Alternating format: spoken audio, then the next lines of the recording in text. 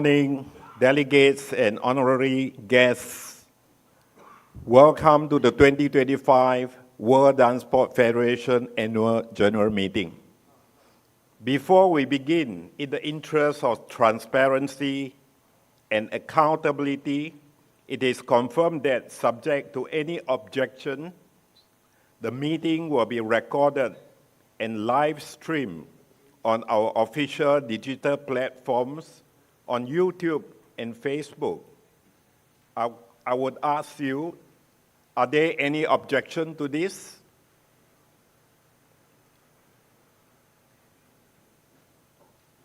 Thank you very much. There's no objection.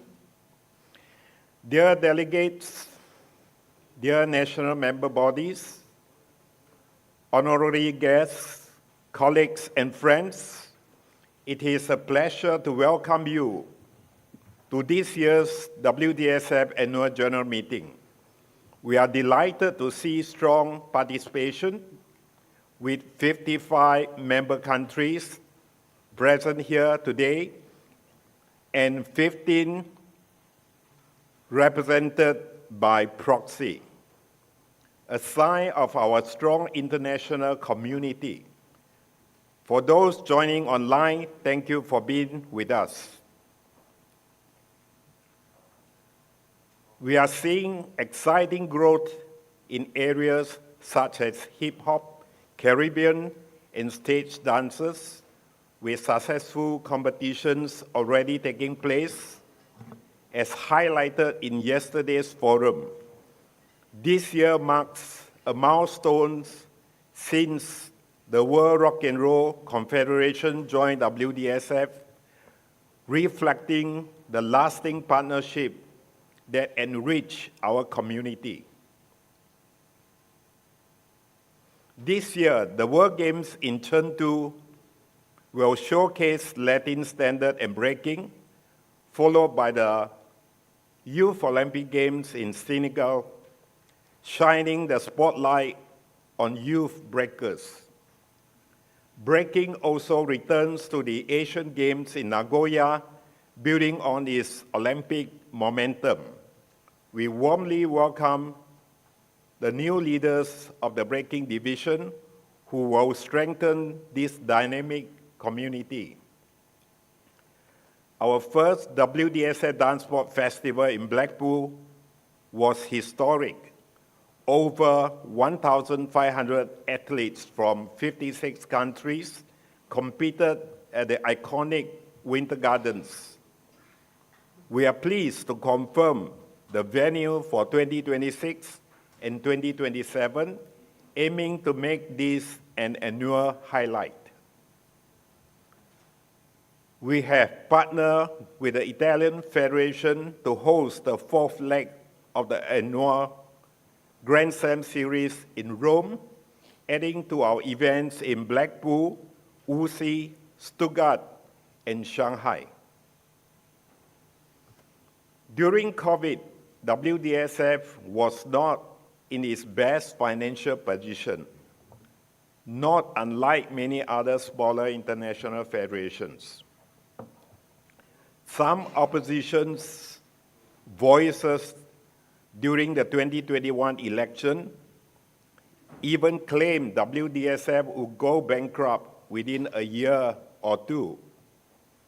I'm proud to say that that did not happen, and through hard work, we stabilized our finances, and now we have a very healthy account. In fact, our financial position is now twice as strong as it was before the pandemic. We will receive more details in the VP for Finance report later. As seen in the General Secretary's report, we are making real progresses from growing to 99 national member bodies to launching our sustainability plan. Our digital reach, education and safeguarding efforts, and revenue are all climbing, with an 8% increase in turnover through new streams. I would also like to make this opportunity to express my sincere appreciation to the Presidium, whose work has laid the foundation for our next chapter. With today's election, I trust we will choose wisely together. Finally, my heartfelt thanks to the Romanian DanceSport Federation, especially President Vasily Gliga, for stepping forward as a sole bidder to host the AGM in beautiful Bucharest. Many still remember the successful 2014 AGM held here, and I'm confident that this year will be just as memorable. Let us have a fruitful meeting. With that, I now call the 2025 Annual General Meeting of the World DanceSport Federation to order. Before we begin, we invite you to rise, if you are able, for the presentation of the WDSF anthem.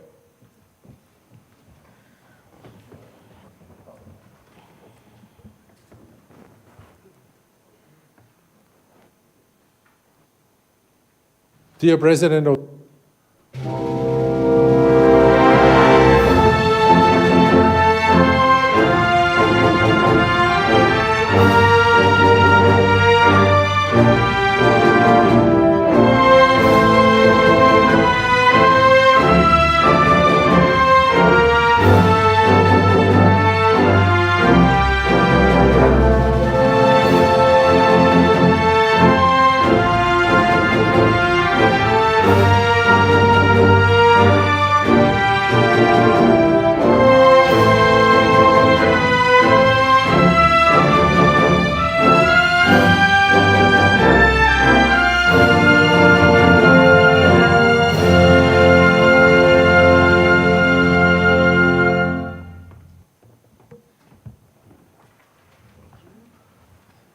Please be seated.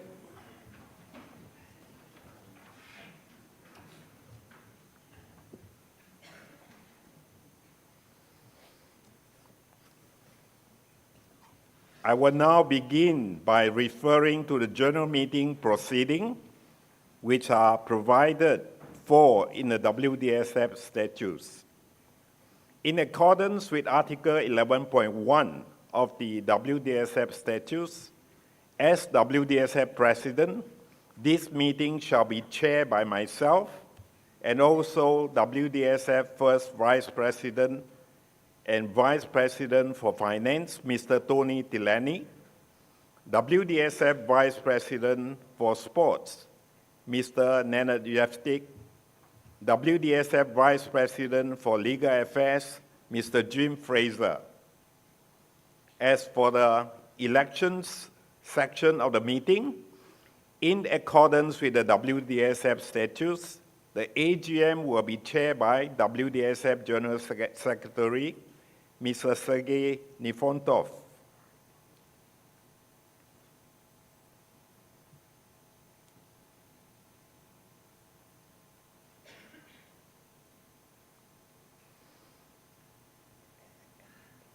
At this time in the meeting, we recognize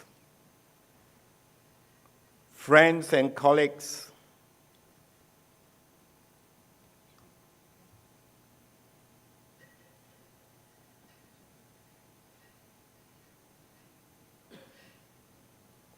I would like to especially acknowledge and thank Mr. Vasily Gliga, President of the Romanian DanceSport Federation, and Mr. Paul Gabriel Cusaru, General Secretary of the Romanian DanceSport Federation, for your invaluable assistance in organizing the AGM in the beautiful city of Bucharest.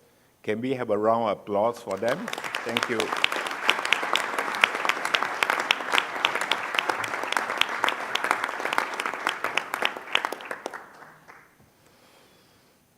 And at this time in the meeting, we recognize friends and colleagues in the dance sport community who have passed away in the past year.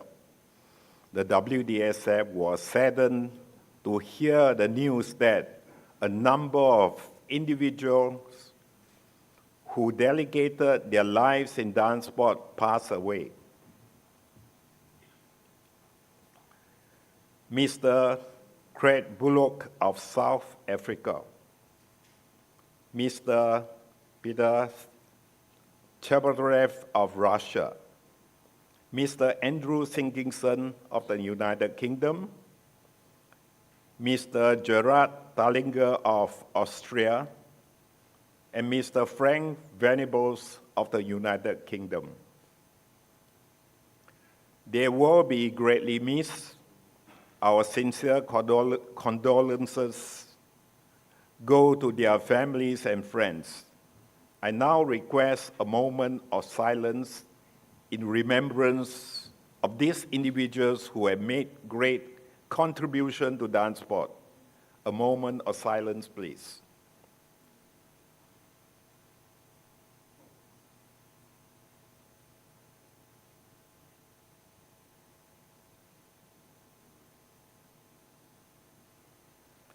May they rest in peace. Thank you all for joining in that moment of silence and honoring the cherished memories of our colleagues. It's in the spirit of progression and renewal that we turn our attention to the future of dance sport. We extend our congratulations and a warm welcome to all newly elected presidents of WDSF national member bodies. If you are here today with us, when I call your name, please stand up. Alois Beck from Liechtenstein.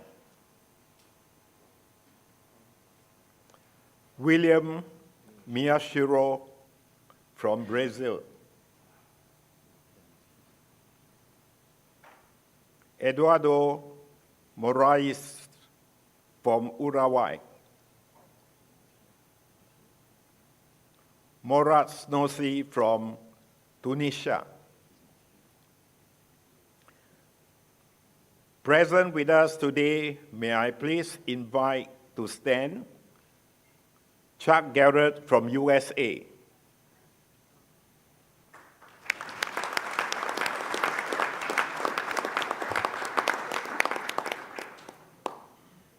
Abednego Vadise Shambani from Botswana.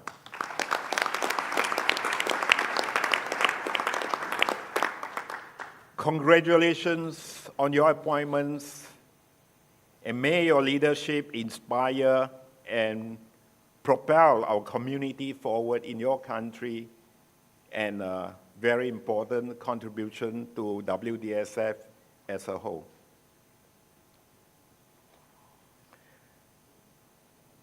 We now have the privilege of presenting a special video message from Mr. Thomas Bach, President of the International Olympic Committee, who has taken the time to address our WDSF Annual General Meeting 2025.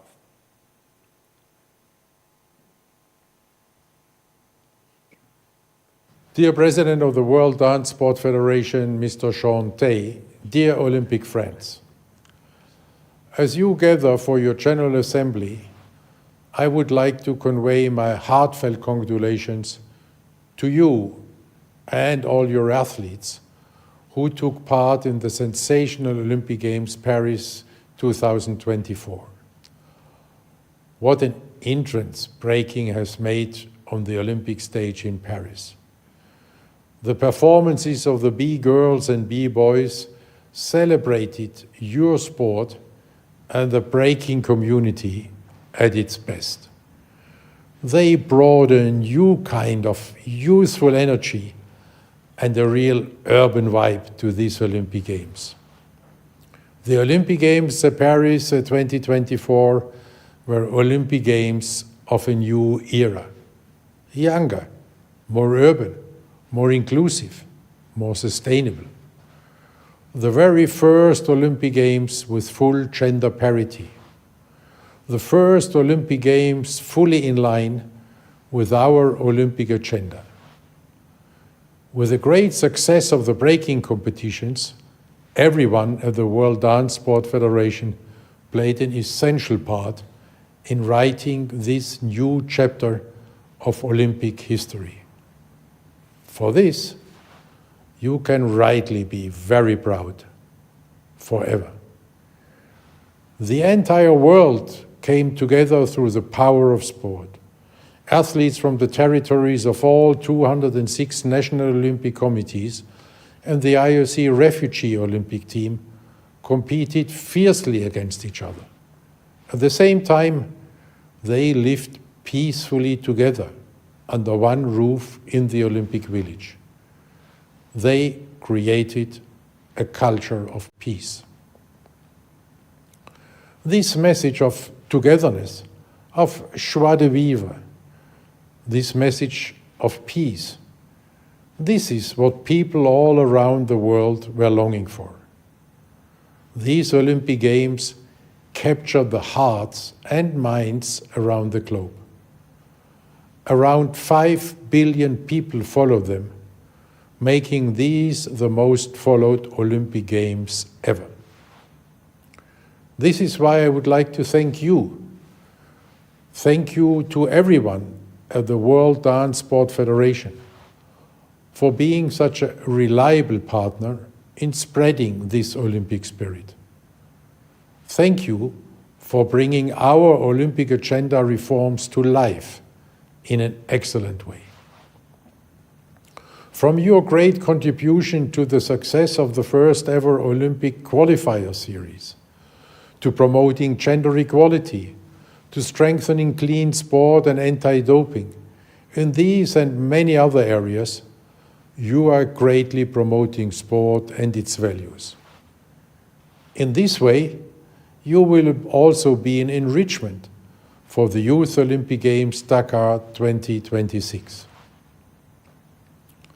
It is with great emotion that I address you in this last message to you as IOC President. We all share our commitment and passion for our beloved Olympic movement. We all want to see it shining even brighter in the future.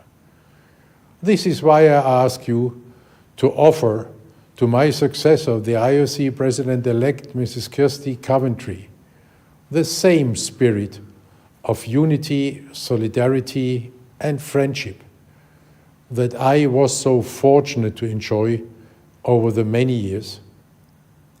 Today, I do not say farewell. Today I say see you soon. And I'm already looking forward to being able to cheer on the B-girls and the B-boys as a humble fan also in the future, whether it's in the streets or in the arenas. In this Olympic spirit, I wish you a successful General Assembly and all the very best.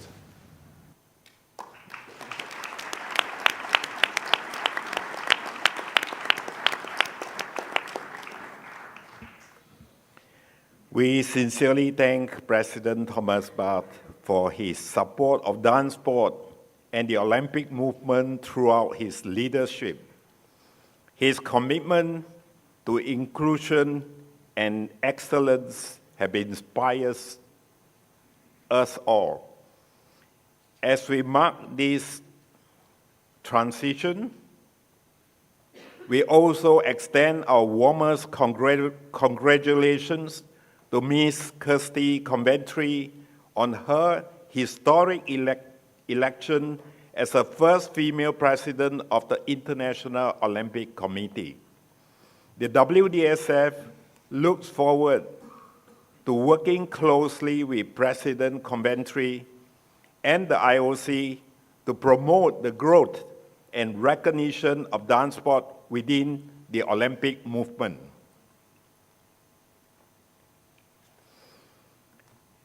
As we celebrate this new chapter of Olympic leadership, it is only fitting that we now turn our attention to those at the heart of our sport, the athletes.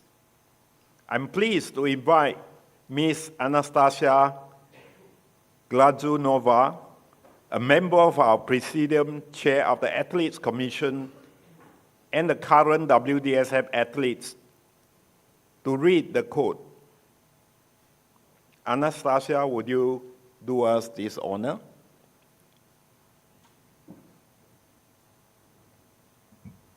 Thank you, Mr. President. Good morning, everyone. As we open this annual general meeting, we reflect on the extraordinary role that dance sport plays in our lives, as athletes, as leaders, and as a global community. In the words of Nelson Mandela, sport has the power to change the world. It has the power to inspire. It has the power to unite people in a way that little else does. May our decisions today carry that power forward, to empower, inspire, and unite the dance sport community of tomorrow. Thank you.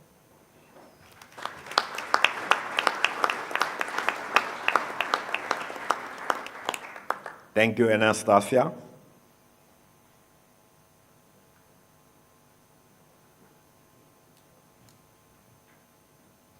As stated in Article 23 of the WDSF statutes, this meeting will be conducted entirely in English. Please make sure all interventions are made in English.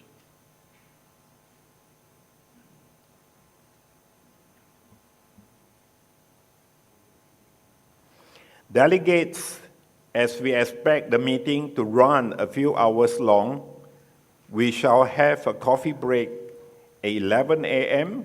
for 15 minutes, a lunch break at 1 p.m. for 1 hour, a coffee break at 4 p.m. for 15 minutes, and we aim to end the meeting by 6 p.m. with our cocktail and farewell dinner at 7:30 p.m.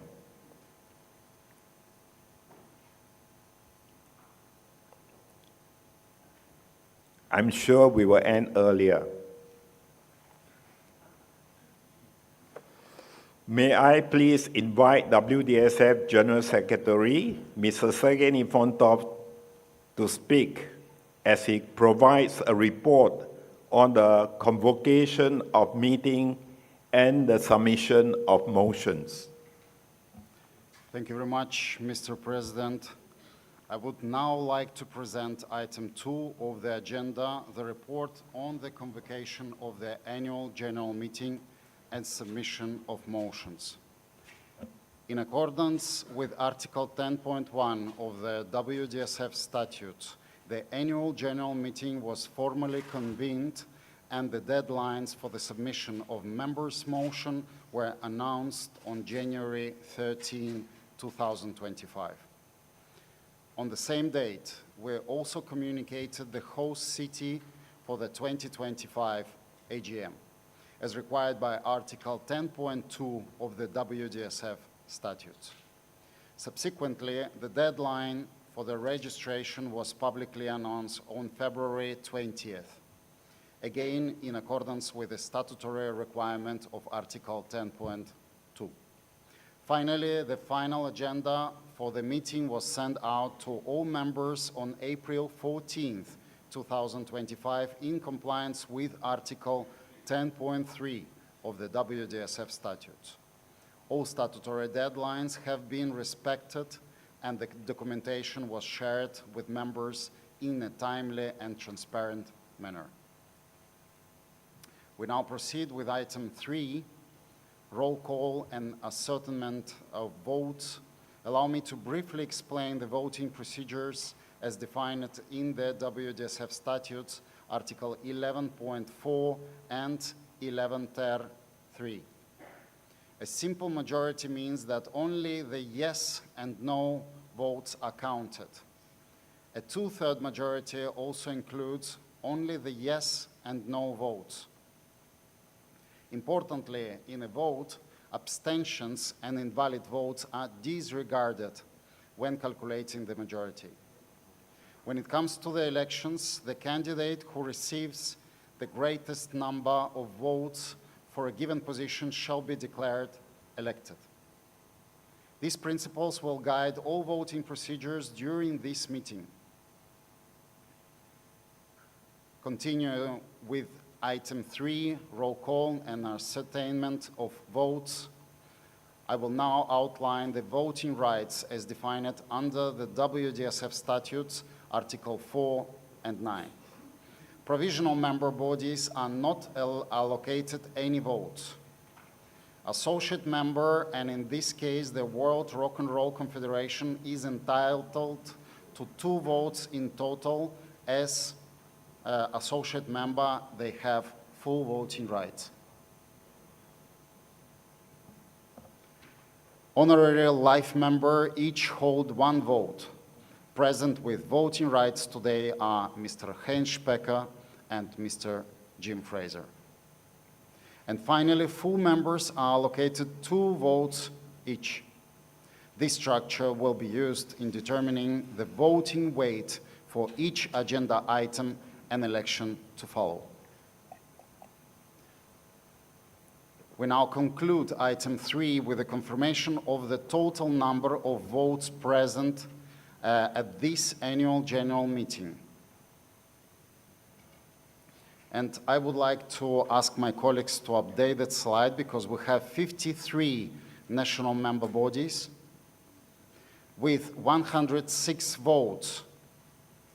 Additionally, we have 14 proxies have been received, accounting for 28 votes.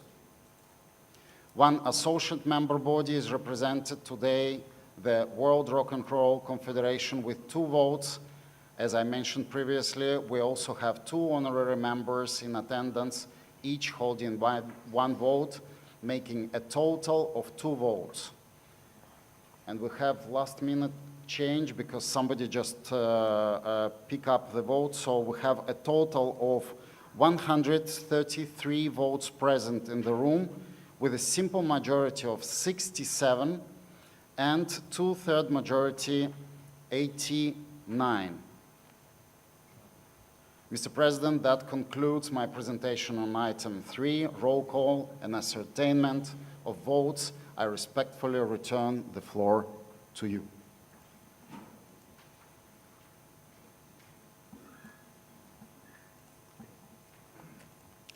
Thank you, Sergey. It is now my honor to extend a warm and respectful welcome to the distinguished honorary guests joining us for this year's annual general meeting. I would like to specially welcome WDSF honorary members, Mr. Heinz Specker and Mr. Jim Fraser.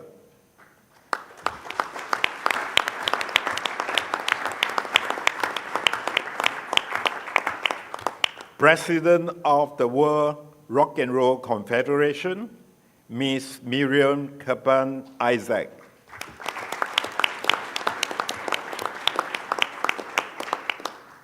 President of DanceSport Europe, Mr. Robert Walter.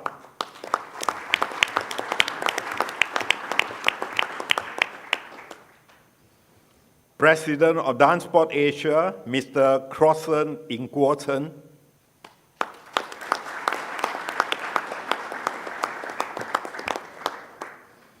And Chair of the WDSF Ethics Committee, the Honorable Sandra Nori.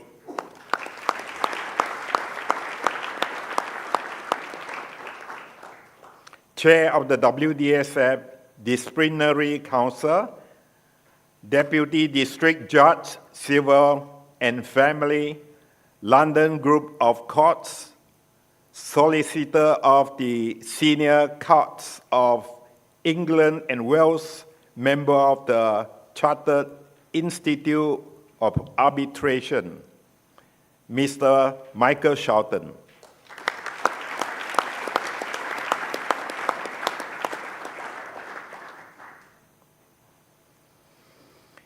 It is also a privilege to have here with us the Deputy General Secretary of the Romanian National Olympic and Sports Committee, Mr. Ilorin Mishka.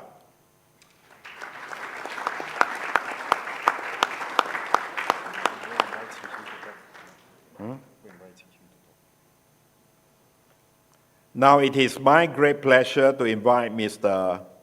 Ilorin Mishka, Deputy General Secretary of the Romanian National Olympic and Sports Committee, to deliver his welcome remarks.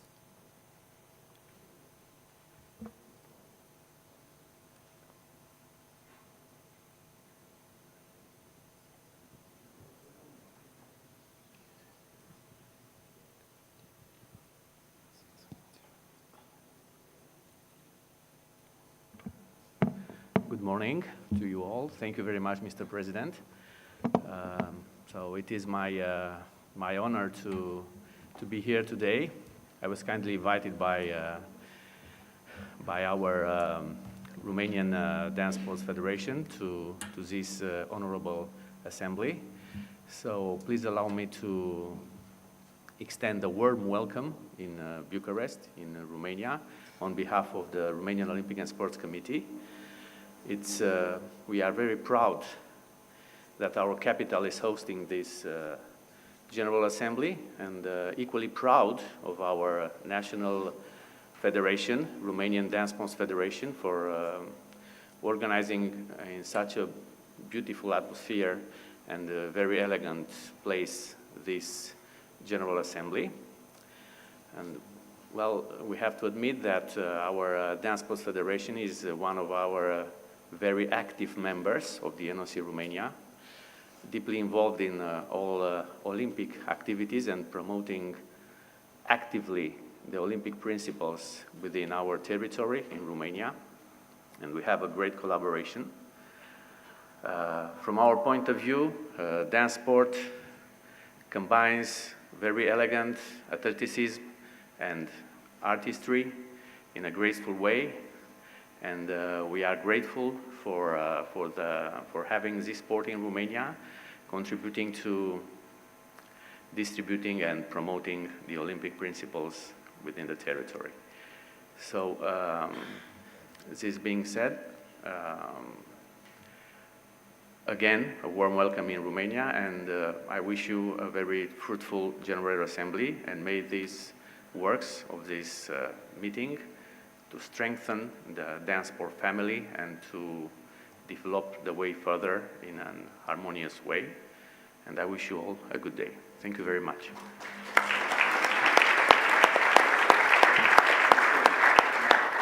Thank you, Mr. Florin.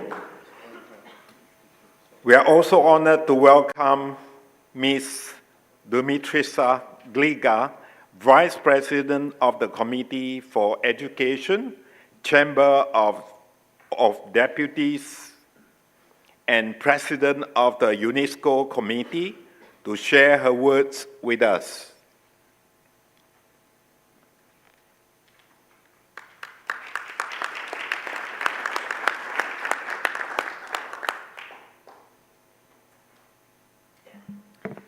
Thank you, Mr. President. Excellencies, distinguished members of the WDSF, ladies and gentlemen, dear colleagues, friends of dance sport. It is with great honor and deep affection that I stand here before you today in a triple capacity, among a community that, beyond movement, elegance, and performance, has always felt like a family to me. First, as a human being who, although never having stepped on the dance floor, has danced through the emotions and stories of others.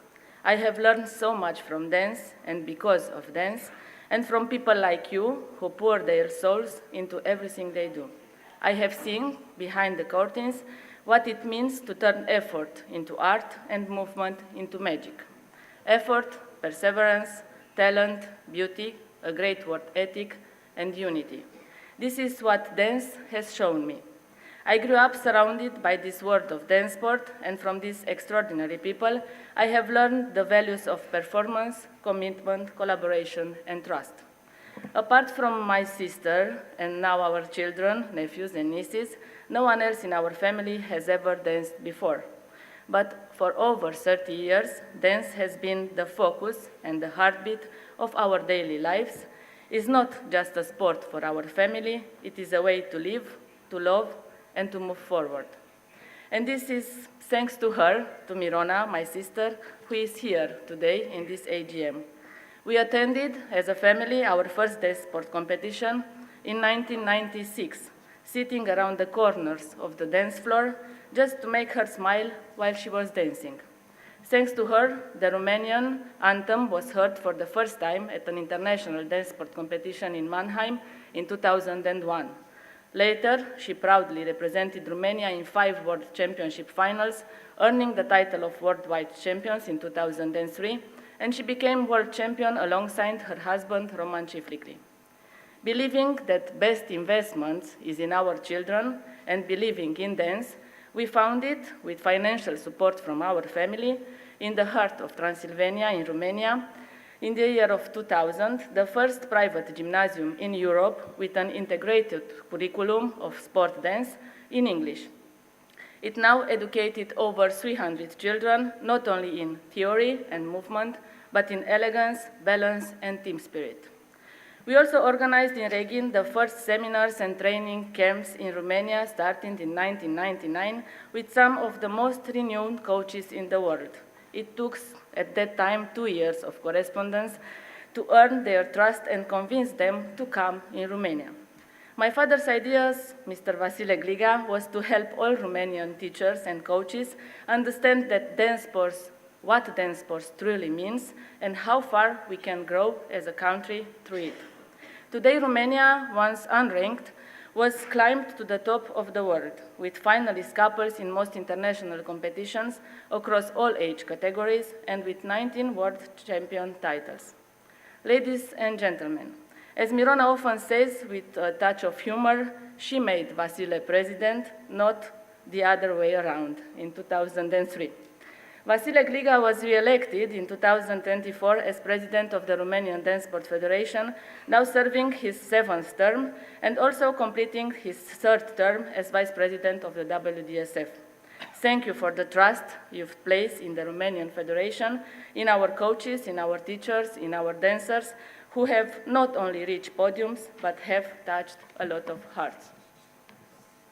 Since Vasile became president in 2003, he has dreamed of a Romania with strong dance centers everywhere across the country and where dance is taught in all schools. Because then dance builds characters, discipline, respect, psychical health, personal development, intelligence, and imagination. This is what dance has taught me. And I am proud to myself to have contributed even a little to this journey.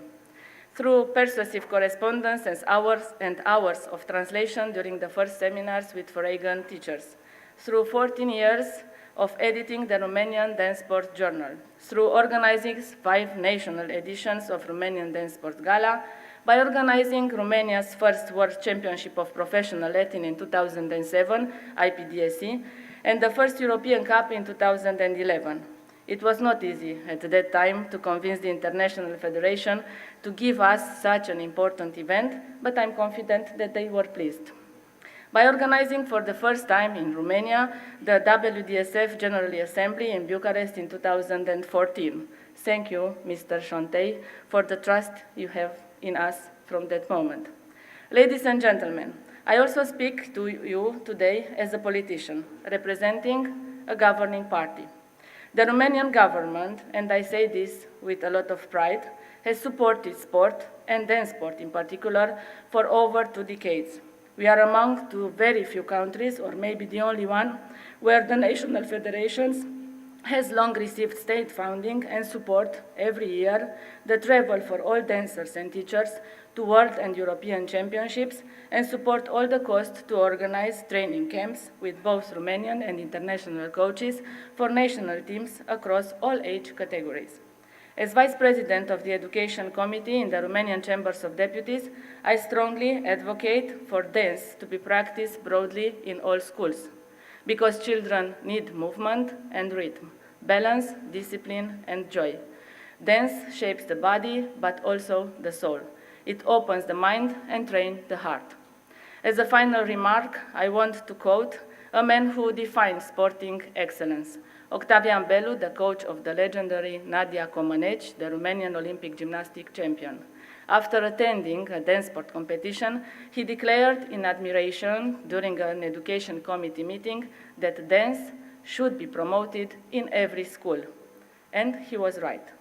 I am also pleased by inclusion of more dance styles under the WDSF and RDSF umbrellas. I hope that alongside breaking, we will one day see more dance discipline become part of the Olympic Games. Dance has the power to unite. Congratulations to the entire dance family, to the WDSF World Presidium, to federation presidents around the world, to dancers, parents, supporters, instructors, coaches, teachers, to all whose hearts beat for dance. Congratulations also to the Romanian Dance Sport Federation for elevating Romania dance in the top of the world. Best of luck and great success to the newly elected members of the WDSF World Presidium. Thank you very much.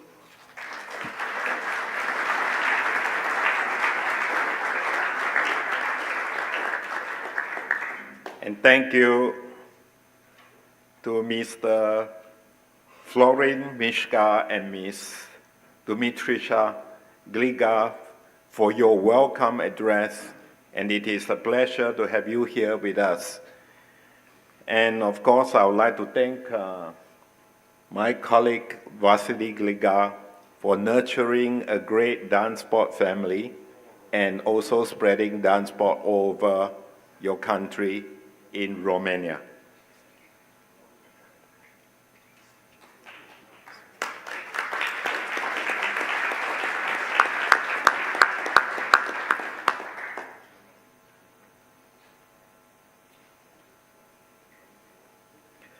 Now I would also like to recognize and welcome the following National Olympic Committee Executive Board members. From Spain, Mr. Luis Vanio.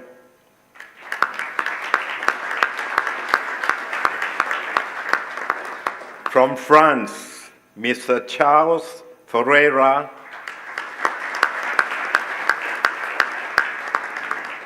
And from Czech Republic, Mr. Rostislav Fugas.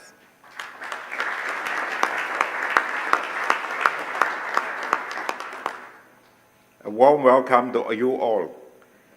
Now, as we return to the formal proceeding of the annual general meeting, I would like to propose the appointment of Mr. Sergei Defontov, WDSF General Secretary, to be the recording secretary for the minutes of this AGM. Delegates, please place your vote on the motion to appoint Mr. Sergei Defontov as recording secretary for the minutes of the AGM.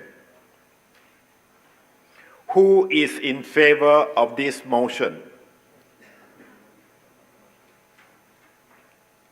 Thank you. Who is against this motion? No one. Who is abstaining? No one. Thank you very much.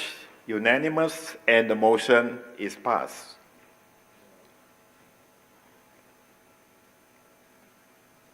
Mr. Sergei Defontov, thank you for serving in this capacity for WDSF. We now proceed to the approval of the agenda for this annual general meeting. I propose the motion to adopt the agenda. Delegates, please place your vote to adopt the agenda. Who is in favor of this motion to approve the agenda? Thank you very much. Who is against the motion? No one. Who is abstaining? No abstention. Thank you very much. The motion is passed.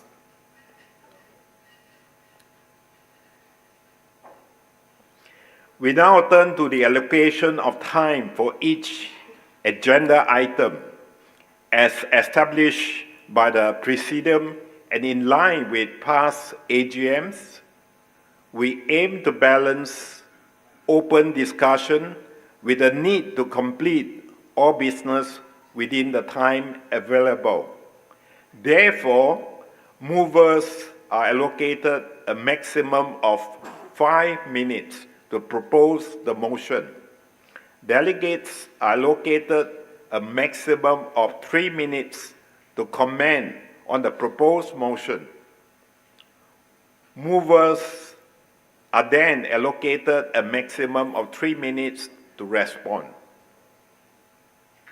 For the elections, all candidates are given 5 minutes each to give their speeches, after which delegates are given up to 1 minute each to respectfully comment or ask questions. Also on item 7, I propose that the timekeeper for today's meeting is WDSF Sports Admin Officer Katerina Bogunovic. In order for the speaker to keep track of the time left, 30 seconds before the time is up, a bell will be rung once. When the time is up, the bell will be rung twice. Delegates, please vote on the motion for the allocation of time. Who is in favor of this motion? Thank you very much. Who is against the motion? No one. Who is abstaining? Also, no abstention. Thank you very much. The motion is passed.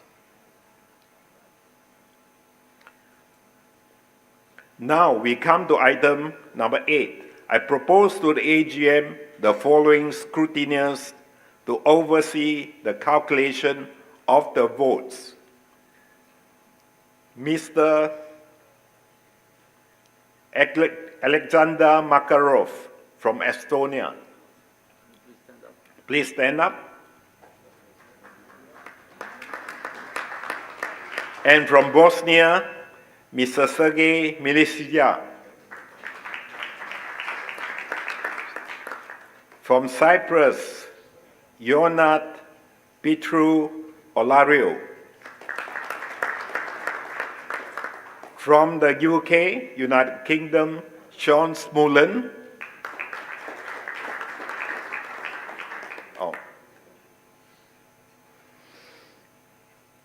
From Canada, Pinky Wong. From Kazakhstan, Maxim Yakuba.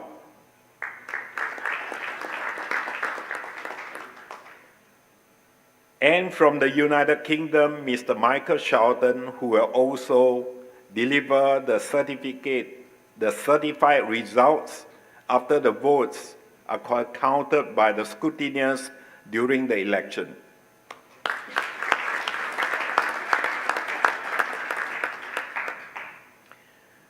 Delegates, please place your vote on the motion to appoint the scrutineers for the AGM. Who is in favor of this motion? Thank you. Who is against the motion? No one. Who is abstaining? Also, no one. No abstention. Thank you very much. The motion is passed. Thank you to the scrutineers for your service. The minutes of the 2024 WDSF Annual General Meeting held on October 27, 2024 was sent to all WDSF member bodies on December 28, 2024. We received no objections to the minutes. I propose a motion to confirm the minutes of the 2024 WDSF Annual General Meeting. Delegates, please place your vote on the motion. Who is in favor of this motion? Thank you very much. Who is against this motion? No one. Who is abstaining? And no abstention. Thank you very much. The motion is passed. The motion is carried and the minutes of the 2024 WDSF Annual General Meeting is approved. Now we have arrived at item number 10, which begins the presentation of reports of the WDSF office holders and WDSF commissions. I will now begin naming the reports and you may ask questions. Then we shall vote on approval of the relevant reports. On item 10, we have the President's report. Do you have any questions? Hearing no questions, I propose a motion to approve the WDSF President's report. Delegates, please place your vote to approve the motion. Who is in favor of the motion? Thank you very much. Who is against the motion? No one. Who is abstaining? No one. Thank you very much, and dinner will be on me tonight. There is a clear majority of votes in favor of the motion, and now the motion has been passed. On item 11, we have the WDSF General Secretary's report. Is there any question on the report? No question. I propose the motion to approve the WDSF General Secretary's report. Delegates, please place your vote to approve the motion. Who is in favor of the motion? Thank you. Who is against the motion? No one. Who is abstaining? We have no abstention. The motion is carried and the report is approved. Thank you. On item 12, we have the WDSF Vice Presidents of Sport and Sports Commission's report. Is there any question?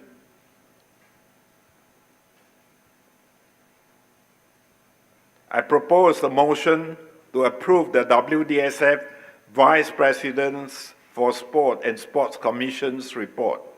Delegates, please place your vote to approve the motion. Who is in favor of this motion?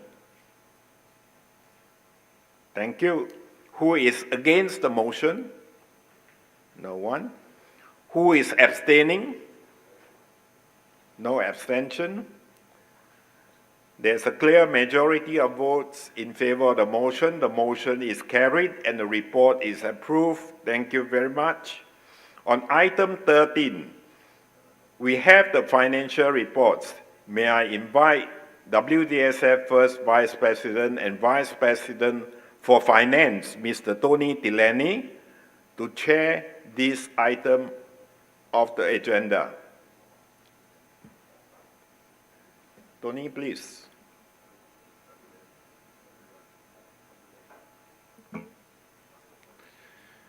Thank you, President Tay. These have indeed been a number of challenging years since COVID-19, but what I can say is that we're building back better, stronger, together. And I think we should all be very proud of how we have survived the last few years, particularly of this Presidium's term. The reports are in the e-booklet, and they're in pages 116 to 147. And what I am going to do is I'm going to provide a very brief high-level overview of the financial reports. The audited accounts show that we have revenue in the 2014 year of 4,156,514 Swiss francs. We have expenses for this last year of 2,741,529 Swiss francs. The surplus for the 2024 year is 1,469,215 Swiss francs. As you can see, this was a very good year. We have restored the asset base of WDSF, and the asset base basically now is 2.883 million Swiss francs. And as at 31st of May this year, the amount of cash that we held was 3,080,567 Swiss francs. So clearly the organisation is doing extremely well. So in terms of item 13.1, I ask, are there any questions to the audited financial statements? I see none. If there are no questions, can I have a motion or vote for a motion to accept the 2024 audited financial statements? Who is in favour of the motion to accept the 2024 audited financial statements? Thank you. Who is against the motion to accept the 2024 financial statements? There's no one. Do we have any abstentions to the 2024 financial statements? There are none. Thank you, ladies and gentlemen. Carried unanimously. I now move on to the auditor's report, which is from Baker and Norton Fiduciary, which is on pages 136 and 137 of the e-booklet. If there are no questions of the auditor's report, who is in favour of accepting the auditor's report? Who is in favour of this motion? Please put up your green cards. Thank you very much. Who is against accepting the auditor's report? There are none. Are there any abstentions to accepting the auditor's report? There are none. Carried unanimously. Thank you, ladies and gentlemen. The 13.3, the financial examiner, if I could call on Professor Dr. Kiyotaka Uzaki to provide his report. What's wrong?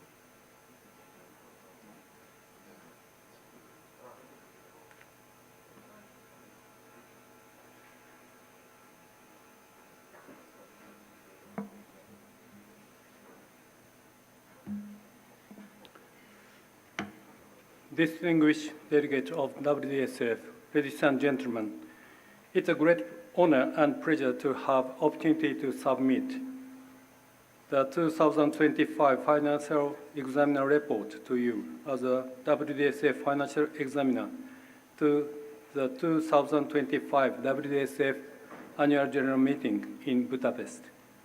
In August 2024 in Paris, our long-held dream of dance sport beginning an official Olympic sport was finally realized. I would like to express my deepest gratitude for the member of Presidium, the delegate gathered here today, and international dance sport community for this achievement.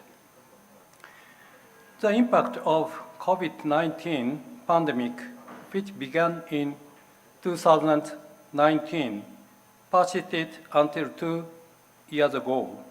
However, by last year, the situation has recovered to nearly the same level as before the pandemic, and with the additional effect of Olympics, this year total operating income has exceeded level before the pandemic.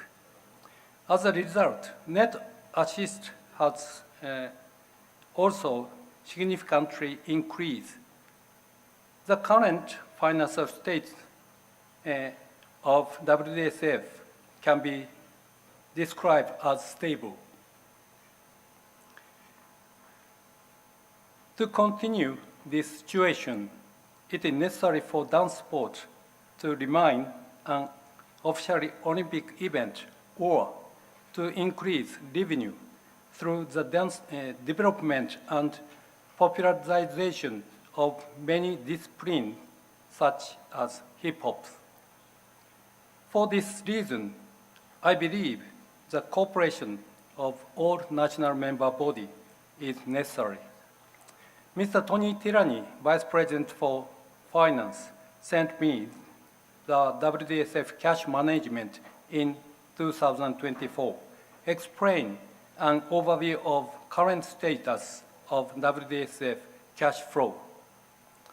I would like to thank Mr. Tirani for your outstanding contributions and valuable work to WDSF, and thank the WDSF Presidium members and the members who have joined us here to make this possible. I report to you with confidence that these financial statements are complete, orderly, clearly, and accurate. Thank you very much. Thank you, Professor Dr. Ozaki. So, can I have who is in favour of accepting the Financial Examiner's report? Who is in favour of accepting the report? Thank you. Your green cards. Okay. Who is against accepting the Financial Examiner's report? There are none. Are there any abstentions to the Financial Examiner's report? There are none. Carried unanimously. Thank you, ladies and gentlemen. Now we move on, and I will provide also an overview. I provided the income and expenses. I am going to give you a quick overview of the total asset position as a summary. And the total assets of WDSF are 3,408,610, and the net assets, the exact number is 2,886,353. With regards to the budgets, we move on to item 13.4, and I'm going to provide the same overview.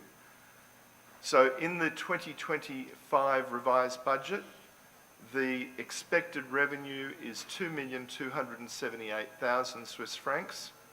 The expected expenses are budgeted to be 2,253,000 Swiss francs.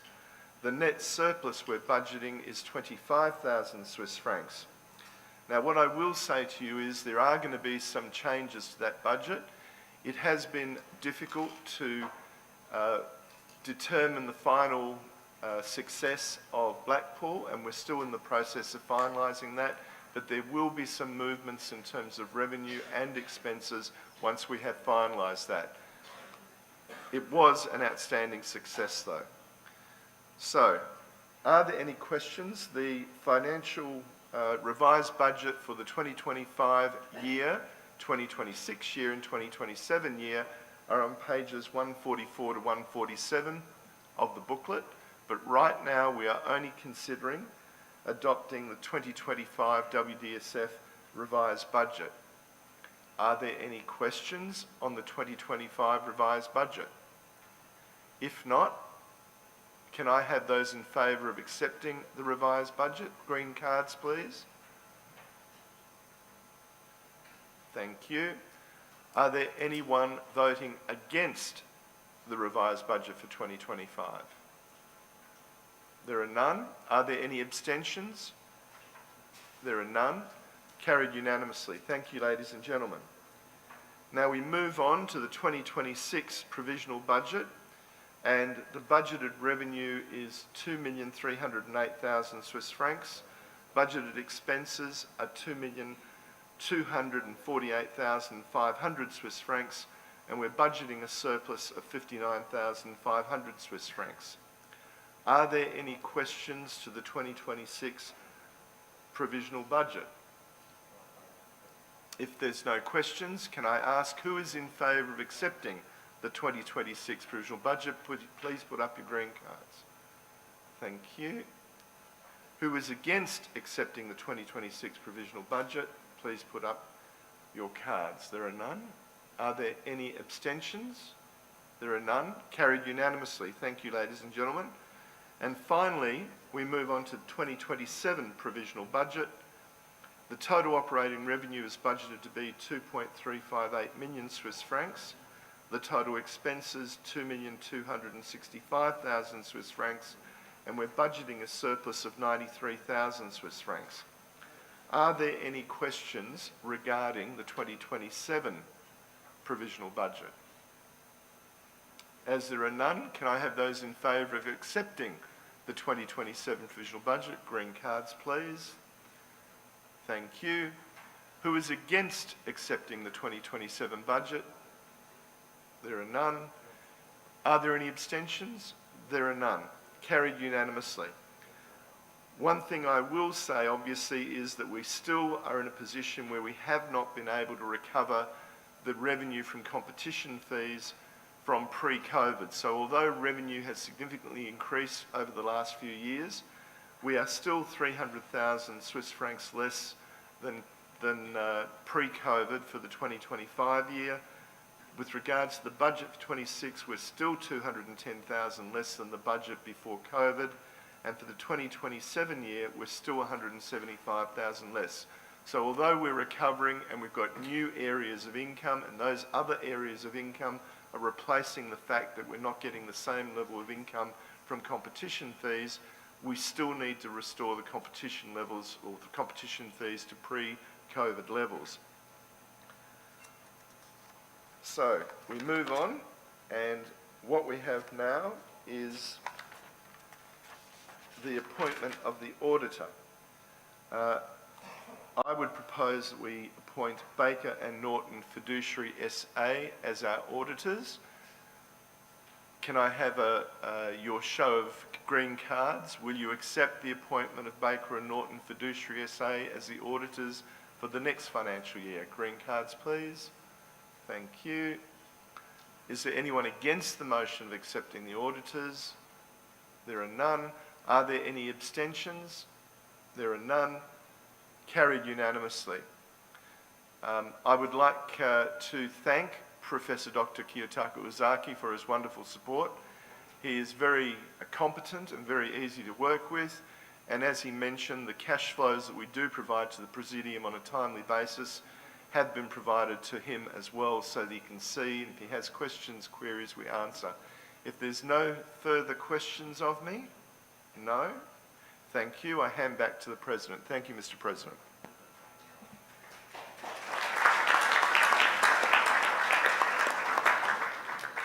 Thank you, Tony.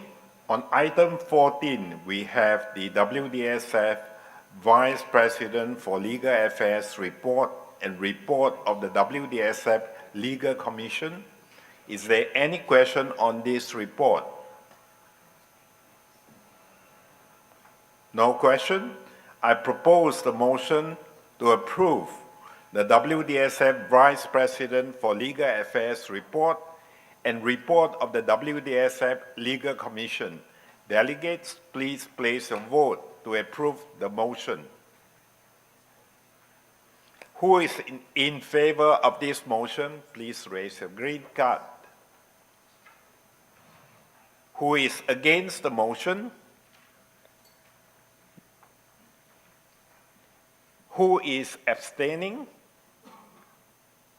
There's no one against and no abstaining.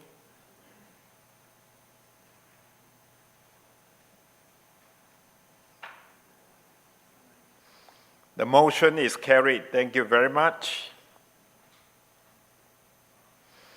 In the interest of time and efficiency, I propose that the remaining reports of the WDSF office holders and WDSF commissions from item 15 to 34 are approved en bloc.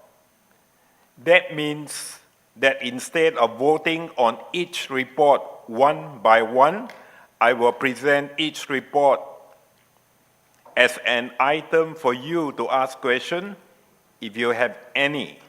Then, in the interest of time, you will be able to vote on all the reports together. Delegates, please place your vote on this motion?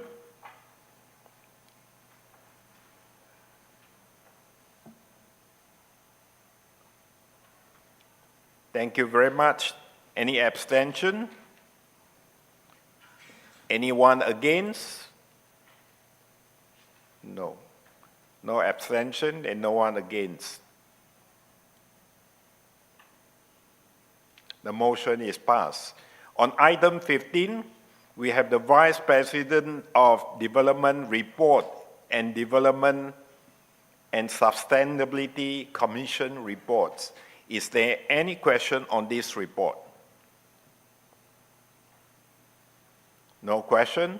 On item 16, we have the Vice President for Communications report. Is there any question on this report? There's no question. On item 17, we have the Vice President for Marketing report. Is there any question? No question. On item 18, we have the report of the WDSF Disciplinary Council report. Any question? There's no question. On item 19, we have the report of the WDSF Ethics Committee report. Any question on this report? Thank you. On item 20, we have the WDSF Adjudicators Commission report. Is there any question? There's no question. On item 21, we have the WDSF Anti-Doping Commission report. Is there any question? There's no question. On item 22, we have the report of the WDSF Athletes Commission report. Is there any question? There's no question. On item 23, we have the report of the WDSF DanceSport Discipline Development Commission report. Is there any question? There's no question. On item 24, we have the report of the WDSF Entourage Commission. Is there any question? There's no question. On item 25, we have the report of the WDSF Equality, Diversity and Inclusion Commission. Is there any question? No question. On item 26, we have the report of the WDSF Historical Commission. Is there any report? Is there any question? I'm going to get one out. There's no question on this. On item 27, we have the WDSF Medical Commission report. Is there any question on this? There's no question. On item 28, we have the WDSF Membership Commission's report. Is there any question? No question. On item 29, we have the WDSF Nomination Commission's report. Is there any question? No question. On item 30, we have the WDSF Sports for All and Social Responsibility Commission report. Is there any question on this report? No question. On item 31, we have the report of the WDSF DanceSport Academy. Is there any question? No question. On item 32, we have the World Rock and Roll Confederation report. Is there any question? There's no question. On item 33, we have the DanceSport Asia's report. Is there any question? No question. On item 33, we have the DanceSport Europe's report. Is there any question? No question. Those are the reports that you have received as part of the AGM e-booklet sent to you previously. If there are no further questions, I propose the motion to be voted for approval en bloc from item 15 to 34. Delegates, please place your vote to approve the motion. Who is in favor of the motion? Thank you very much. Who is against the motion? No one against. Who is abstaining? There's no abstention. There's a clear majority of votes in favor of the motion, so the motion is now carried. The mentioned reports are all approved. Thank you very much. Now we have the item 35 of the agenda, the approval of the Presidium's work during the past year. The motion will be moved by Mr. Duarte Vera of Portugal. Mr. Duarte Vera, please take the floor.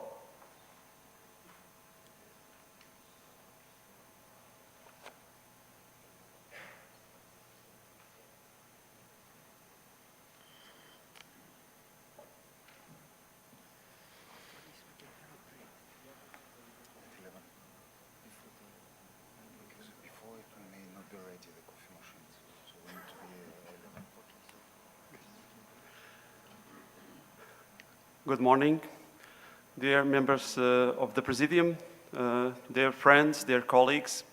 I am honored to stand before you as a delegate representing Portugal and a long-time supporter of DanceSport to propose a motion to this Assembly. We are gathered here in Bucharest not only as delegates, but also as colleagues and friends working in the best interest of our sport.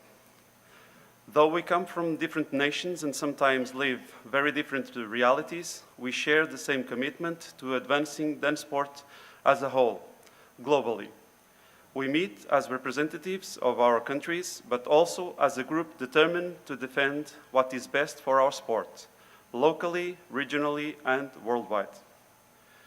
As you had the opportunity to read President Sean Tay's annual report, it outlines the ambitious agenda the Presidium has pursued over the past month, from athlete well-being, the growth and vision of breaking, the World Games, the Youth Olympic Games, to the dynamic reorganization and development of professional dance sport in Latin and Standard, and our meaningful return to Blackpool with a world-class festival. We also saw progress in governance, operations, the launch of Agenda 2032, and the continued development of new dance sport disciplines.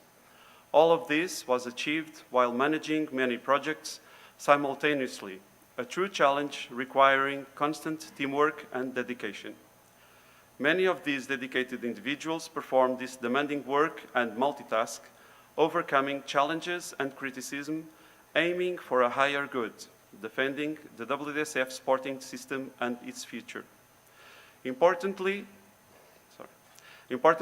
our strong relationship with the International Olympic Committee has continued to grow, a result of the Presidium's daily efforts and professionalism in engaging effectively across various IOC departments, supported by the WSF efficient staff. Since the last AGM, the Presidium have met challenges with fairness and sound judgment. Their work reflects our shared values and our commitment to building a better future for dance sport, guided by clear governance, legal frameworks, and the policies that we have endorsed as a federation. We will not always agree on every issue, and that is part of healthy dialogue. But what is clear this weekend is that we have been led by a capable and committed Presidium that represents our sport with both strength and care. Ladies and gentlemen, it is my belief that they have served us well. And so, dear friends, I move that this meeting approves the Presidium's work since the 2024 WSF Annual General Meeting held in Warsaw. Thank you for your attention.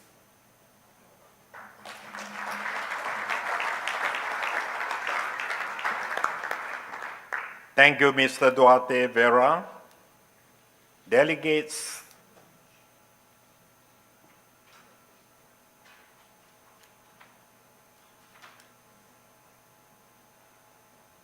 thank you, Duarte, for your support for the Presidium's work. And thank you for expressing your appreciation. And delegates, please place a vote to approve the motion. Who is in favor of the motion? Thank you. Who is against the motion? No one against. Who is abstaining? No abstention. Thank you very much. The motion is passed. The Presidium's work for the past year is now approved. Now we have come to item 36, Presidium motions. I would like to invite our Vice President for Legal Affairs, Mr. Jim Fraser, to chair this first Presidium motion regarding the WDSF statutes. Next, our Vice President for Sports, Mr. Nenad Japtic, will chair items 36.2 to item 36.11, covering Presidium motions related to competition rules and dress regulations. These items were also presented during yesterday's forum and should already be familiar to many of you. Finally, I will invite our first Vice President and Vice President for Finance, Mr. Tony Tilani, to chair items 36.12 to 36.15, which address the Presidium motions on financial regulations. Jim, please. Thank you, President Sean, and good morning, everyone. Very pleased to see all of you here, and thank you for your attention so far. The first motion is a fairly routine one. It should not be seen as controversial at all. It's to propose a revision to Article 16 bis 4 of the WDSF statutes regarding the definition of the work and the responsibilities, the authority, and the span of control of the General Secretary of WDSF. This has been circulated to you in advance. It was a motion that was passed by the Presidium on March 27th, 2025. The explanation of the proposed changes are that as the administration of WDSF has developed and progressed from an informal voluntary system to a system of permanent offices, staff, and systems, the authority and the duties of WDSF's outstanding General Secretaries have been increased significantly on an assignment basis, which is also meaning an ad hoc basis, from time to time on a regular basis, but more and more on an ad hoc basis rather than a clear statutory definition and elaboration of that increased authority and those increased duties beyond the current brief text. This proposed amendment, I think, is a good one. It aligns the General Secretary's responsibilities with current established practice, that is, what he is doing now, ensuring greater clarity in administrative duties, and provides greater assurance and formal legal support for the General Secretary's day-to-day decisions and work, both internally in WDSF and especially when the General Secretary reasonably needs to represent the WDSF externally when authorized by the WDSF statutes, the President, or the Presidium. By better defining that authority and those duties and the General Secretary's span of control. This is the Presidium's motion. Are there any questions? Hearing none, I will call the question. Who is in favor of this motion? Please raise your green card. Thank you. Who is opposed to this motion? Seeing none, thank you. Who abstains from voting on this motion? Seeing none, I declare the motion to be adopted unanimously. Thank you.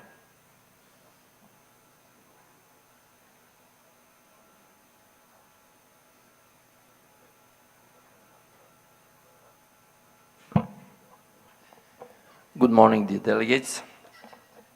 I will share now this sport part, the motions about the changes of the competition rules. And here we on the item 36.2, motion about the solo dances. And you received this proposal. Basically, the motion is related to the position of the solo dancers, that they cannot be at the same time registered and participate in the competition as a solo and also in a couple. So that is a proposal according to the experience and the feedback what we get from some countries and some colleagues. As we understood, and we obviously all witnessing that the solo dances became very popular, that we have a lot of athletes, and in a way start to be even prestigious event and very important for many coaches and for some athletes. But also we figure out that they start to create some problems in terms that some solo dancers actually in one competition they want to dance in a solo, then a second competition they are not agree, they have had a fight with their own partner and they don't want to dance these competitions as a couple. And the original idea of inclusion of the solo dances was that that should be support for all dancers, especially the female dancers who do not have a partner, and that they stay in the dance sport, and so they can be prepared in the moment when they get the partner. Now that start to be a little bit opposite, that actually we feel that many female dancers, they don't want to dance anymore as a couple because they can find all satisfaction as a solo. And that we realize that is actually not supporting for couples, to making a new couples. And that's why we bring this motion that those athletes who want to dance solo, they can dance solo. If they want to dance as a couple, no problem, they can turn. But they cannot turn in 1 week, they're dancing solo, the next week they're dancing as a couple, the next week dancing solo, and so on. And we find out that strategically and globally as a support of the development and keeping the dance sport as a couple dance sport is difficult now and start to creating problems. However, some countries have a different experience. In some countries, this is opposite. I had the questions from some colleagues, and I would like just to, before we open discussion, I would like to say that this is proposal from my side, and based on the experience and discussion with certain countries and my own experience. But it doesn't mean that this is the best rule for the whole world and for WSF. So I would like to say that we are very open to find what is the best for our system. So since I know that yesterday I have been asked about this, so I just call now, are there any questions or discussions from any of the delegates? Ivo Monster from Germany.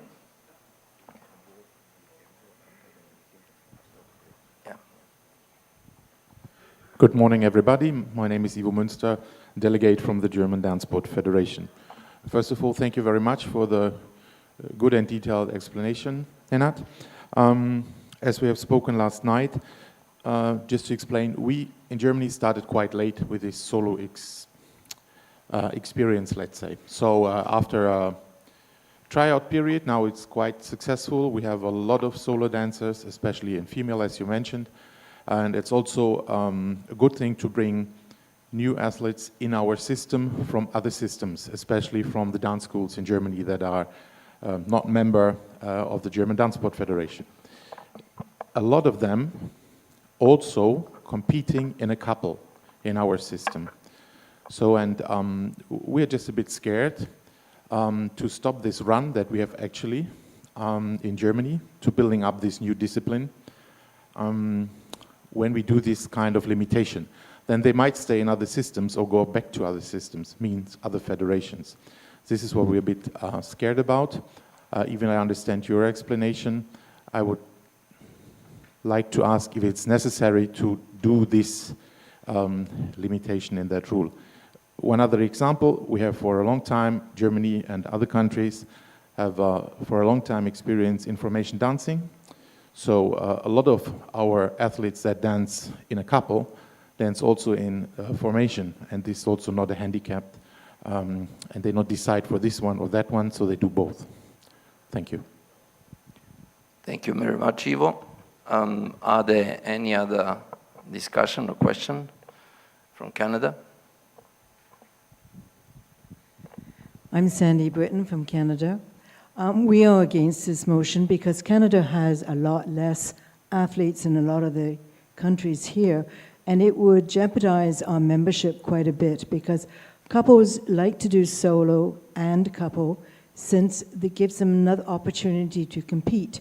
And we have not experienced the problem where they're breaking up.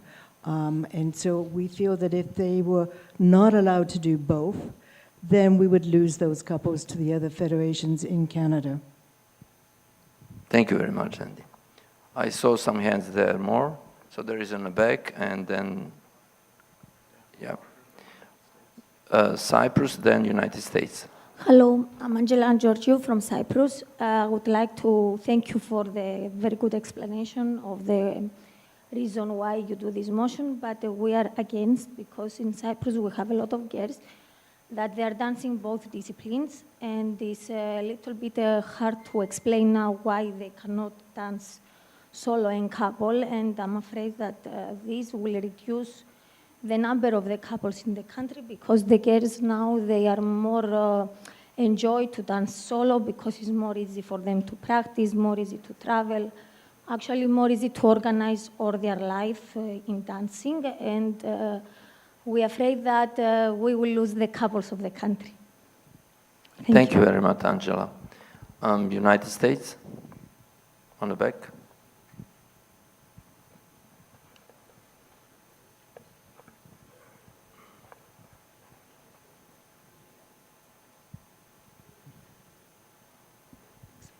Hi, I'm Daphne from the United States. First of all, I don't quite understand why they couldn't do both at the same time or at two competitions. But we also have a lot of collegiate couples who this is another opportunity for them to dance and to show them their talent and skill. So this would not really work in the US. Okay, thank you very much. United States, are there any other delegates that wish to comment, say? Rainbow from Hong Kong.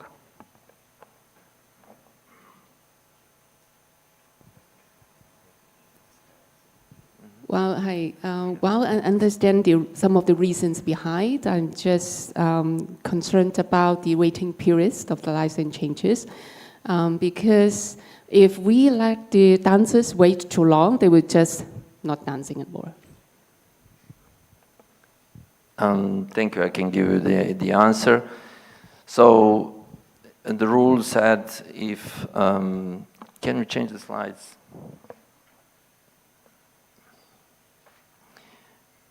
No, come back to the 36, the rule B2. Slides 10, yes. Under 2.5, so if the couple switches to a solo license and then wishes to return to the same couple partnership, we put the waiting for a 6 months of period. Because, as I said, again, we are very open. We want to do what is the best for all of you, all of us. This is the intention. We just identify the problems. And I would like to refer to comment from, I think, from Cyprus. They love to dance solo. It is hard to dance as a couple, and so on. I have actually doubt. Are we going to talk about the strategy and support of our sport to secure the position on the couples and fighting to have more couples, or we go to the kind of the business model. Both are legitimate, both are okay and acceptable, and we should find the mix and the balance in that way. I'm not saying this in order to defend the motion. I'm saying this in order to understand the issue. And I think this is the things that we should all discuss a lot. Experience in one country, it's not the same in the other country. In one country, they strongly support the couples and they strongly using the solo category in order to prepare the dancers for one day to have a partner and dance as a couple. On the other hand, in some countries that became prestige and the business model, which is both legitimate. And we should find the balance in these things, what to do. So I saw some hands here. Sergei, Militia.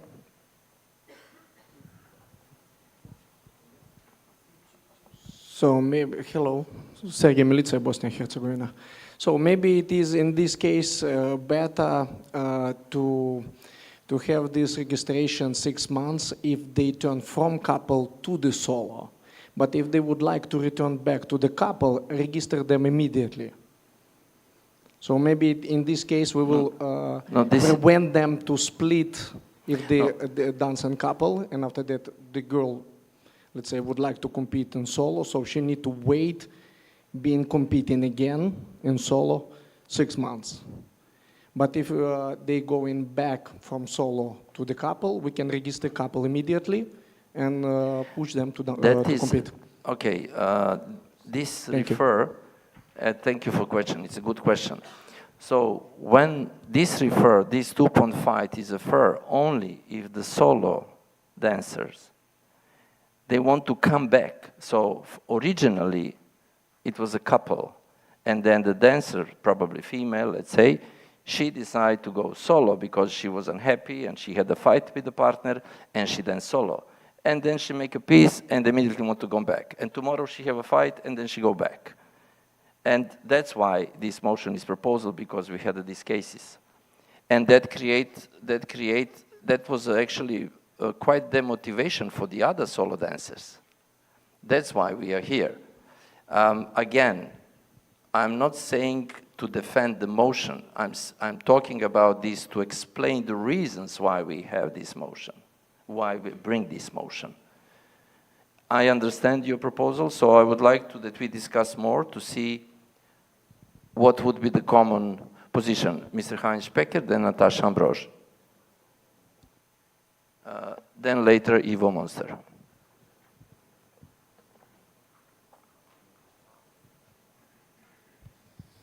Okay, I have thought about, and let us look to other kind of sports, maybe athletics. And there are athletes running. Second discipline is jumping. All is possible. Shall we make such restrictions? At least we will lose athletes. And I'm not sure that they are jumping from solo to couple and so on. Why is it not possible to do the sport or sport of dance in different disciplines? We have also no problem if couples dance standard and Latin and ten dance. These are different disciplines. For me, couple dancing and solo dancing are two disciplines, and the decision is whether it can be possible that an athlete can do two disciplines at the same time. This is for me the decision. And what Ivo Münster told, we close a door at least. We shall open all doors that the athletes come to us, especially also in DanceSport from the dancing schools. And we shall not close this door. This is my opinion. Thank you very much, Mr. Heinz. Natasha Ambrosch on the back first, I'm sorry. Lance. Thank you. Natasha Ambrosch representing Slovenia. In Slovenia, we strongly support the separate registration because if the WDSF has decided that solo is a standalone discipline, then it's protecting both sides, the couples and solo. Can you imagine the world champion in a couple deciding to want to have a world title also in solo? You know, it's not fair also. The couples train in a different way, the solo train in a different way. So we support the separation of licenses, but we don't support 6 months of waiting period. It should be much shorter. So we just prevent that they cannot jump from week to week or from competition to competition, but maybe 1 month is plenty, so they switch to another category. Yes? So that's our opinion. Thank you, Natasha. We had Johnny Lickens from Belgium and Ivo Monster, Germany. So since Ivo was already elaborate once, first we're going to give to Johnny Lickens from Belgium, then Eric Sordo, and then Ivo, sorry. Thank you, Johnny Lickens from Belgium. I have another issue, and that's I have boys who are dancing solo because they want to become better. And they're also dancing in a couple. So we have also the other way around. And I think it would be bad to give them not the opportunity. At least we don't have a lot of boys. At least we have some. They do solo and do couple. So if we do this motion, it's not so good for us. Thank you very much, Johnny. Eric Soudot, France.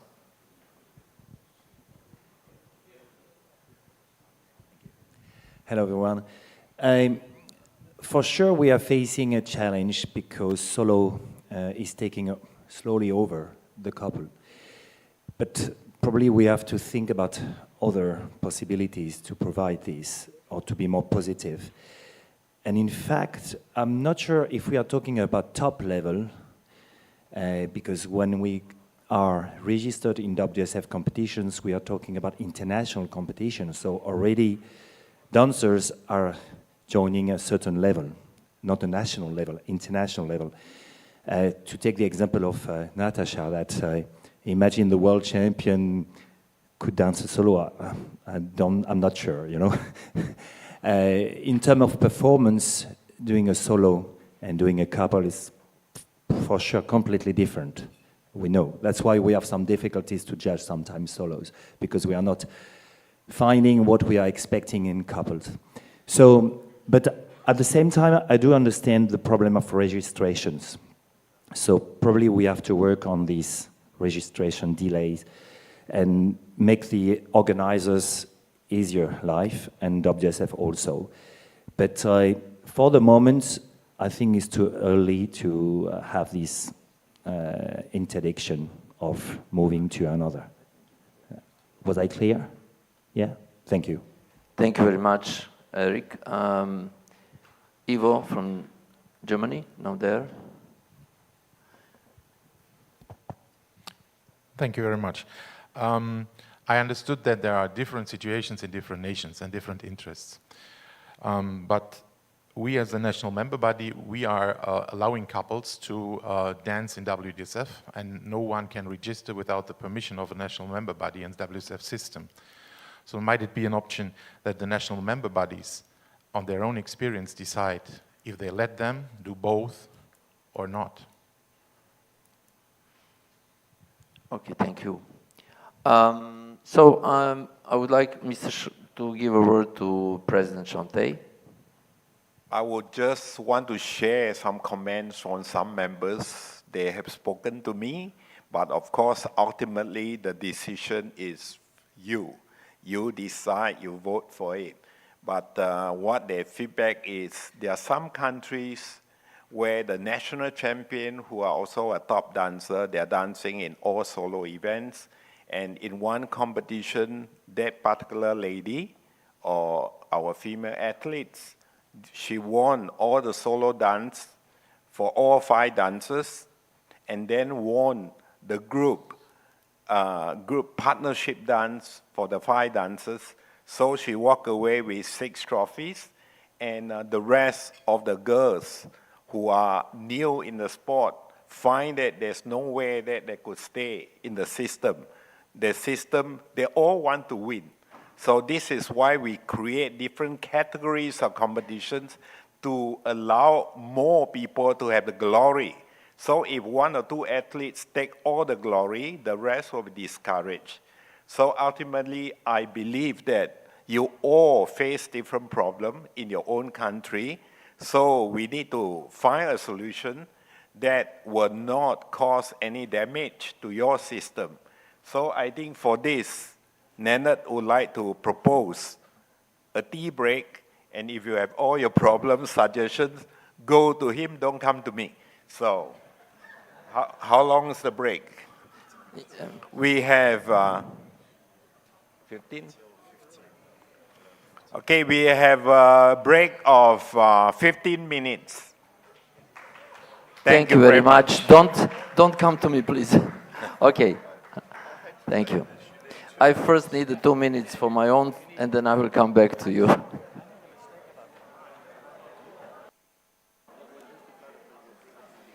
Ladies and gentlemen, please get seated.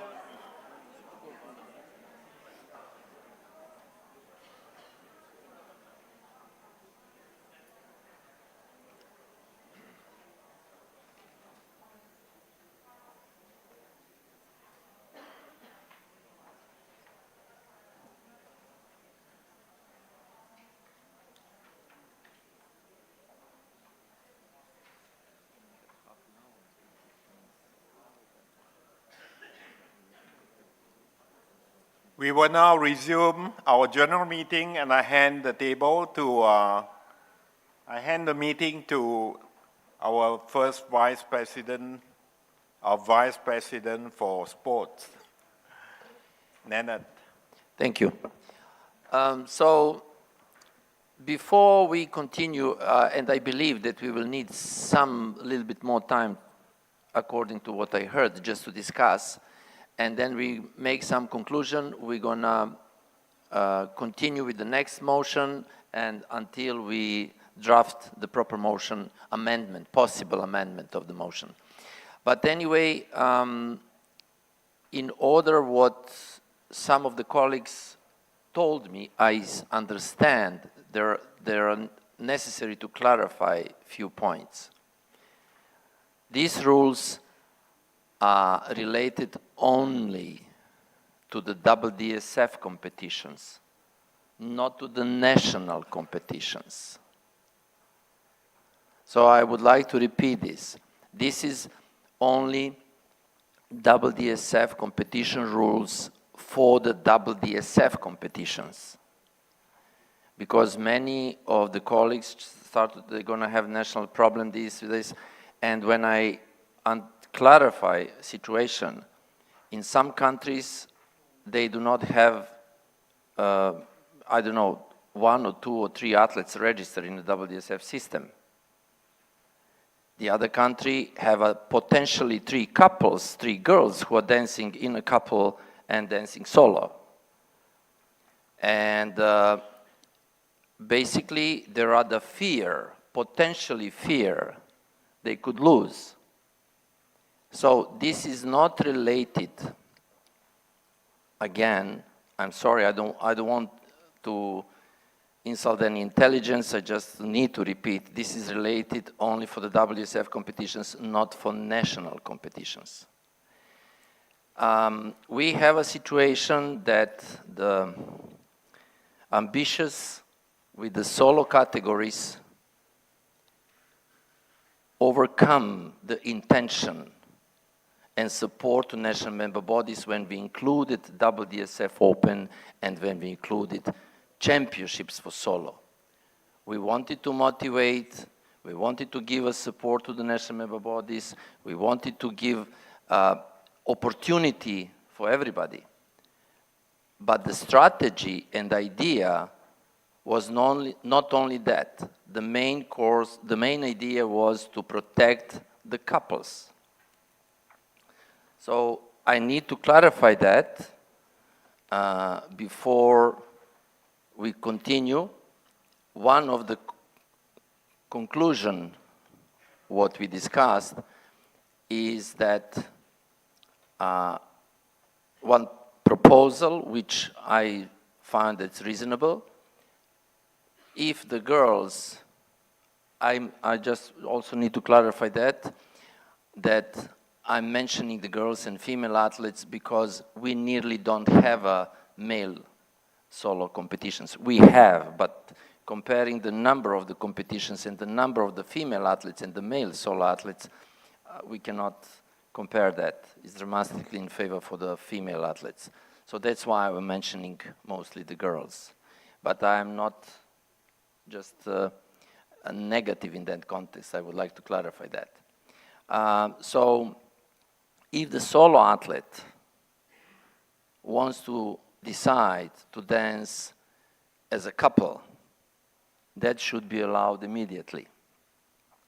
But if the solo athlete, or actually somebody who dances in a couple suddenly decide I don't want to dance anymore in a couple, I want to dance solo, then we have some time restriction. One proposal was 3 months, the other proposal was 6 months. So this is like in a time. But we also would remain with the proposal that they cannot do the solo and the couple at the same time on the WDSF competitions. So I would like just to see, are there any other questions or comments? Does anybody want to speak from Mongolia? On the 4th row. Can you raise your arm so that they can give you a microphone? Good morning, everybody.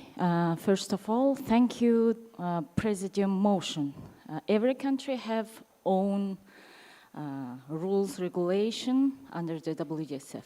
But as you know, Mongolia have strong teams. We have formation teams, also choreographic teams. In national level, we follow requiring these rules in Mongolia. If someone who wants to dance formation, we require you have to dance couple. If you want to dance choreographic, you must to dance be solo. And if these rules supported, it's really deciding our national situation, and we support this motion. Thank you. Thank you. Thank you. Armenia, first row.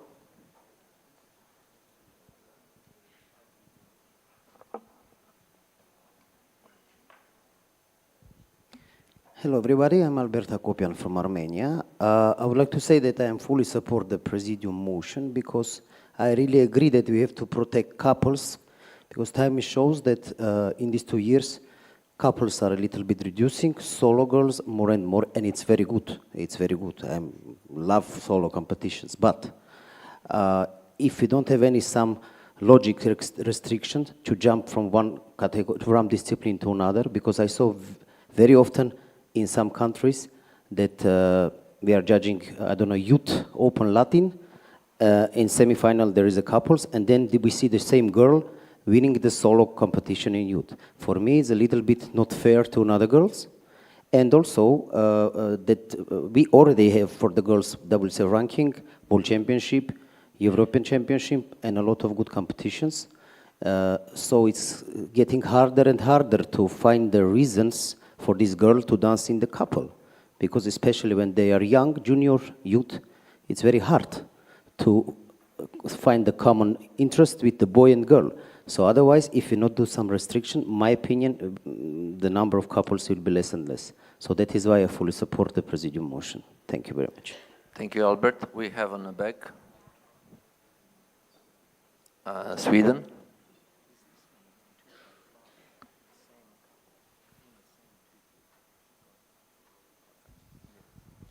Hello, Daniel Rolin from Sweden Dance Federation.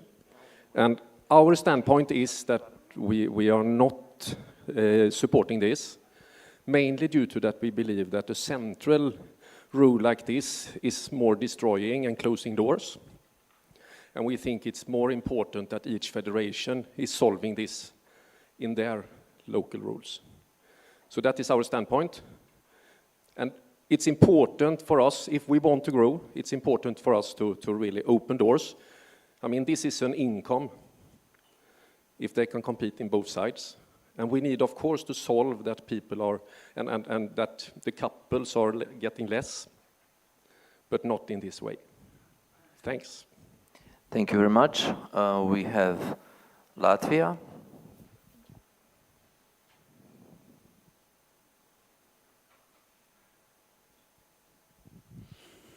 Mr. President, dear delegates, Juris Harais from Latvia. I understand the situation is different in every country, but I think the clarification made by Nenad Jeftic cleared the situation. You can do in your countries whatever you want according to your own rules. You can follow the WDSF rules if you want, but we are speaking now about the WDSF competitions. And Latvia fully supports the motion of Presidium. Thank you. Estonia.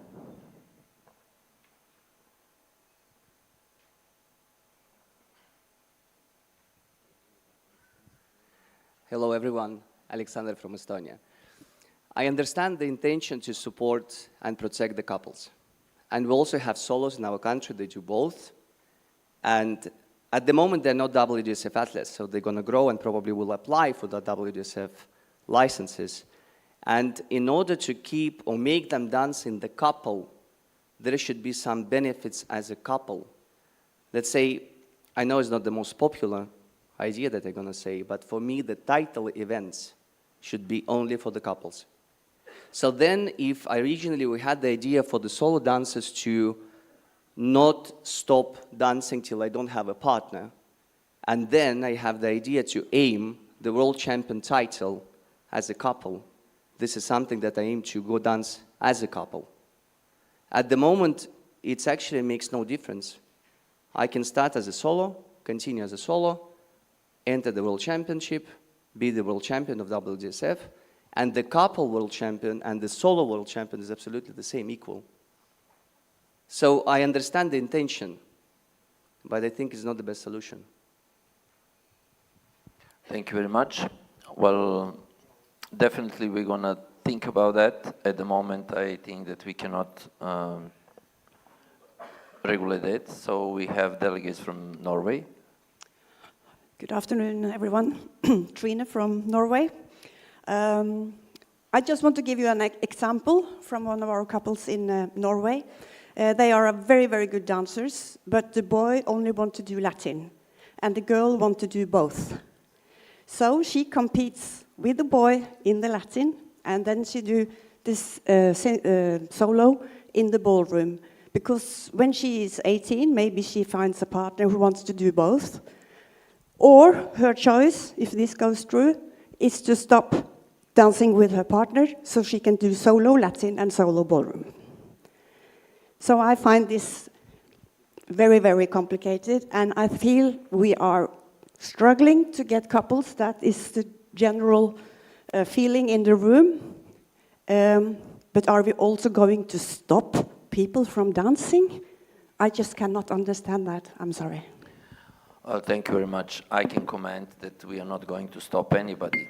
Every day somebody stops because they're angry on the partner or not happy with the results on certain competitions. So that's happening every day, and we are facing this, but intention is definitely not to stop anybody to dance. But we, as a responsible leaders of our respectful countries or international federation, we need to globally see what is our strategy and where we want to go. That's why I can say we have this extended discussion, because definitely with our best intention to support the national member bodies, to support all these dancers without the partners, and to also to put possibilities or opportunities for national member bodies to have an income at the end of the day, we implemented solo competitions, because there are a lot of. However, we could not predict what problems that can create. And we now trying to find solution for the problems what we got it. So definitely, whatever we decide, whatever will be voted, whatever you decide at the end of the day, we will be happy tomorrow again to amend and to try to improve. I will go to the left or the right. So I can just summarize what we discussed, and the proposal for amendment of the motion, which will be presented to you a little bit later, would be that solo girls, boys, solo athlete, if they decide to dance in a couple, they can do that without any time restriction. But if they are registered dancing as a couple, if they decide to go to solo, that there are the time restriction from 3 months, minimum 3 months. So from couple to solo. This is the one motion, and the other motion is that on the WDSF competitions, would not be possible that dancing at the same time both. So that is the summary. We're going to present the motion a little bit later. So at the moment I'm adjourning this motion B2 and propose that we continue at the end. I hope that our Vice President for Legal Affairs will have enough time to present the motion so that we can conclude this sports motion. If not, then we will come back later. Yes, from Estonia. Can you please raise your arm so that you can give you the... And then is Portugal. So this 6-month restriction that if she decides... Three. She decides to dance solo. What happens if the couple split and the girl wants to continue to compete this 3? Let's say compete immediately because she split and doesn't have a partner. No, 3 months will be restriction. We cannot make what is the reason of stopping in a couple. So that's why we reduce from 6 to 3 months. I mean, the boy stopped and the girl wants to compete still. There are unlimited variations. I agree also that the one boy want to dance Latin, not want to dance standard, there is a problem. So I know, and it's difficult to submit all of this. So at the Portugal, on the 4th row there.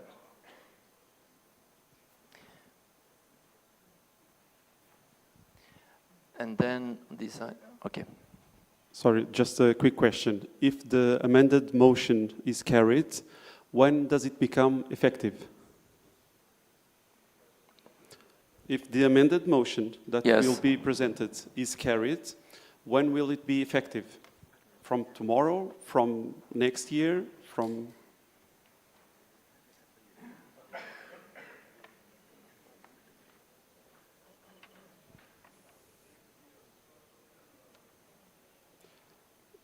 Ordinarily, a motion becomes effective and an election becomes effective at the time of the adjournment of the meeting. However, if the meeting wants something different, then it can say a change to the fees becomes effective on January the 1st. A change to the competition rules becomes effective September 1st. It's up to the meeting. This is something that the meeting can decide. But in default, the change to the rules becomes effective upon adjournment. But what we've done in the past for many years is we have explicitly said at the end of the motion, effective immediately. So then there's no question. But you can say something different. You can say effective on, I don't know. Traditionally, it depends on the motion approved, because many times we've approved regulations changes that only became effective, especially regarding competition regulations, the following year, the 1st of January the following year. So that's what I wanted to clarify, if the amended motion is carried, when does the Presidium want to implement it? From tomorrow, from today, from... It's a good question, and Duarte is providing very good advice to you. Duarte is a very long-serving, very experienced delegate. He's been to many of these meetings. He knows what he's talking about, and what he says is completely true. He's raised a good point, and this should be part of the discussion. Okay, thank you. Okay, thank you, Duarte. At the moment, I will not answer to your question. Let's hear delegate from Croatia. You have Dragana. Thank you, Dragana from Croatian DanceSport Federation. I just want to give a support for this amendment motion from the perspective of the coach that is training couples and solos. In Croatia, we also had a situation that girls split immediately came to the solo, and the result wasn't good because it's not the same to dance in a couple and prepare yourself for the solo competitions. So I think that 3 months period is quite good. If somebody splits and want to continue in solo, in 3 months they will have very good period to prepare and to achieve the great result. Thank you very much. So I think that we all heard enough. It's an unlimited number of the variations and the problems. We're going to try to present your motion a little bit later, and then you will vote, and we're going to decide is it acceptable or not. That's why I propose that we continue with the next motion.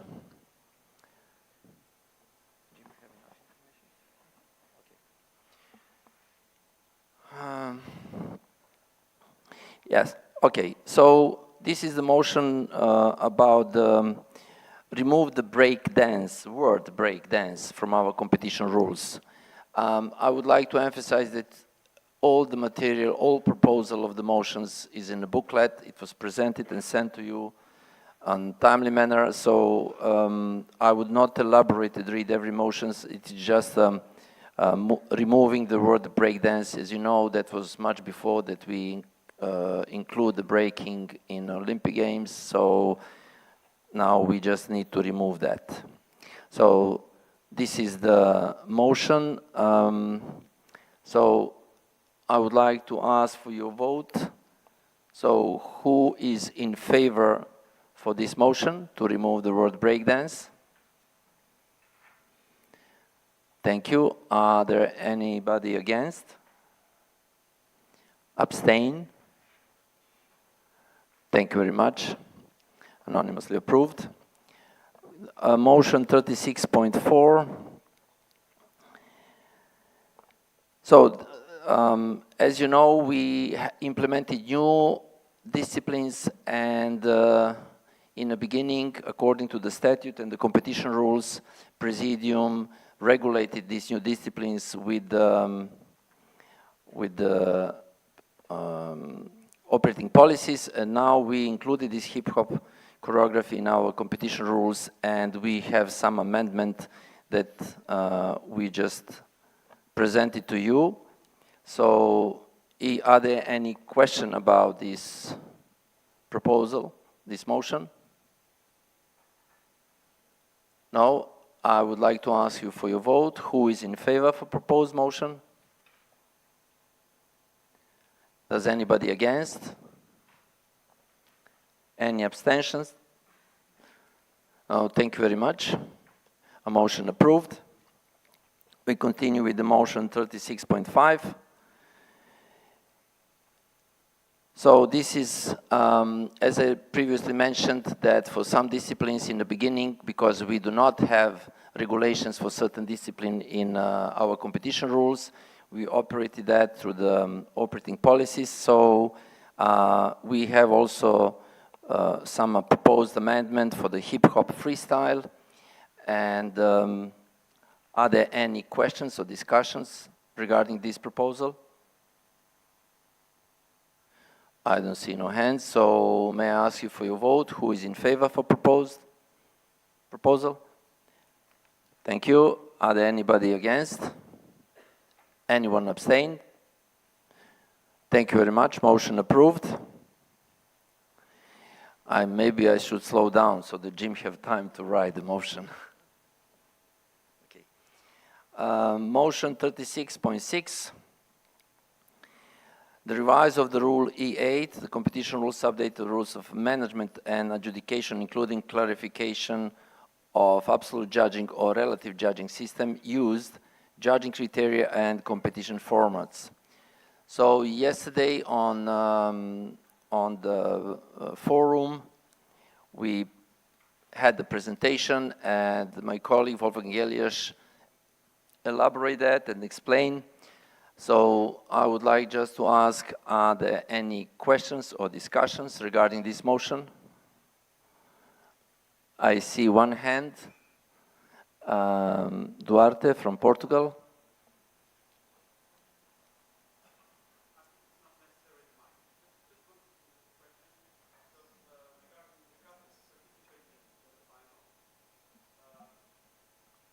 Can you please take microphone? Sorry. Okay. Because we have a live broadcasting, so it is important. Sorry. Just a quick question, which is regarding the couples that can qualify to the final. Up to how many can the chairperson allow to participate? Because the idea is six participants, couples or solo.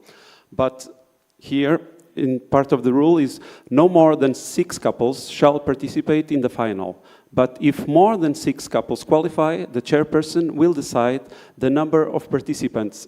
My question is, up to how many? If there's a tie from, I don't know, from 4 to 8, or 4 to 9, or 5 to 9, or 4... Well, if there's a limit that the chairperson can... Well, I would like to comment this in a way, so as you also adjudicator, do you have 2 minutes enough to evaluate in AGS 8 couples? No, clearly not, but... Absolutely not. So we cannot put adjudicators in this unfair position. Also depends of how many couples is a tie. If it's from number 4 till number 8, it's a different story. And then we need to find the other solution. But if it's from number 5, so 6, 7, 8, they have the same, their tie, and then you have AGS judging system. Music cannot be longer than 2 minutes because the couples cannot dance longer than 2 minutes, and the judges will not have enough time to evaluate performance. So chairperson cannot decide that anyway. If there is a tie in a skating system in some lower competitions, which, for example, it's a skating system, it's open, then there are the possibilities to go up to 8 couples. Up to 8? In extreme cases. But however, depend of the quality of the couples, depend of the level of the competitions, of the category, you know, it's juveniles, or it's adult, or senior 5. So really, there is no such an answer in that sense. But the very important is it the AGS or it is a skating? Okay, thank you. Mr. Heinz Specker?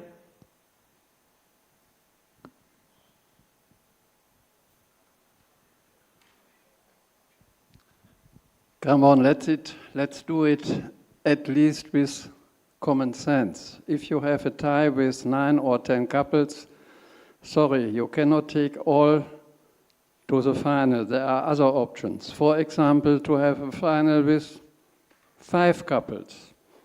Or if this is not possible, please make the decision as chairperson for an extra round. Yes, and at least be sportsman. And I trust all chairpersons to be fair. Thank you. Thank you very much. Definitely we can include this question in a future chairperson congress. So are there any other discussion according to the proposed amendments of the competition rule presented to you? No, so may I call for a vote? Who is in favor for proposed motion? Thank you very much. Anyone against? No green cards. Anybody abstain? Thank you. A motion approved. We continue with item 36.7. There is proposed some changes of the dress regulations. So this is also presented yesterday. So I'm open discussion. Are there any questions or discussion about the motion 36.7, United States? Last row.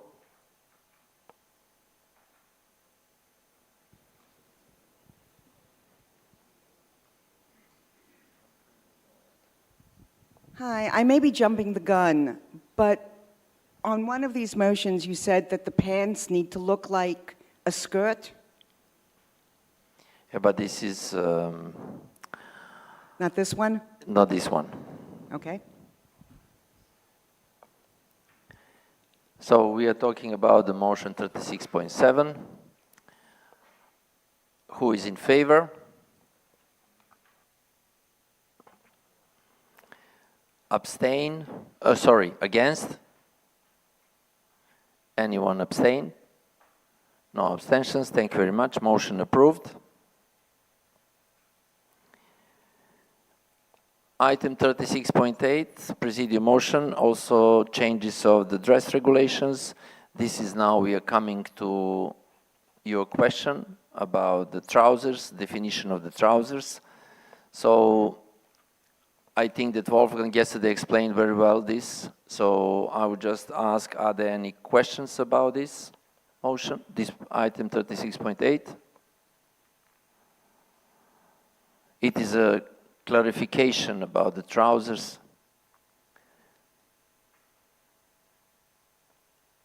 Okay, so since I haven't seen any hands, I ask for vote. Who is in favor? Against? Anybody against? Any abstention? No, thank you very much. Motion approved. 36.8 is approved. We're going to the next one. We are on the same part of the competition rules. It's the dress regulations, and there is a clarification about the silhouette, define the clear silhouette of standards for juveniles and junior 1 male standard categories. So yesterday we discussed about that. So I just opening discussion. Are there any questions? No. Do we have any? Wolfgang, everything is...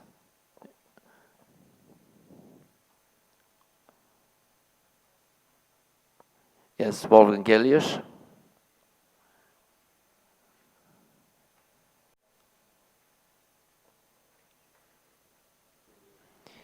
Do I see hands there in the back? Yes, okay. Good afternoon.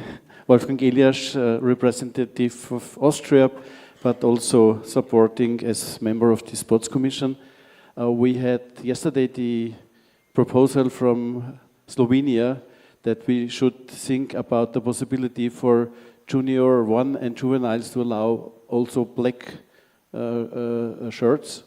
And I think we can add this in a special way, but maybe I can ask Natasha to explain what she in detail meant yesterday and about our talk at the breakfast this morning. Okay, so yesterday at the forum, I made the proposal that we are limiting boys just to white shirt, but we allow white and black polo necks. So I see no reason why they couldn't have a black shirt dancing Latin or even dancing standard. It's trying not to limit too much the juvenile boys, what they can do. They can maybe just have one black shirt and done both. Yeah? And for the juvenile one, the rule was that it has to be white wing-collared shirt. But as a teacher and as a dressmaker, I sometimes cannot find a white wing collar shirt for the small size, and I can find the black one. So the black means that the basic material is black, but the front, the collar, and the cuffs are white. Yes, so that when they went the vest, you can see the white front and the white collar, the white bow tie. Only the sleeves are black, and then the cuffs are white. So the silhouette is then similar to what maybe junior 2 would wear when they wear a jacket, so the arms are black. But that's the only difference. We already have that. We don't penalize couples when they have a black shirt, although the rules are saying white. Yeah? So that's why was the proposal, to make it more uniform. Thank you very much, Natasha. And we discussed yesterday and also with Wolfgang, and I think that we can accept amendment of the motion in terms that Wolfgang is clarify that, so that we can accept that there is not only the black polo neck, that could be also a black shirt. Okay, so yes, you can try to explain. Can you give the microphone again in the first row?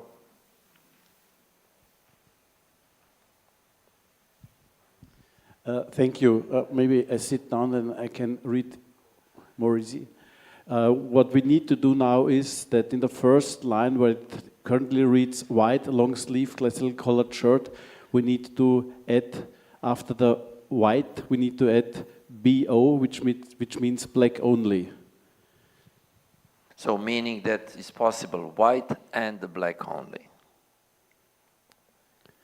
And the same we need to do is in the junior 1 in the first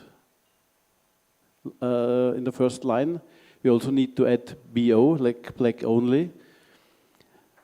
And now currently it reads in the third line, there is black only cut it, strike through.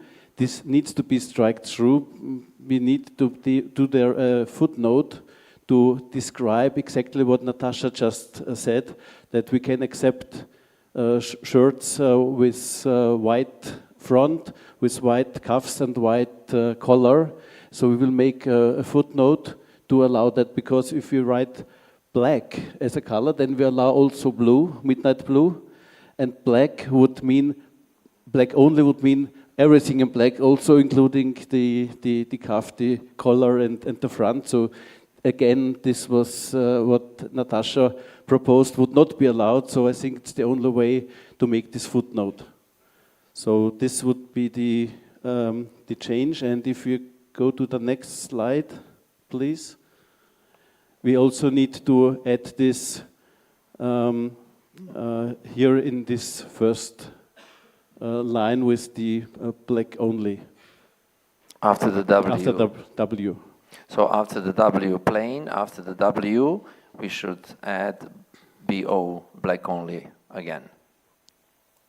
So meaning is that juvenile dress for the males could be white shirt, black or black only shirt, so or black polo neck or white as well. So not only black polo neck, so we just give more possibilities that they're wearing also a black shirt. Is this clear? Are there any questions about this? Basically, we're reducing the restrictions what we had before. Okay, since I don't see any hands, any other questions or discussions, so I would propose that we vote for this amendment, what Natasha and Wolfgang elaborate. So who is in favor? Thank you very much. Anybody against? Any abstentions? Thank you. Motion approved. And now we are going to the item 36.10. We update rules and regulations for the junior 1 and junior 2 youth adults that image in the dress expression, ensure accuracy and update the vector graphics. So there was not clear what is the shape area, what is the intimacy area. In some photos you can see it's just a drawing with a more clear explanation what is a shape area, body shape area, and what is the intimacy area, okay? Yes, also the definition about the sleeves. So, are there any questions about this? Discussion? No hands? Okay. I call for a vote. Who is in favor? Any against? Any abstentions? Motion approved. Thank you very much. And item 36.11, again, we are on dress regulations. In the previous regulations, we had a situation that the juvenile female athletes could not wear the black dresses. Now we include possibilities and amend the motion that the juvenile female athlete can also have the black dress. Are there any questions or amendments, proposals, discussions? No. I'm calling for a vote. Who is in favor? Thank you very much. Anybody against? I need to do the fastest so you can exercise. Abstentions? No? Thank you very much. Motion approved.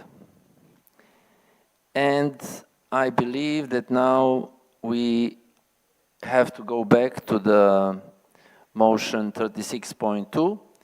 But what I would suggest, if we can proceed with the motion, financial motion, so that I can check proposal for the motion 36.2, and then we will come back. Okay, thank you very much, Mr. President. I will now invite our first Vice President, Tony Delaney, to chair the item 36.12. Thank you, Mr. President. Thank you, delegates. So this motion is basically to introduce granting fees for World Championship solo competitions. So we're seeking to provide clarity and consistency in the financial obligations for organisers. And as you can see, we're adding 4.2.1.29, which is WDSF solo adult, which is 1,000 Swiss francs, then 30 for 1,000 Swiss francs, and 31. So they're adult, youth, and junior 2 categories. Is there any questions or discussions on this proposed change? If not, all those in favour of the proposed change to add these 3 fees to our financial regulations? Thank you. Who is against this motion? Do we have any abstentions? We do not. Carried unanimously. Thank you very much. And now we move on to 36.13. We're revising Article 7 of the Athlete's ID card fees of the financial regulations. What happened at last year's AGM was that you asked for additional clarity, and what we've done, you can see at the bottom, there's the fee for breaking juvenile, junior and youth at 15 Swiss francs. So previously you can see that we had that for other athletes, but we did not split it. It was all 28 Swiss francs for breaking fees for athletes. Now we've created breaking adult are 28 Swiss francs and breaking juvenile, junior and youth are 15 Swiss francs, which is in alignment with the fees that we charge to the other disciplines. Do we have any questions on this motion? If not, who is in favour of this motion? Thank you. Who is against this motion? There are none. Are there any abstentions? There are none. Thank you. The motion is carried. The next one is 36.14 regarding a reimbursement of expenses for the financial regulations and to introduce a new section 8.4 regarding the non-attendance of officials, establishing a procedure for handling prepaid expenses when an adjudicator, chairperson or other official fails to attend a title event without a valid justification. So I think I might hand back to the VP for Sports. Do you want to say something, Nanad? I'm sorry, I was focused with, with Jim. Sorry. It's all right. Well, Sergey is going to intervene. How's that? Thank you, Vice President. So the idea of this motion is to regulate a situation where an official, without providing a valid reason, does not attend an event. For example, missed the flight because of the confusion of hour or time zone. We receive such kind of complaints, or some of them just missed the day, so they confused the day, so we also receive such kind of complaints. And the idea is to protect the organizer from such situations, so we will be a body who would regulate that. And this is for the moment only for the title events, not for all competitions, because we want to see how that rule will be working, and maybe a Vice President for Sport want to add something. Yes, thank you very much. I apologize to all delegates. I was focused with the amendment of the previous motion, 36.2. I would like to confirm this, what Mr. Tony Teleni and Mr. Sergei Nifontov just explained. We had the cases that we nominate adjudicator for some competitions, and there was like lack of concentration or whatever, and there was no valid reasons for not arriving on time, and the organizer already paid flight tickets and everything. So in that case, we want to implement these regulations so that we have possibilities to do something and protect the whole system in this way. That is the background and the reason why we implement this motion, because sometimes some colleagues were not respectful and correct towards the organizers. Thank you very much, General Secretary and Vice President for Sport. And I think you've probably sometimes experienced where people forget to get a visa, or they do it too late, they can't get a visa. So there are sometimes people are inefficient and organisers need to be protected. So do we have any questions on this motion? Yes, please, Nina.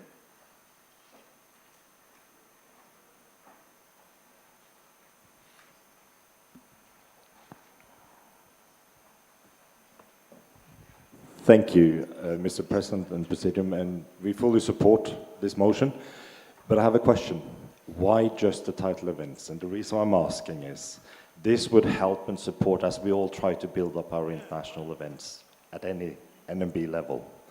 And to have the reassurance in the back that we are covered in the event of would help us all tremendously, regardless where we are in the world. Is there any possibility that this could be extended to cover all organizers, not just the title events? Thank you for your question. My initial reaction is I agree with you. My suggestion would be, though, aren't there rules at a national level that protect you? Wouldn't you have the rules already? Sorry, hang on, you need the microphone because we're being live streamed. Sorry about that. No, I'm referring to a WDSF event organized by any NMB. WDSF Any event. WDSF So not event. national, just WDSF. Exactly. Yes. So what you're saying is, rather than just WDSF title events, it would be attend any WDSF event. Yes. Is that what you're saying? Correct. Is that okay? Yeah, we have another discussion. Yep. Yes, sorry. As an exception of the rule, I totally agree with Norway. But regarding the very motion, I would like to say I totally also agree to what is said there. I just wanted to ask to somehow sort out what exactly is the valid justification. For example, the illness, how it should be proved, or some other force majeure events, because it is not defined as much as needed, I think. Thank you. Well, thank you very much for the question. So we should, the illness, of course, it's a justification if somebody has some health issue. Of course, we cannot go into details, and we will go into details, but I cannot tell you right now what is the situation, if it's written report from this doctor or that doctor, but definitely there must be some reasonable justification why. When you're mentioning the illness, it's something what I'm not qualified to say yes or no, but definitely there are some things what we can identify, is a time frame when it happens and such a things. In that case, we will definitely elaborate that and try to protect the whole system in that sense. We did not have many cases, but however, there were some cases that judge just come to the airport with the ID card and not really ID card. For example, there was one judge from Italy supposed to go to Moldova, and then suddenly when we were already there, the judge was calling, oh, I don't have the ID card, I don't have a passport, but already have a ticket and came to the airport. And then on the airport, authorities, they told her, but you cannot arrive, you cannot enter to the country with this document. This is a local document. So that was not acceptable. And such a cases. That's why we want to implement this rule and regulations. When we're talking about the health issue, definitely we're going to try to clarify where are the limits and the borders, but at the moment I cannot answer. Thank you, Mr. Jeftek. And Sergey, I believe, no? Yes. That's the main intention of this rule is to provide legal framework to address these issues. As Nat mentioned, reasons can be multiple. Maybe it's not the intention of this regulation to state all possible reasons, because the reality sometimes is much more complex of what we can display on the paper, but to provide us the necessary tool to address situation and to intervene as a mediator between organizer and official, stating and elaborating a group, decision-making group who would look into the necessary documents and assess the case. So based on this regulation, and to make it as transparent and as best governed possible. Thank you, Mr. Nefontov. So going back to Norway, are you asking for a change in this, that it's all WDSF events and not just title events? Is that an amendment request?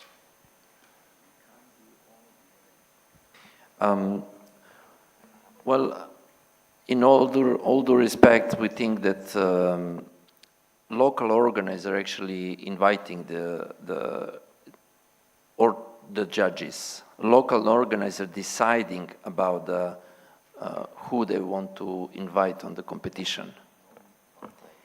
It's a non-title event. For the title event, it's on the decision of the WDSF Presidium of the nomination. And it is, from our point of view, for us, acceptable that we do this job, and because we know the process, the date and everything, when we nominate the judges and following all these processes. And the organizer must invite that people, because Presidium nominate the judges. In the open case of the open competitions, it's the decision of the local organizer. And that's why we were limited this just only for the title events. In one way, there are the sense of your proposal, but however, we are staying, as I understand, we are staying to our proposal. I think Duarte? Okay, does that provide sufficient explanation? Norway, does that provide sufficient information? Appreciate, sorry about that, appreciate the explanation, and I then take it that when we do the next WDSF events, we are inviting and deciding the adjudicators ourselves. Can I just confirm that that's the understanding correct? Yes, absolutely. According to our rules and regulations, for the WDSF Open, WDSF International Open competition. For the World Series. Can you repeat?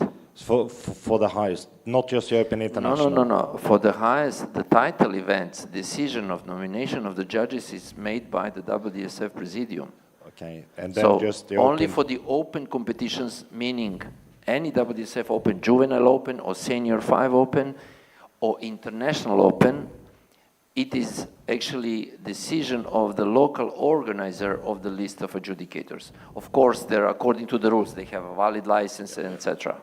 Yeah. Oh, thank you. Thank you. You're welcome. All right. Are there any other questions of this particular motion? There are? Yes, Ivo. No, there are still... Oh, sorry. Portugal and Apologies, then you, one. yeah. Apologies. First of all, congratulations on the motion. I think this shows that the Presidium is paying attention to the promoters' job and hard task to promote events. I would maybe suggest that not only for title events, but for the events that the nominations are made by WSF, meaning Grand Slam, meaning all the events, not only the title events, but the events that the nominations are made by WSF. Just this slight change, but anyhow, congratulations on the motion. Thank you. Thank you. Well, oh, sorry. Yeah, if I may answer immediately, so maybe we can think about the wording title events, but actually to put that all events where the nomination of adjudicators is made by the WSF Presidium. Because we have the World Open new series where the WSF also nominate adjudicators on the proposal of the local organizer, but however, I think that is acceptable that we just amending in terms that attend all events where the WSF Presidium nominate adjudicators. Okay, are you happy with that? Ivo, do you still want to talk? You're fine.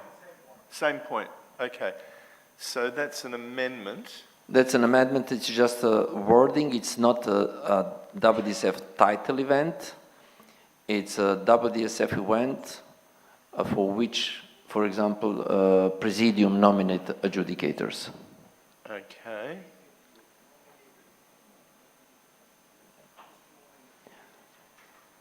Yep. Yeah, it's clear. So we'll change the wording to reflect that.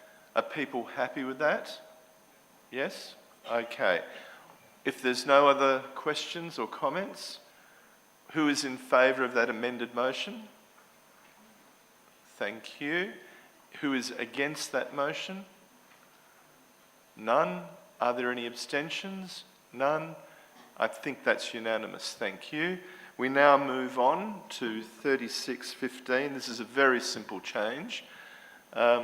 We need to make sure that there's no confusion as to when the financial regulations are actually in effect.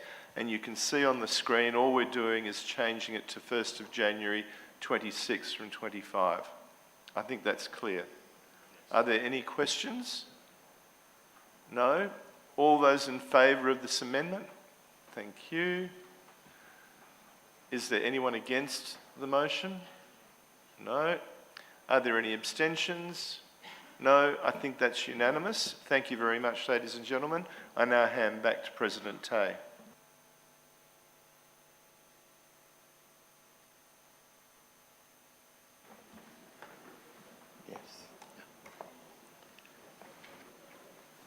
And now we have come to item 37, members' motion. And we have two members' motion. The first members' motion is from the Lebanese DanceSport Federation, and it has been withdrawn, and therefore it will not proceed. The second member motion from Norway National Member Body does not comply with the requirements set forth in Article 10.3 of the WDSF statutes, therefore it will not proceed.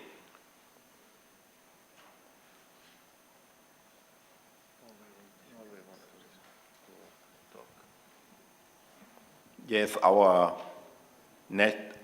representative from Norway would like to speak.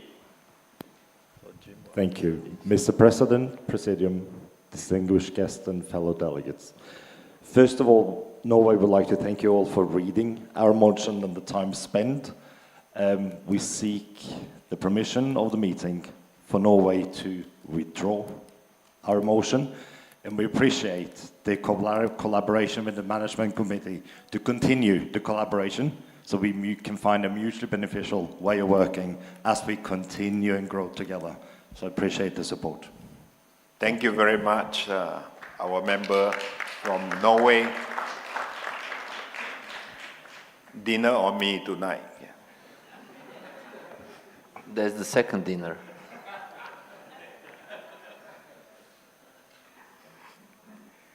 We now come to item 38, the election of WDSF Presidium members. As approved earlier by vote, this part of the meeting will be chaired by the WDSF General Secretary. To begin, I kindly ask all current WDSF Presidium members to step down from the stage and proceed to the seating area at the back of the hall.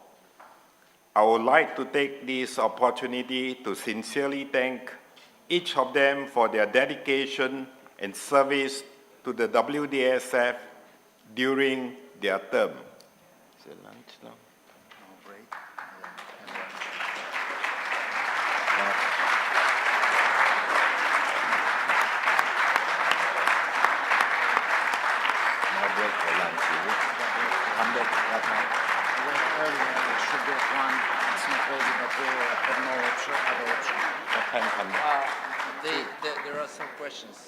There are some questions. Ivo, you want to stand for election? Sorry, I think we have to pick up first our envelopes where we can vote with. Yeah, this is, you are faster, but I'm about to say this. Now, for this, we would like to call for a lunch break, and after lunch, you take your envelope for voting, and we will continue with the election. So have a wonderful lunch.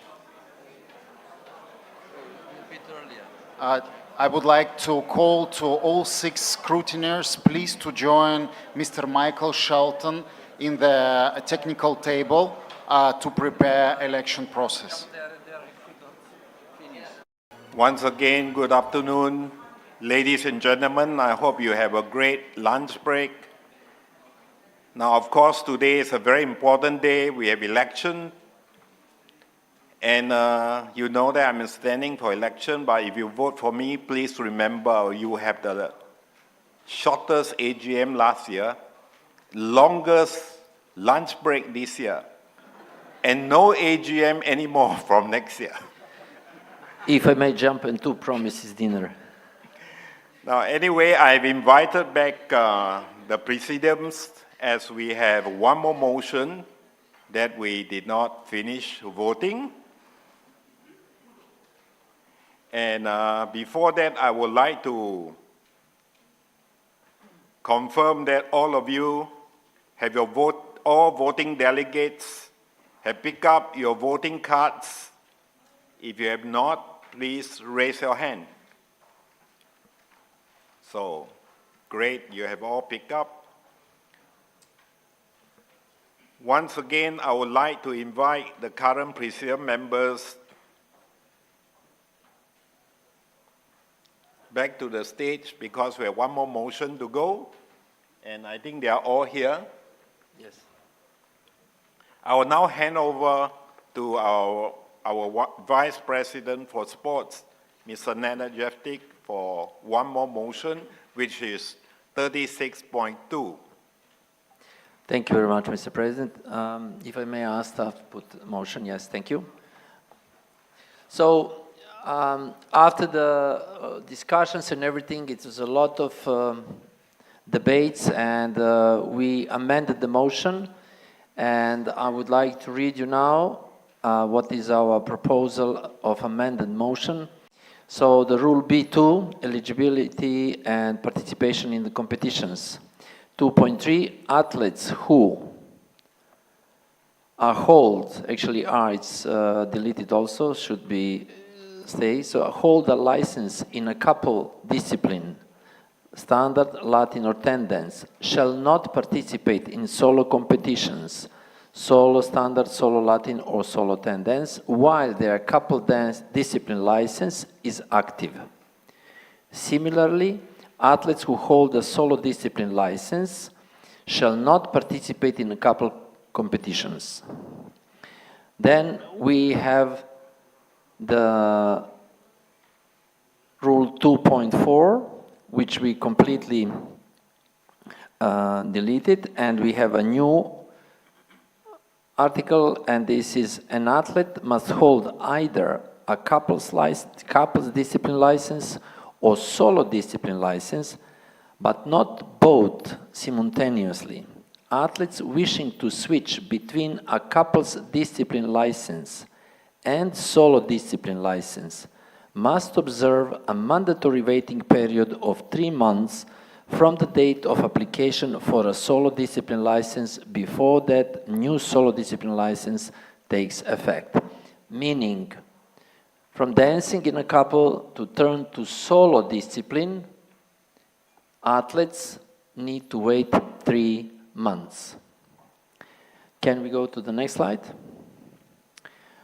The point 2.5, we make it new one. As you can see, the previous one proposal is we completely deleted, and we have new proposal. If an athlete holds a solo discipline license, there is no mandatory waiting period from the date of application before he or she may be registered with the couple discipline license. So meaning, if the athletes are dancing and competing in a solo discipline and decides to change to go to a couple, as a couple, there is no waiting period. They can do this immediately without any waiting period. And then the next one, Rule D2 remained the same, and Rule I2 solo we completely deleted because it's in the previous rule already covered and explained. So I will just read the Rule D2, which we did not touch. It's the same like it was in the original proposal. 2.6, athletes who are registered as a part of a couple in the standard, Latin, and 10 dance disciplines shall not participate in solo competitions unless they have completed the required license change process and waiting period as stipulated in Rule B2.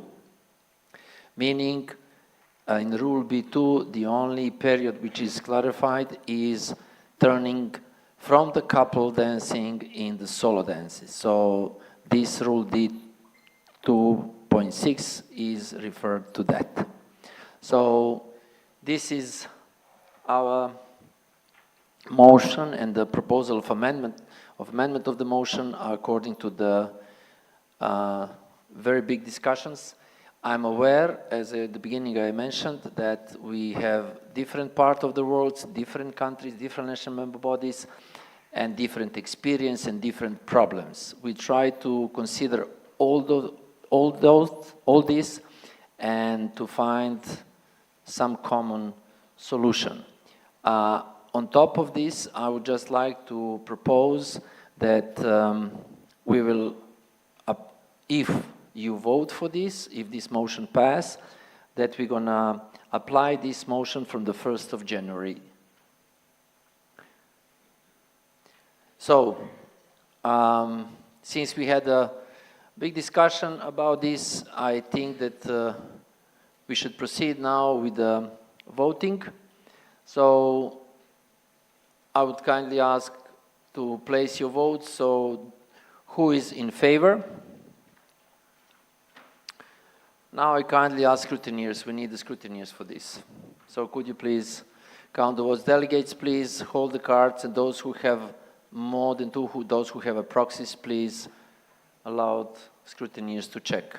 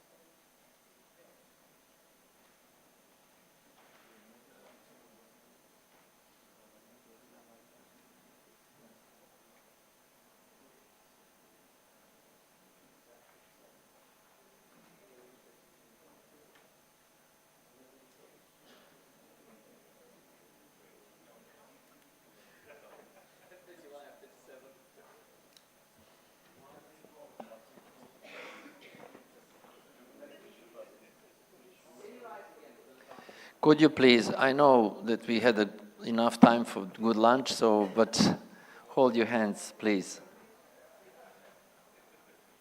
If you are tired, you may change hand. Those who are using only one hand.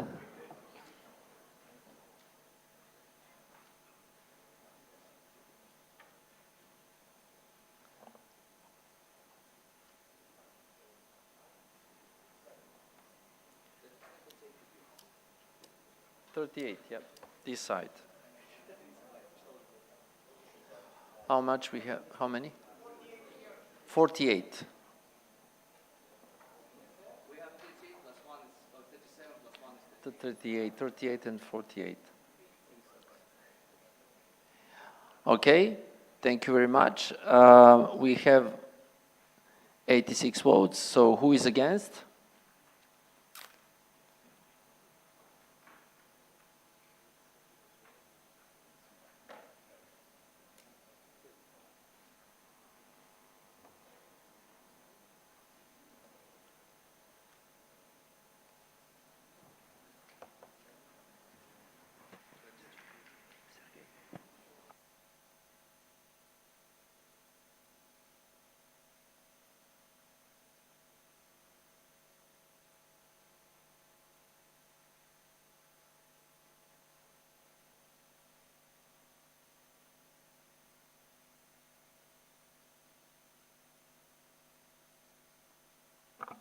So we have 40 votes against.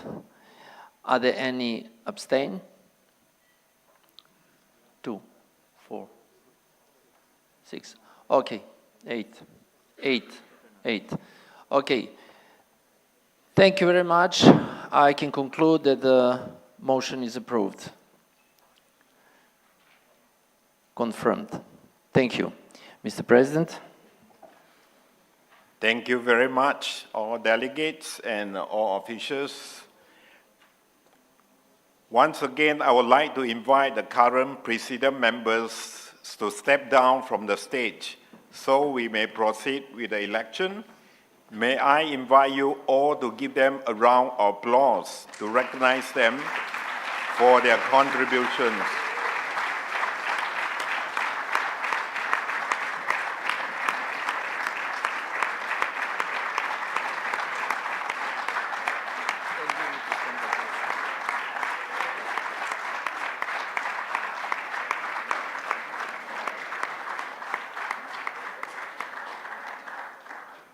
I would like to invite Mr. Sergei Infontov to take the chair and conduct the elections. Thank you, Sergei. Thank you, Mr. President.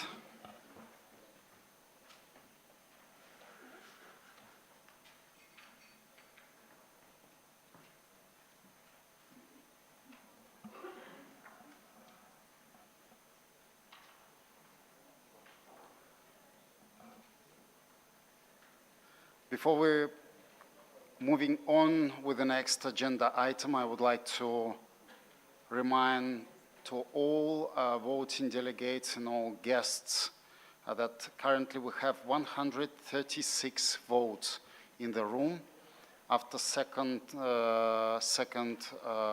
roll call that I was informed by my colleagues at the registration desk. So 136 votes in the room currently.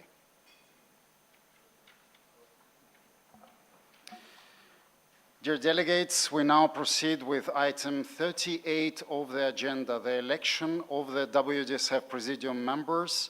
This part of the annual general meeting will be chaired by me, as decided by the WDSF Presidium and in accordance with the Article 16.4 of the WDSF statutes.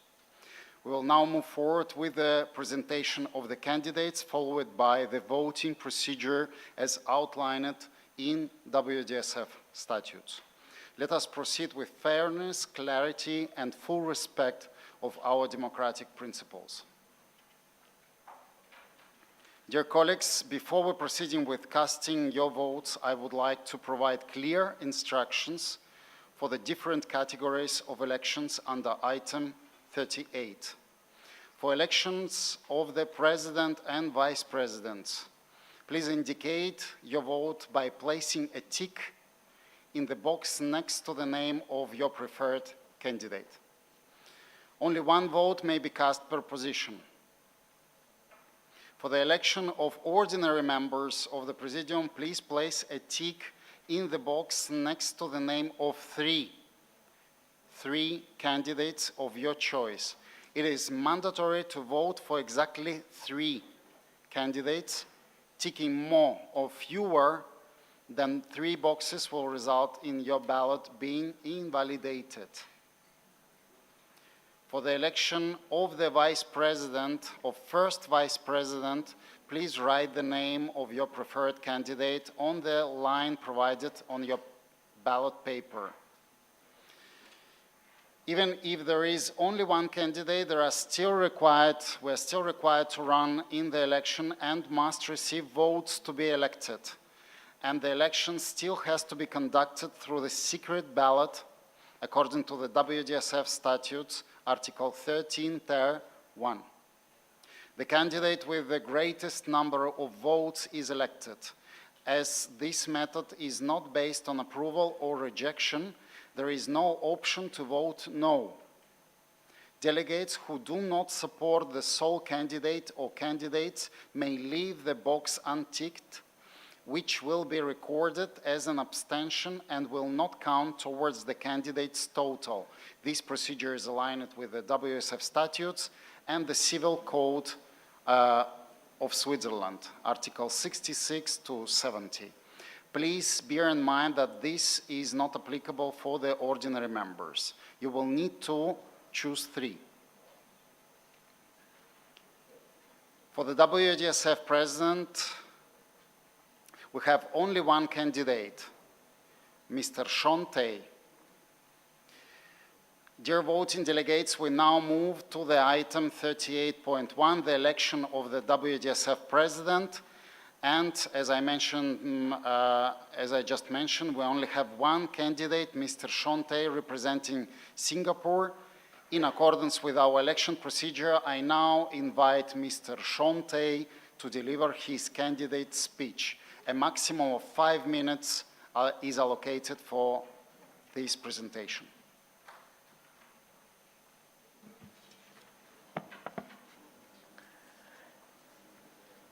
Good afternoon, delegates, guests, and friends. I'm honored to stand here today to be re-elected as WDSF President. Thank you for the trust you have placed in me. It continues to drive my commitment to our community. Before I speak about the future, I want to reflect briefly on where it all began for me. In 1985, my wife and I flew to England to train. We had saved every dollar we could, even selling my beloved 1000cc Kawasaki motorcycle just to afford a few hours of coaching. At the airport, we were detained at customs. Maybe it was because we were among the very few Asians in Europe. We had to place all our cash on the table to prove that I'm coming to England to learn how to dance and not to create trouble. When we miss Chinese food, one of us would go into the Chinese restaurant to buy a box of noodles because we cannot afford to, while the other waited outside. Then we would share that single portion of noodles together. That experience stayed with us, not because it was difficult, but because it reminds me what people are willing to endure for dance sport. Many of you have lived a similar life and have similar stories like me. You sacrifice for this sport, and that's what unites us all today. A shared will to build something greater than ourselves. Since 1985, I serve as an organizer, adjudicator, and held many WDSF roles from WDSF Advisory Director for Asia to Presidium member, General Secretary, First Vice President, and now President. Together, we strengthened governance, launched the WDSF Academy, introduced new judging systems and competition formats, built the Grand Slam series, and secured sponsorship for many of our top athletes. We led through challenges from COVID to Breaking's Olympic debut and the first WDSF DanceSport Festival in Blackpool. But the work is not done.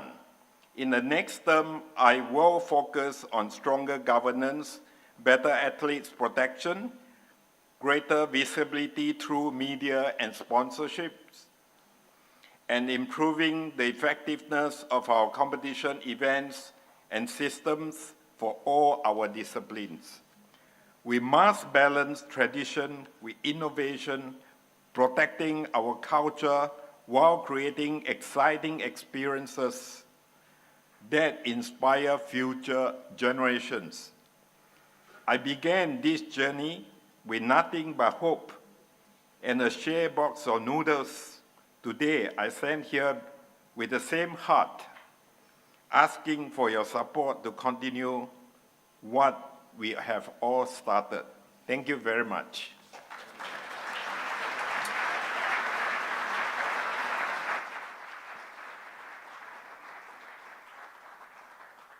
Thank you, Mr. Tay. We will now proceed with the voting phase. The majority of you have 2 voting cards for the president. Please fill them in.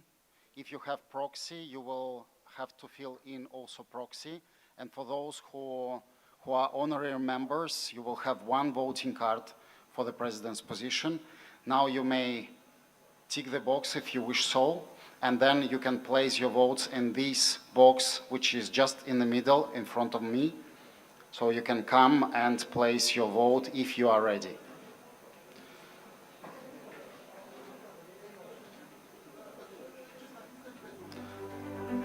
And I would like to kindly ask our scrutineers to be present close to the box to oversee the election process.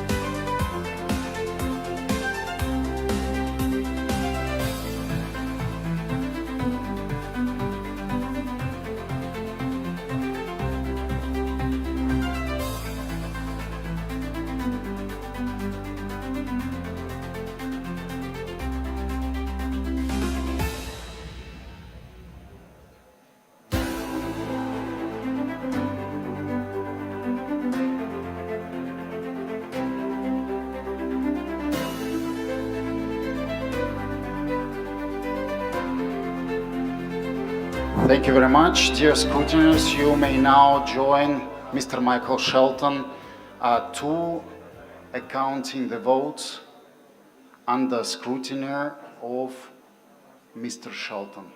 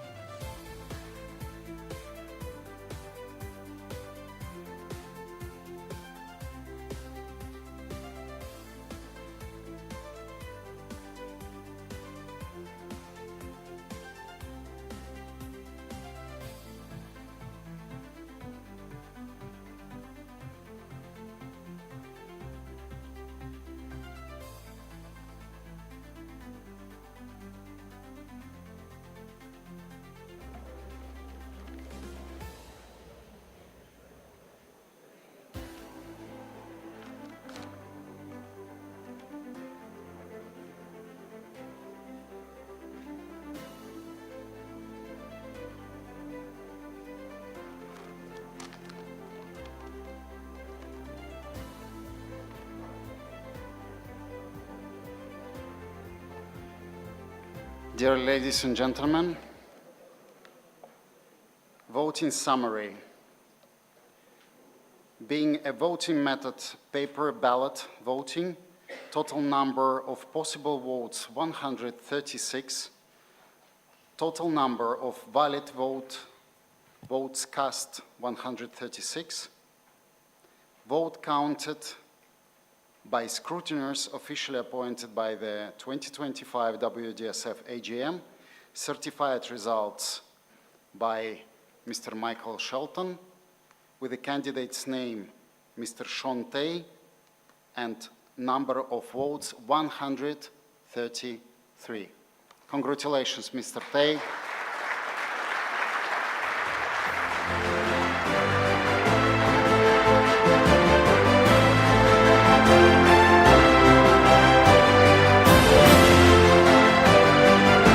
And now we're inviting Mr. Tay for a thank you speech. Thank you very much. I've been serving WDSF for many, many years, and you are always the motivation behind my effort. And I will continue to work very hard for WDSF, and together we want to make WDSF the greatest dance sport federation in the world, as we are already is. And I will continue to work hard with the federations to support your need, to support positive movement forward and all the improvement. And you can always reach out to me and count on me. And with this, I would also like to thank my wife, who is always supporting me since 2002, when I first joined and helped WDSF with all the works that I need to do. And I really want to thank her for helping me, supporting me to fulfill my dream to work for WDSF. And she's always the force behind me. And in the past few years, after she closed the dance school, she has started learning how to cook, and she cooked exceptionally well. And this is the motivation for me to work even harder, good food and good motivation. And for this, I once again thank all of you for your trust. And those who voted for me, dinner will be in the ballroom tonight. Those who didn't, there will be McDonald's and KFC vouchers at the door, so please collect them. Thank you very much.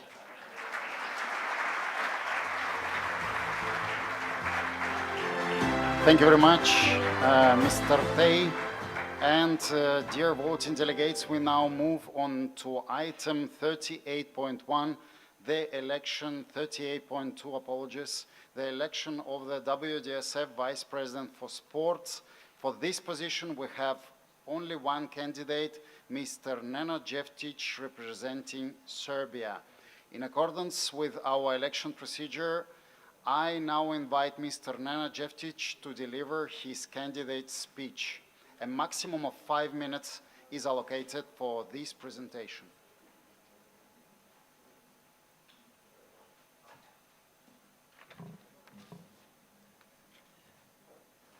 Dear delegates, or respected members of the WDSF community, dear colleagues, good afternoon again from my side. Thank you for the opportunity to speak with you today. It is a deep respect and full heart that I present my candidacy of re-election as Vice President of Sport of the World Dance Sport Federation. Many of you know me not as a pure dancer, and rightly so, I haven't competed in many years. But dance sport has never left my life. In fact, over time, my connection to it has only grown stronger. Though I no longer stand on the dance floor, the passion, the vision, and the energy I carry for dance sport remain exactly the same, if not greater.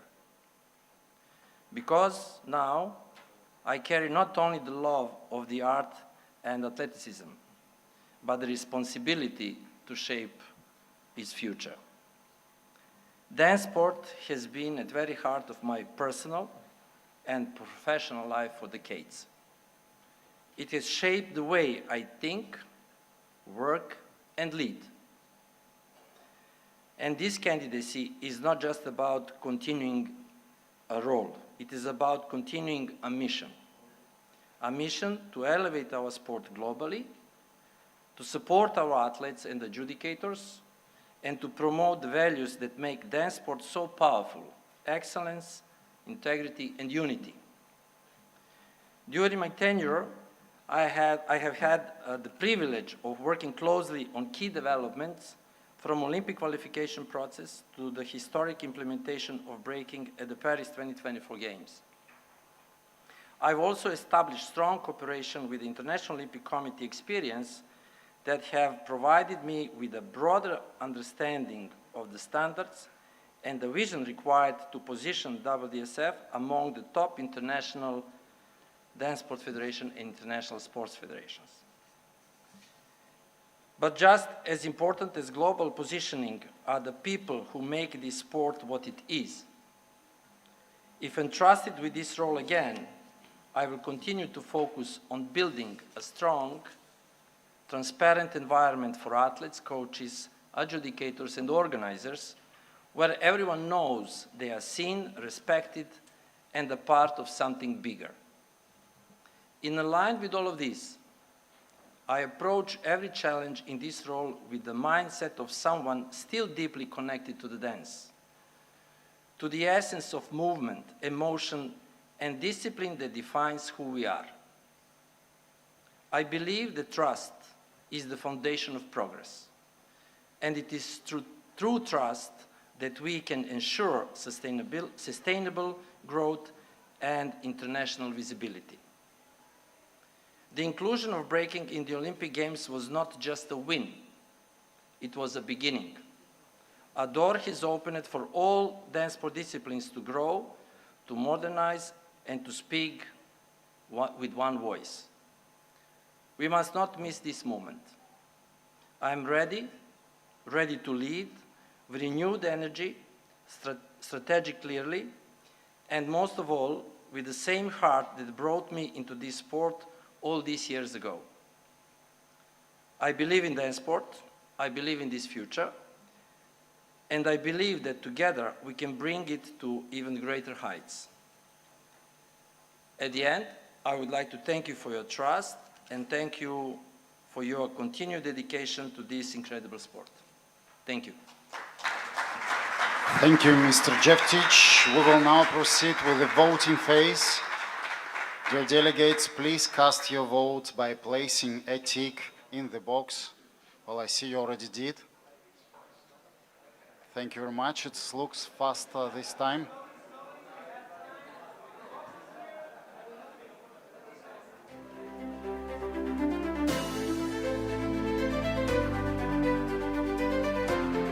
Scrutineers, please oversee the process because that's going fast.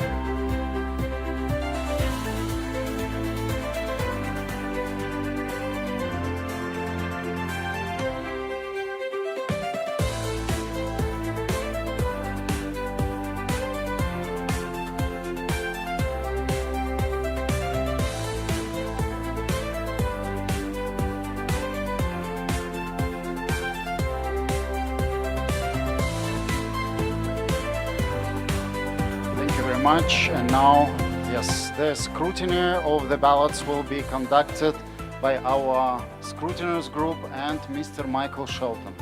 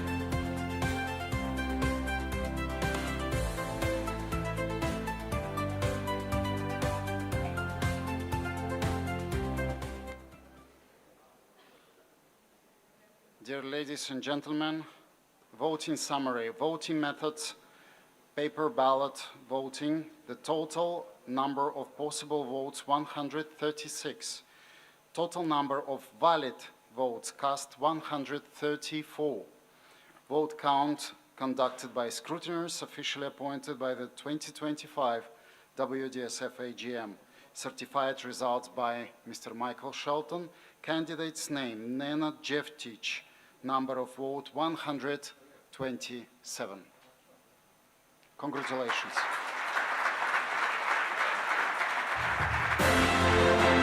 Now we welcome Mr. Jevtic for thank you speech.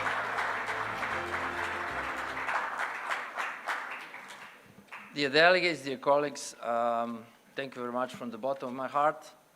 As I promised on 2017 when I was first time elected, that I will do my best to contribute to improve our federation, to improve our competition system, and I will keep my mind and heart open in these next 4 years as well to do the same thing and even better and more. Thank you very much.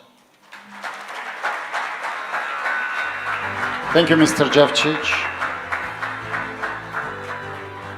Dear voting delegates, we now move to item 38.3, the elections of the WDSF Vice President for Finance. For this position, we have one candidate, Mr. Tony Tileni, representing Australia. In accordance with our election procedure, I now invite Mr. Tony Tileni to deliver his candidate speech. A maximum of 5 minutes is allocated for this presentation.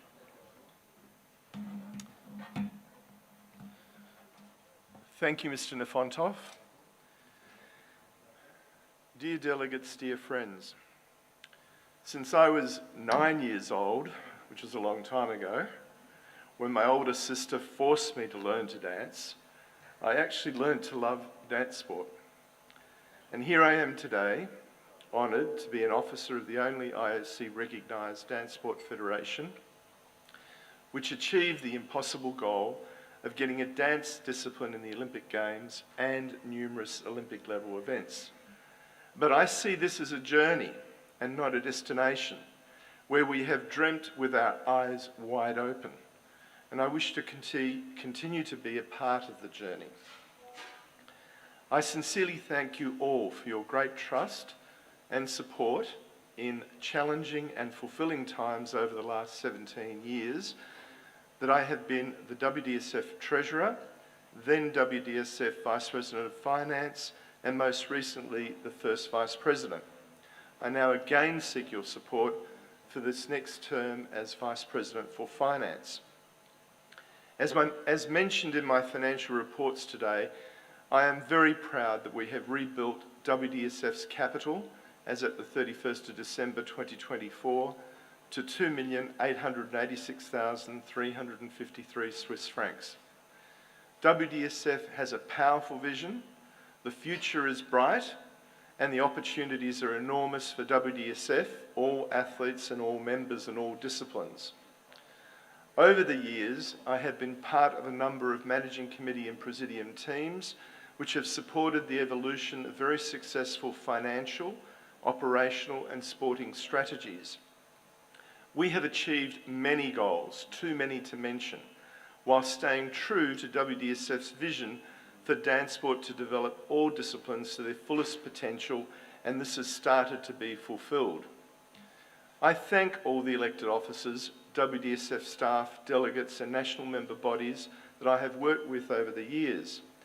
In my personal and professional opinion, I believe that part of WDSF's success would not have been possible if we did not have a strong and competent financial team.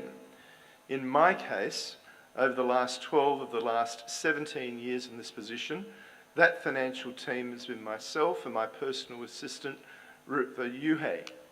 You may not be aware, but Ritva is highly qualified, competent, experienced, self-motivated, analytical, which in this job, believe me, you need, and part of the professional team at my tax, accounting and financial advice practice. Nothing is too hard for Ritva, and she has enormous patience working with me, probably all the time, and sometimes in very high-pressure circumstances. Thank you, Ritva, sincerely for all your dedication to myself personally and WDSF. It is a real pleasure working with you. Delegates, this has been an amazing journey so far, but this is still only just the beginning, and others will eventually inherit our legacy to carry on. If I am again accepted as Finance Vice President, I will stay true to our values of honesty, integrity, and acting in the best interests of all WDSF athletes in all disciplines. There is still so much to do, so much more to achieve, and I look forward to your strong support to be part of this next team under President Tay. Thank you so very much.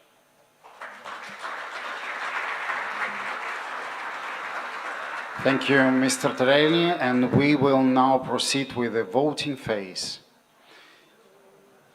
You may use both boxes. Dear scrutineers, please oversee the process.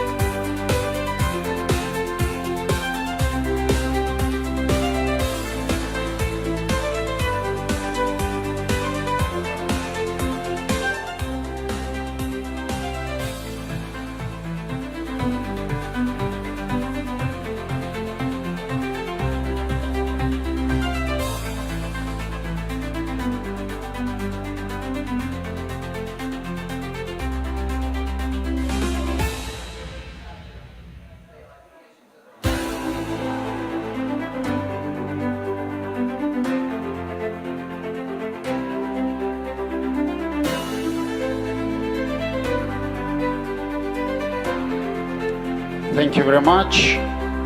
Wait a second, please. The last vote. Thank you. And now, dear colleagues, we will be speeding up the process. Meanwhile, the recount of votes is being made.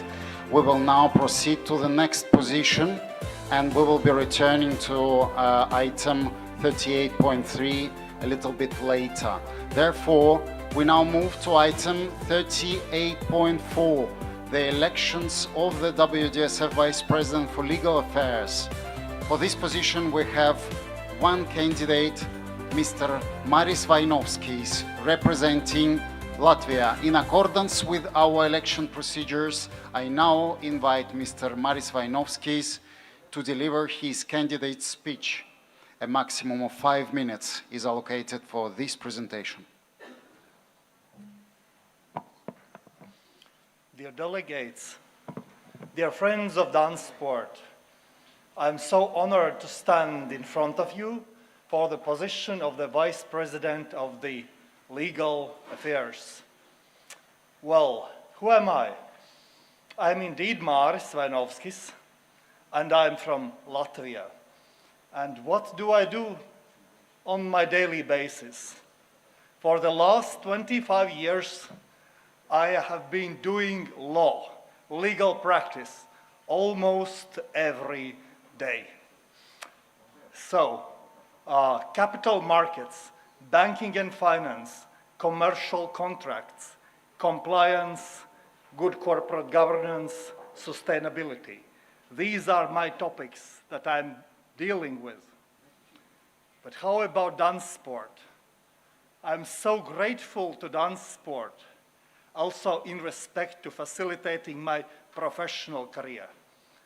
How to put it? I also sometimes go to courts, and it's similar. When it is quick step, yes, it's finals, you have to be, nobody cares how bad or good your day is, whether there have been any issues with the preparation, you have to deliver. And that goes much credit to the DanceSport. So dear friends, dear colleagues, I think I need to give back. And over the last 5 years, we have worked closely within the Legal Commission. I'm a humble and proud member of the Commission, alongside great colleagues, James Fraser, Nerijus Stukas, Michel Daum. We are doing the best we can. And it's far from being boring, by the way. It's from international contracts to contentious issues, to helping national member bodies with their local WDSF-related matters. And it's about compliance, it's about good governance, and it's about sustainability. And dear delegates, sustainability and compliance is not anymore just optional. It's essential. And that is so important. And we are a part of the team to help you with that. You are the business people. You are the first line of defense, as they say in the banking world. So you deal directly with the competitions, with athletes, with adjudicators. So all of those, you are at the forefront. We, the Federation's lawyers, we are your second line of defense to support, to prevent, to assist. And that, if elected, I will continue doing alongside my great colleagues, and that is our pledge, and we hope to be even more open and cooperating to do great for our dance sport. Thank you for your support. Thank you very much, Mr. Wojnowskis. And I see that, wait please, give us a second, because I see that there is a question or comment from Mr. Fraser. Thank you very much, Sergei. Thank you, ladies and gentlemen. I don't wish to delay the vote unnecessarily. However, I wished to speak briefly to personally introduce Maris Vanovskis to you. Maris has been a member of my legal commission for many years. He's one of the finest legal minds I've ever had the pleasure to work with.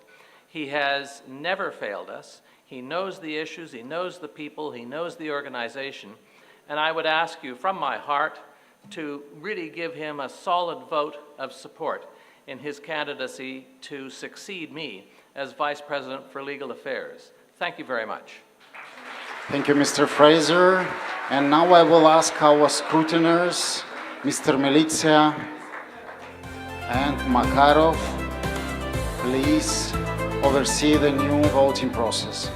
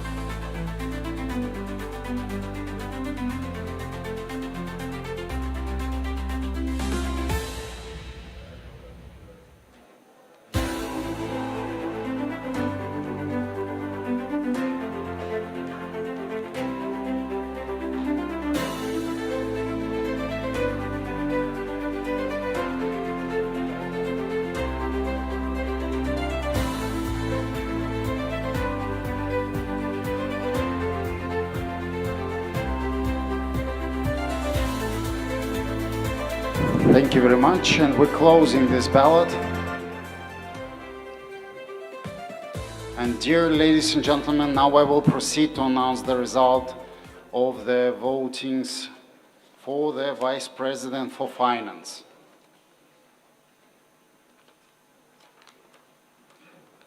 With the voting summary, voting method, paper ballot voting, total number of possible votes 136, total number of valid votes cast 135, vote count conducted by scrutineers officially appointed for the 2025 WDSF AGM, certified results by Mr. Michael Shelton, candidate's name Mr. Tony Tileni, number of votes 126. Congratulations, Mr. Tileni. And now I welcome you for the thank you speech.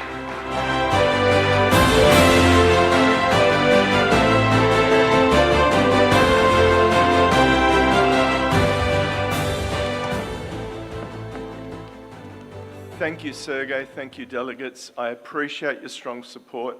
I certainly will work hard in this position, and I look forward to serving the athletes, the member bodies, and over the years, I'm sure there will be many more successes that we will achieve.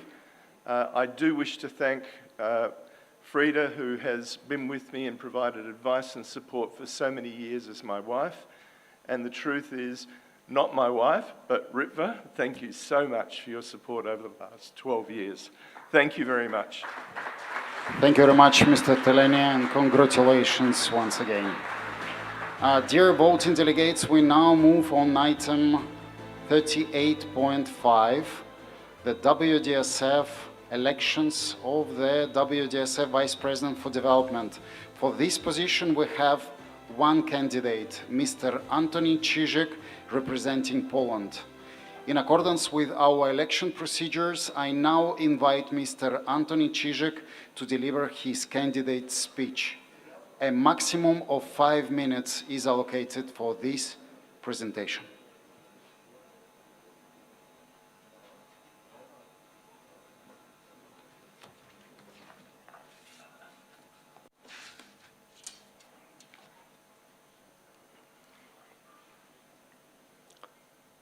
Dear AGM delegates, I decided to run again for the position of Vice President for Development because I would like to continue serving the World DanceSport Federation. I am proud of what we have achieved, but also I have clear vision of what still needs to be done to build a strong and dynamic international federation. As president of the Polish DanceSport Federation, an active trainer and an international judge, DanceSport and the WDSF are very close to my heart. I bring with me an extensive experience in organizing sport events, managing a sport organization, and securing funding for dance-related activities. I hold degrees in both sport and management, and most importantly, I have many years of practical experience that allow me to take effective action for the developing and promotion dance sport. During my current term as Vice President for Development, I set out to build a system to support the growth of talented athletes and to create a model for developing their sports potential. Not all initiatives have been fully realized yet, but I am eager to continue this important work in the years ahead.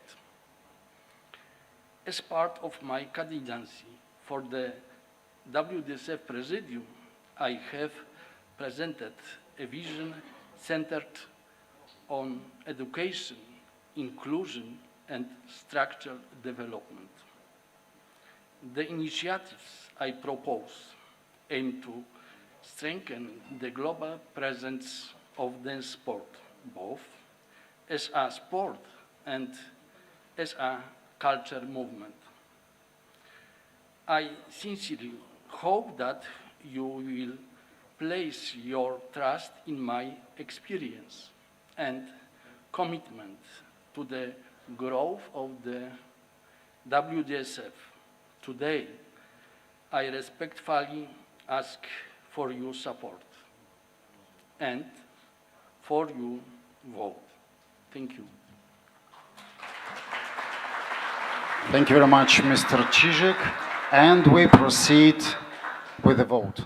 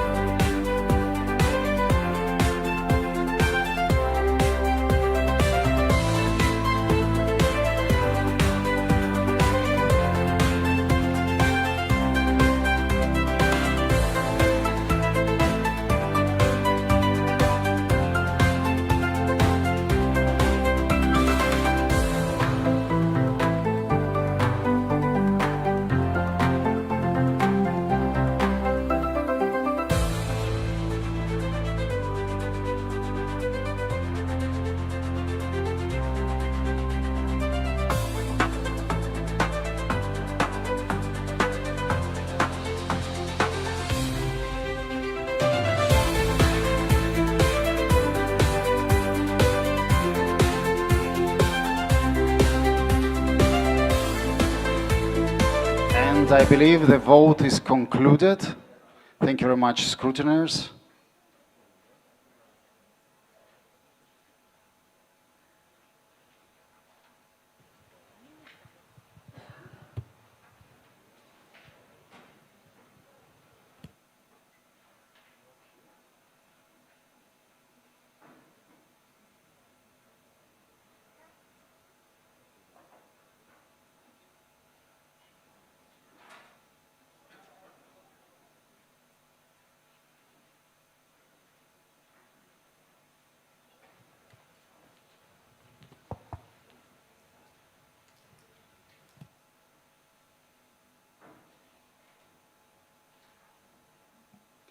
Ladies and gentlemen,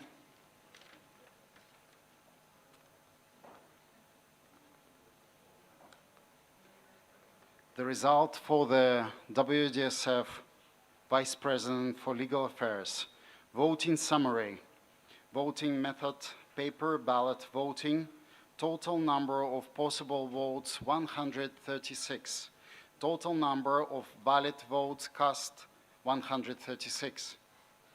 Vote count conducted by scrutineers officially appointed for the 2025 WDSF AGM. Certified results by Mr. Michael Shelton. Candidate's name, Mr. Maris Vainovskis. Number of vote, 136. Congratulations.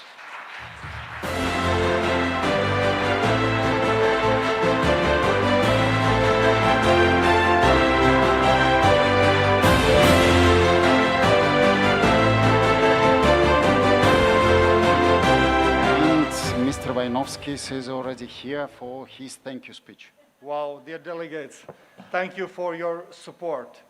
With great respect and responsibility, I accept this position. And straight on, I want to address those qualified and professional and academic lawyers here in the room. And there are a few of you. I want to encourage you to also consider putting your application to join the Commission, to join the forces, because we are stronger together. The more diverse we are, the better. So, dear colleagues, send in the CVs, let's work together. Thank you. Thank you, Mr. Wojnowskis.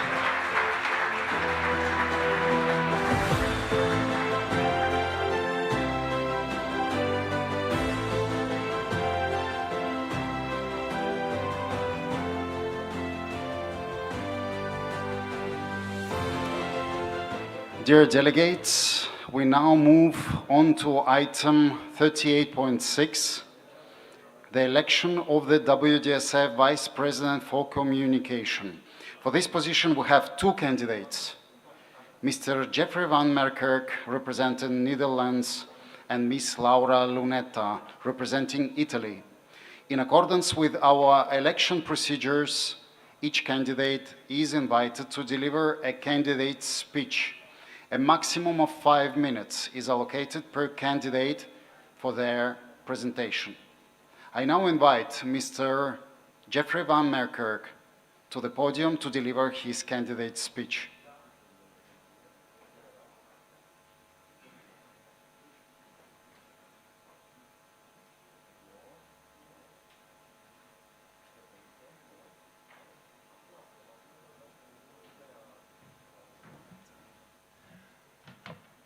Good afternoon, everybody. I hope you're well. It's a big honor for me for standing in front of you. However, I pre-discussed with Sergei that I would be withdrawn above my name. Now, as you mentioned, it's already withdrawn. Thank you so much. Thank you so much. Dear delegates, really, it's a pleasure for me to stand in front of you. And today is a very important day, as you will elect today a new Presidium for the development of dance sport for the next coming 4 years. In that respect, you have also received my candidacy to be re-elected for a second term as the Vice President for Communications. However, as mentioned also by our Vice President for Sports yesterday at the forum, officials and Presidium members are no longer allowed to judge. And judging and being part of the system, being together with all of you, is my passion. So I decided not to run for a second term. I want to thank you for all the support I received from you for the last 4 years, and also still today. I really care for you, and I really hope that you do make wise decisions for the election for the next and other candidates. Thank you so much. Thank you very much, Mr. Van Merkerk.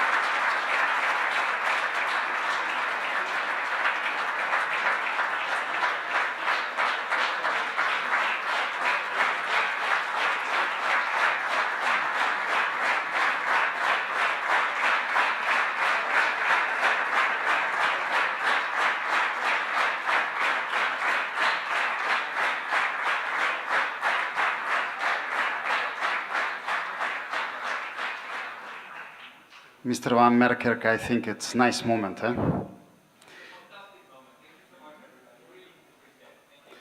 Thank you very much. And I now invite Ms. Laura Lunetta to the podium to deliver her candidate's speech.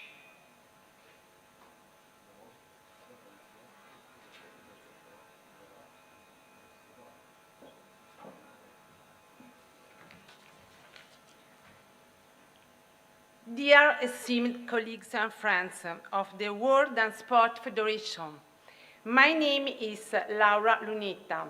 Many of you already know me as the president of the Italian Dance Sport and Musical Sports Federation, and perhaps also the first female president of an Olympic sports federation in Italy. Today, I'm honored to present my candidacy for the position of Vice President of Communication of WDSF. Before becoming President, I walked many paths that are likely familiar to many of you. I was a dance sport athlete, a coach, and an event organizer. I earned a degree in biology, a master in sport management, and a PhD in sport engineering. And finally, I became a university professor, with dance always on the heart of my studies. I started dancing at 12 years old and quickly fell in love with this sport. Dance sport taught me discipline, resilience, and clarity of purpose. As a woman, a mother, and a leader, dance sport has helped me see the extraordinary strength the women bring. It helped me understand what it means to balance responsibilities without compromising on excellence. The same spirit carried me through tough training and competition, and still drives me in every challenge I face. I deeply respect the work that the WDSF has done under the leadership of President Chanté and the Presidium, particularly our Olympic achievements, the recent WDSF Dance Sport Festival in Blackpool, and the continued success of the Grand Slam series. As we look to the future, I believe communication must become a central pillar of our growth. Media is not just a tool, it's a bridge to the next generation. If we want to keep our sport vibrant, visible, and relevant, we must invest in media and outreach.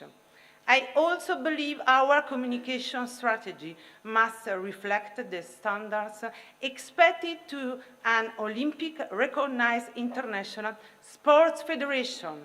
The IOC has shown us how important storytelling and digital engagement are for the future of sport. WDSF is already on this journey, but we must go further. My goal is to align our communication more closely with Olympic frameworks to elevate our international profile and position dance sport as a modern and inclusive sport on the world stage. I am ready to take on this responsibility with my team. Our aim is to build a specialized communications team made up of experienced media professionals under the structure of a new WDSF communication company to support WDSF's team. This team will ensure best practices, high-quality content, and fast execution, coordinated by me, to stay fully aligned with WDSF's mission and values. From social media to international engagement, we will work to elevate dance sports visibility, especially among younger generation. Dance sport has given me so much: a path, a purpose, and a voice. This is more than a sport for me. It's a mission to grow it and to ensure that everyone, regardless of gender, background, or age. Thank you from the bottom of my heart for your time and attention. Let us move forward together toward a strong and successful future for dance sport. Thank you very much. Thank you, Ms. Lunetta. Thank you for this presentation. And now, delegates, be reminded we have only one candidate. Please be reminded that Mr. Van Berkerk withdrew his candidacy. The vote may be considered invalid.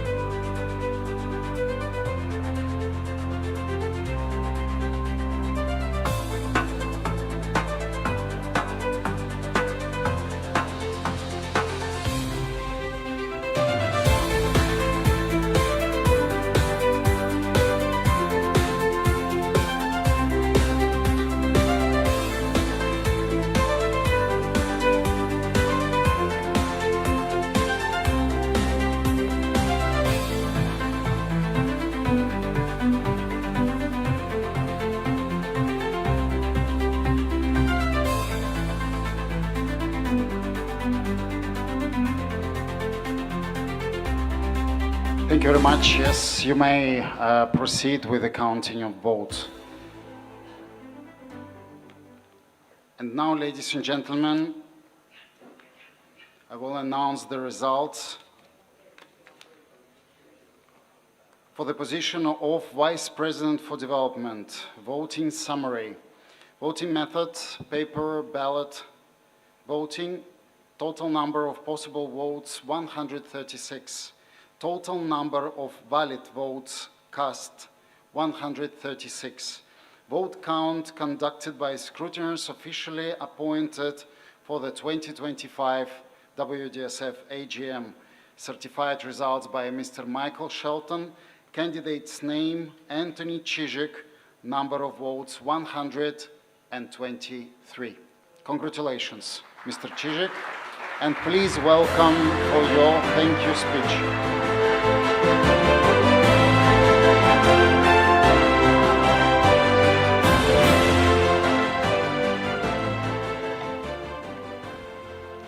Dear colleagues, dear delegate, I'm honored and deeply grateful for the trust you place in my electing my as Vice President for the Development, WDSF Presidium.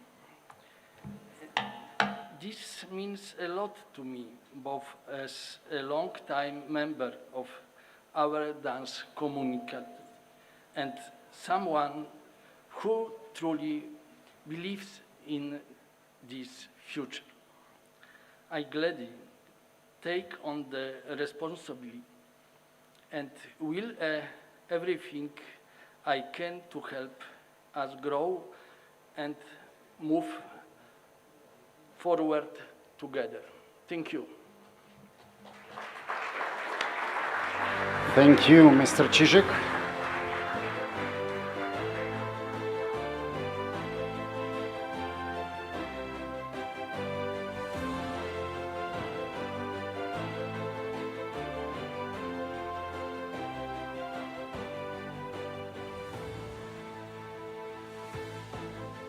Dear voting delegates, we now move on to item 38.7, the election of the WDSF Vice President for Development. For this position, we have one candidate, Mr.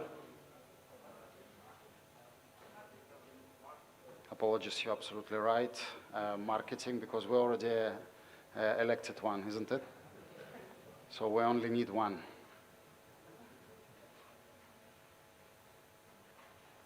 Thank you very much for the correction. And for this position, we have one candidate, Mr. Vasile Gliga, representing Romania. In accordance with our election procedure, I now invite Mr. Vasile Gliga to deliver his candidate speech. A maximum of 5 minutes is allocated for this presentation.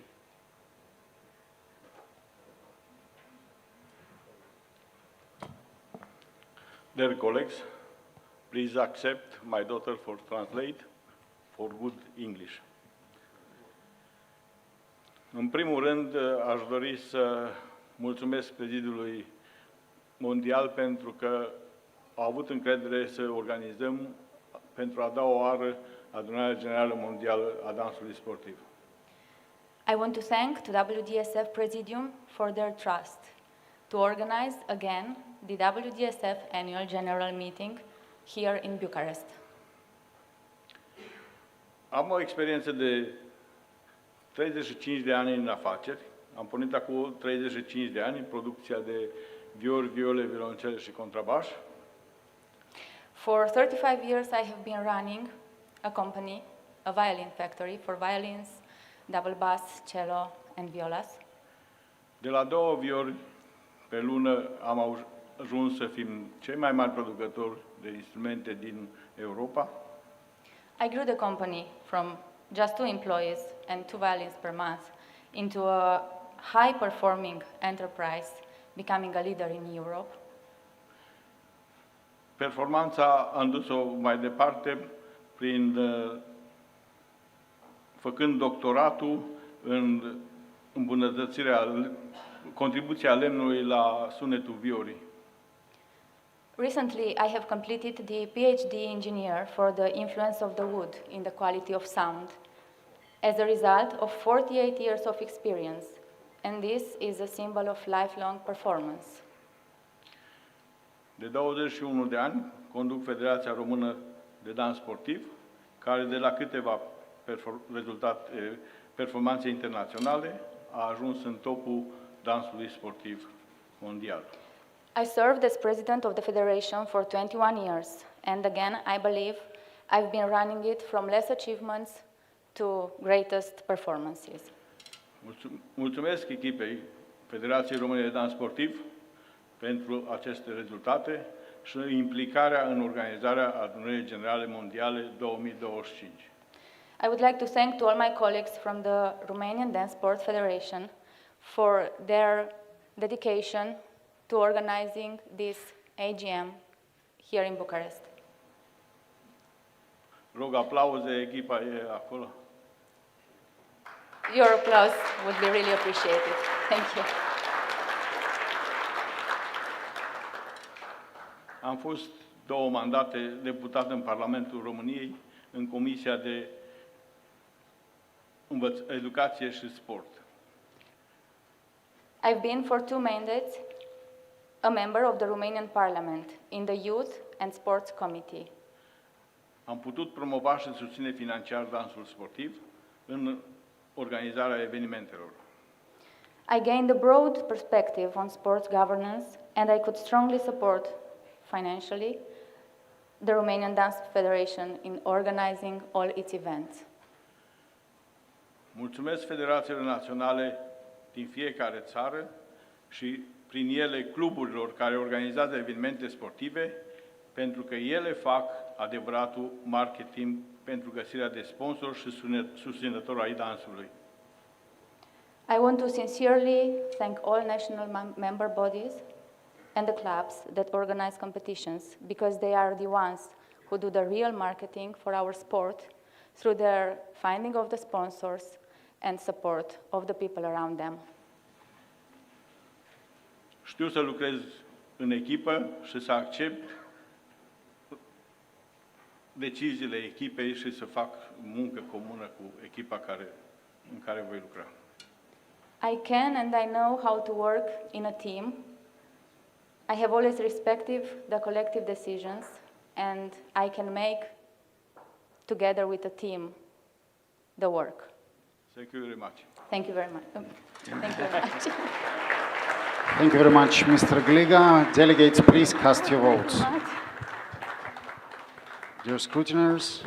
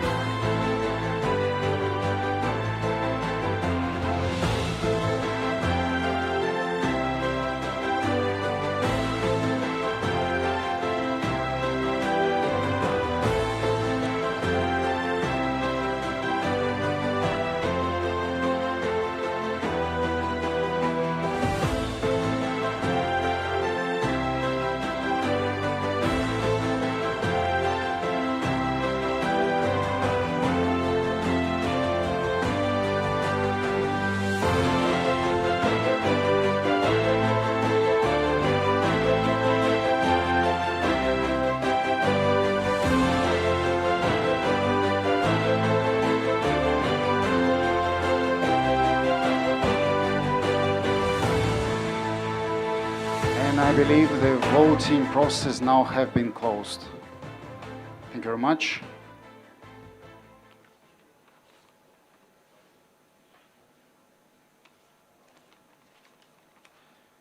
Dear delegates, now I would like to announce the results for the Vice President for Communications. Voting summary, voting method, paper ballot voting, total number of possible votes 136. Total number of valid vote cast 119. Vote count conducted by scrutineers officially appointed by the 2025 WDSF AGM. Certified results by Mr. Michael Shelton. Candidate's name, Laura Lunetta, with 109 votes. Congratulations. And now, I now invite you for your thank you speech.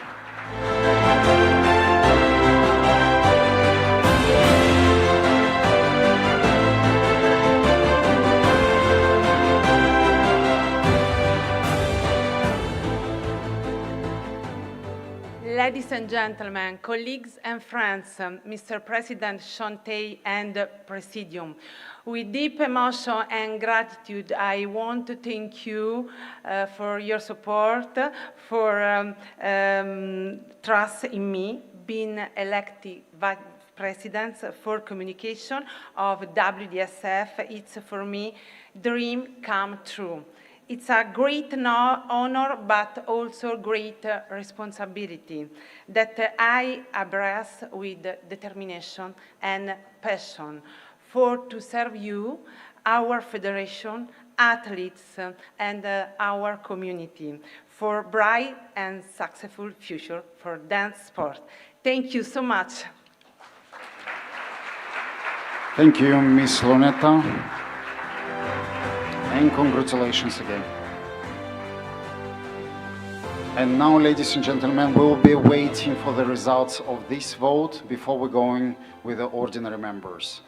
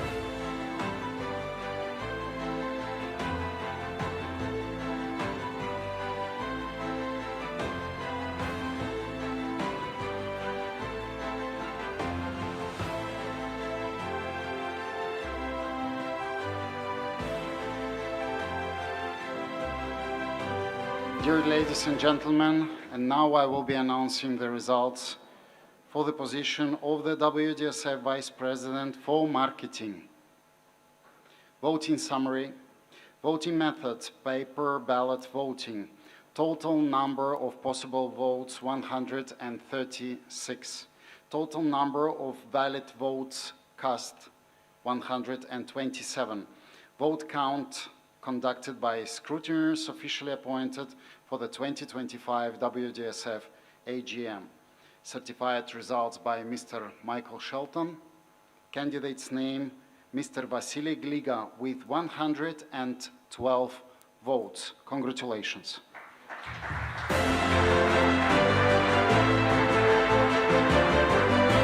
And I now invite you for the thank you speech, Mr. Gliga.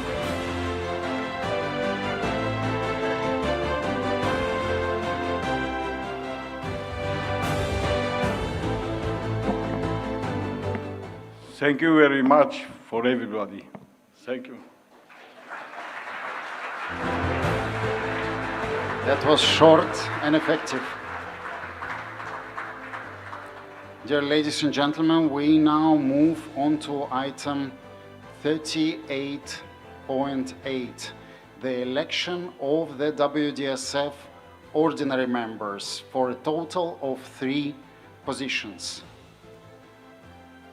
Here I would like to inform you that initially we have 10 candidacies, from which one was withdrawn, from Mr. Rostislav Filgas from Czechia, and another one is no longer eligible, Ms. Laura Lunetta from Italy. Therefore, we still have 8 candidates. And according to our election procedures, I will be inviting one by one for their election speeches. Please welcome Mr. Boris Odikadze from Israel.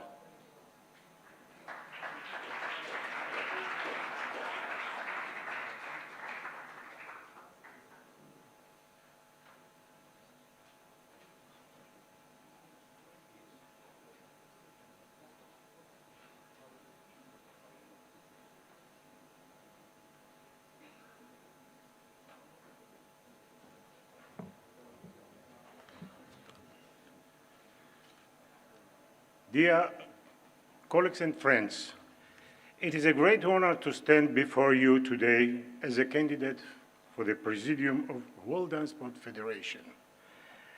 My journey in dance sport began more than 50 years ago, in 1972.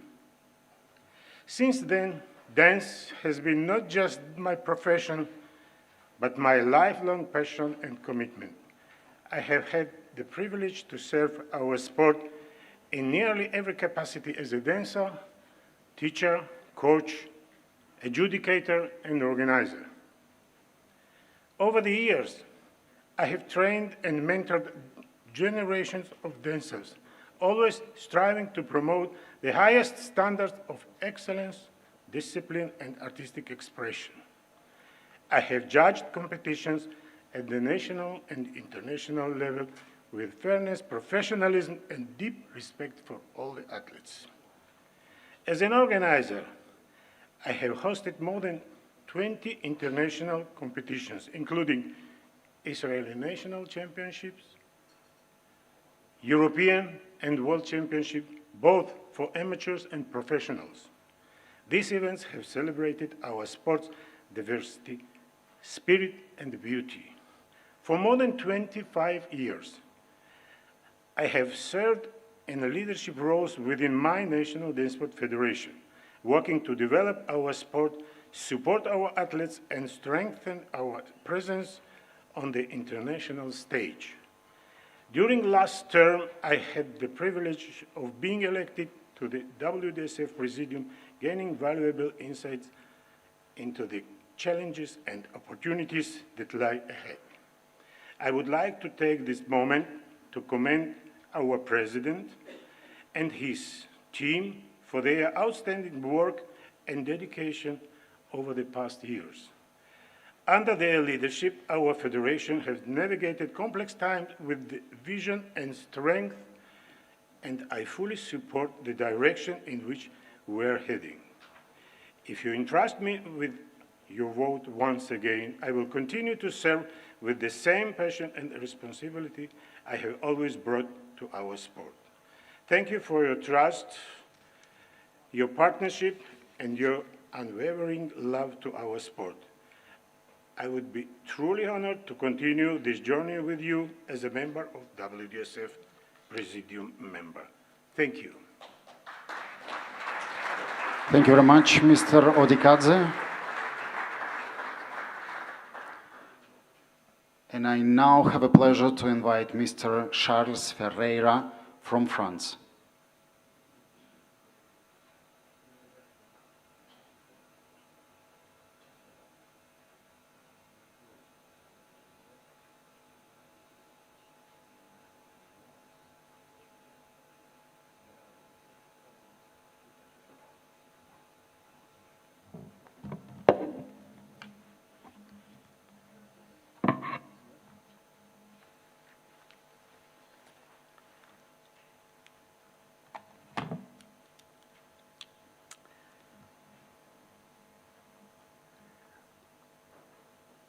Ladies and gentlemen, dear friends of dance, my name is Charles Ferreira, and I've been lucky to build a life alongside dance. First as a dancer, then as a teacher, coach, international judge, and today as a committee leader. For more than 40 years, I've had the joy of teaching, running several dance schools.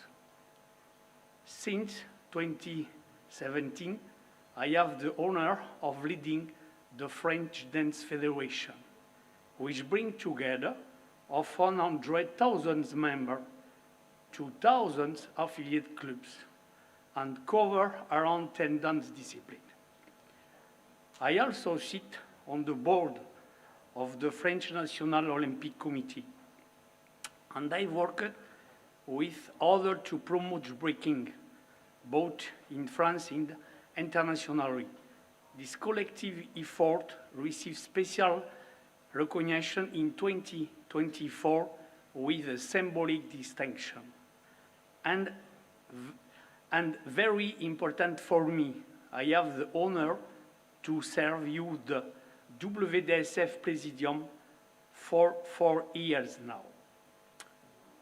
To continue my political action inside WDSF with the spirit which has governed until now.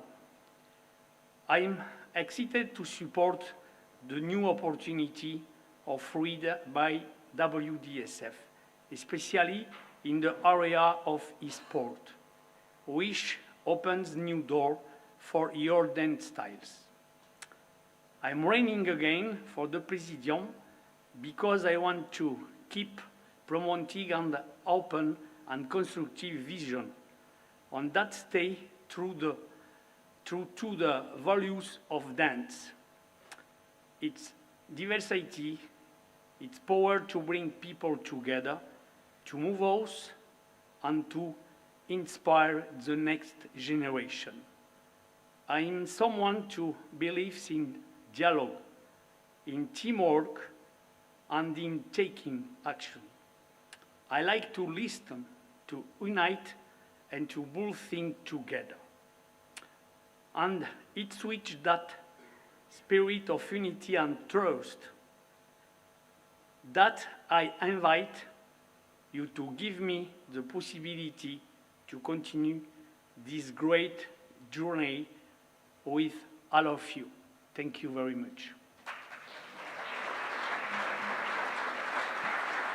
Thank you very much, Mr. Ferreira.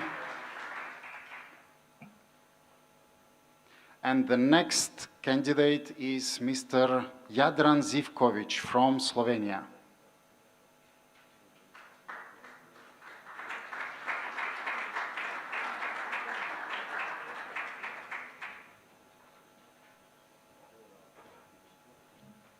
Dear delegates, my name is Jadran Živković. I am president of Slovenian DanceSport Federation for the last 6 years.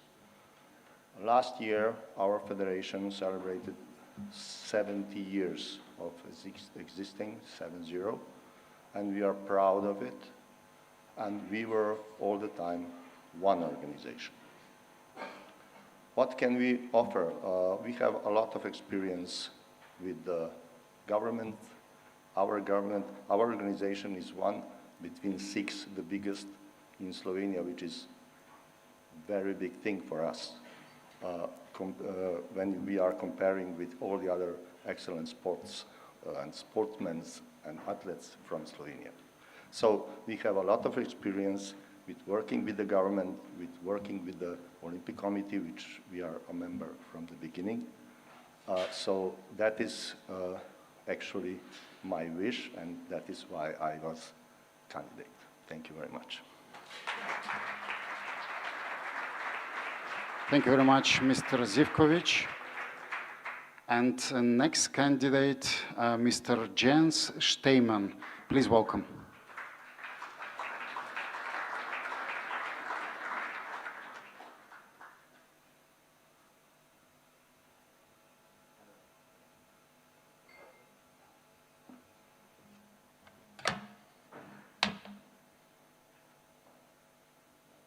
Good afternoon, ladies and gentlemen. First of all, it's a great pleasure, and I feel honored to be with you all in this special day of the World Dance Sport Federation here in Bucharest. I'm 65 years old, I'm married, and I live in Bremen, in northern of Germany. Some of you already know me for being the president of the Green Gold Club Bremen since 1996, one of the most important dance sport clubs in Germany, many-time world champion in formation, and in the close past organizer of several WDSF World and European Championships. Before sharing with you my target and my vision regarding my candidacy, I personally wish to give a warm welcome to all the representatives of the federations here at the WDSF Annual General Meeting 2025. I really hope this AGM will create, establish and consolidate a strong cooperation with all the national member bodies for the bright future of our glorious WDSF. As much as my desire to take part in the WDSF Presidium, it is a decision motivated by my past and the deep connection that I have with this amazing sport of ours.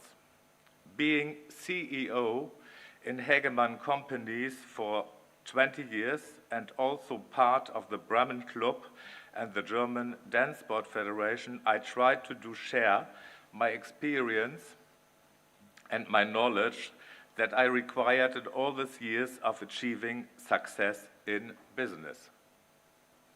Once elected in the WDSF Presidium, I will use my skills and my long-term experience to the benefit and of the global WDSF community.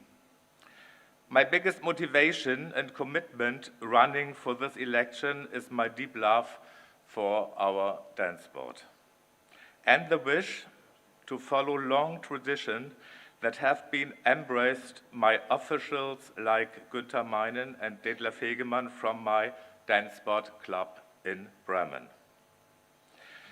My deepest personal thank you goes to my association, the German Dance Sport Federation, for the big trust through the years and for placing my nomination for this WDSF Executive Board.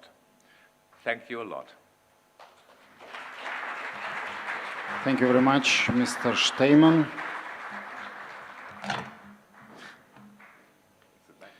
Ladies and gentlemen, as I mentioned before, Ms. Laura Luneta is no longer eligible for the position of Presidium member. Therefore, we're moving forward with the next candidate, Mr. Luis Baño, representing Spain.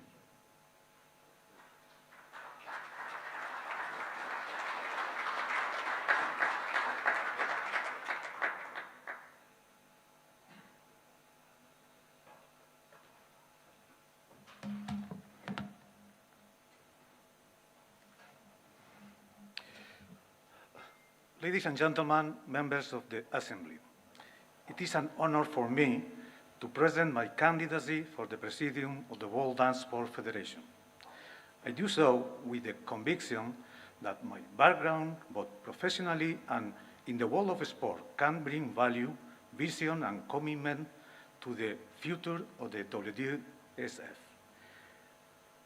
My professional career has spanned more than 35 years, focused on the development of projects and the organization and management of teams within large companies across a wide range of sectors. This experience has given me a strategic outlook, solid leadership skills, and a deep understanding of institutional governance. But above all, it has taught me how to work with people, build consensus, and lead with responsibility. In parallel, for over 21 years, I have dedicated my life to the development of dance sport in Spain. My journey began with the creation of an autonomous federation and the official recognition of dance sport as a discipline. Foundation, the led of the establishment of what is now the Spanish Dance Sports Federation. Since then, I have had the privilege of actively contributing to its growth, structure, and international positioning, working hand in hand with national and international bodies to achieve recognition, expansion, and professionalization of our sport. In the past 3 years, the Spanish Federation has demonstrated a firm and sustained commitment to the global development of that sport. Spain has been the country that has organized the most WDSF competition during this period, establishing itself as an international benchmark in event management. Moreover, we have led the implementation of pilot events for new disciplines, actively contributing to the evolution and diversification of our sport. Our commitment to sustainability has also been a priority. We are currently in the process of obtaining the sustainability seals from the Spanish Olympic Committee and have been audited by Bureau Veritas, both a sports entity and for the 3 main international competitions which are recognized as sustainable events. This effort reflects our vision of responsible sport aligned with Olympic values and the challenges of today's world. I have led multidisciplinary teams, designed strategic plans, and managed complex projects with a global perspective. This combination of business experience and passion for dance sport has enabled me to face challenges with a creativity, rigor, and a clear focus on sustainable results. I also have the honor of serving on the Executive Committee of the Spanish Olympic Committee, where I have contributed to national sport policies and have been awarded the Olympic Order for my commitment to excellence and integrity. Furthermore, as an athlete, judge, chairperson, and coach with the highest certification from the Spanish Federation. I have lived dance sport from the inside, on the floor, with the athletes, with the clubs, with the coaches. I know their needs, their dreams, and their challenges. Today, I stand before you with a firm commitment to work for a stronger, more inclusive, and more globally connected WDSF. I believe in a federation that promotes equal opportunity, embraces sustainability, and projects itself international with ambition and responsibility. My vision is clear: a global, accessible, modern, and professional dance sport.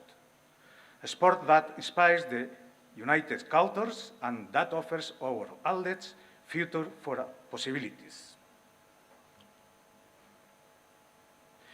To whom we must be able to demonstrate the true value and return that dance sport can offer a return based on values global visibility, social impact, and a passionate, committed community.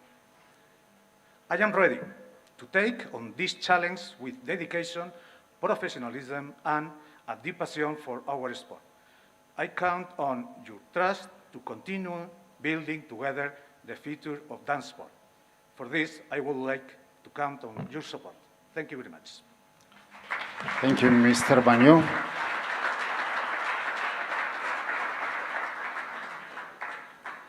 And we're moving with the next candidate, Ms. Patricia Goch from Canada. Please welcome.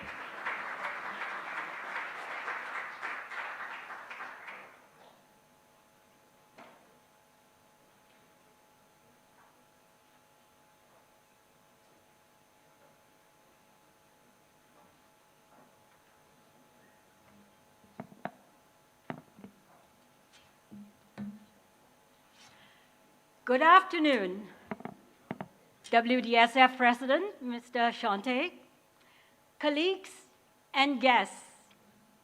I am Patricia Go, running for WDSF Presidium Ordinary Member position. First of all, I would like to thank each and every one of you for your work in your federations, which in turn has helped to contribute to the success of WDSF.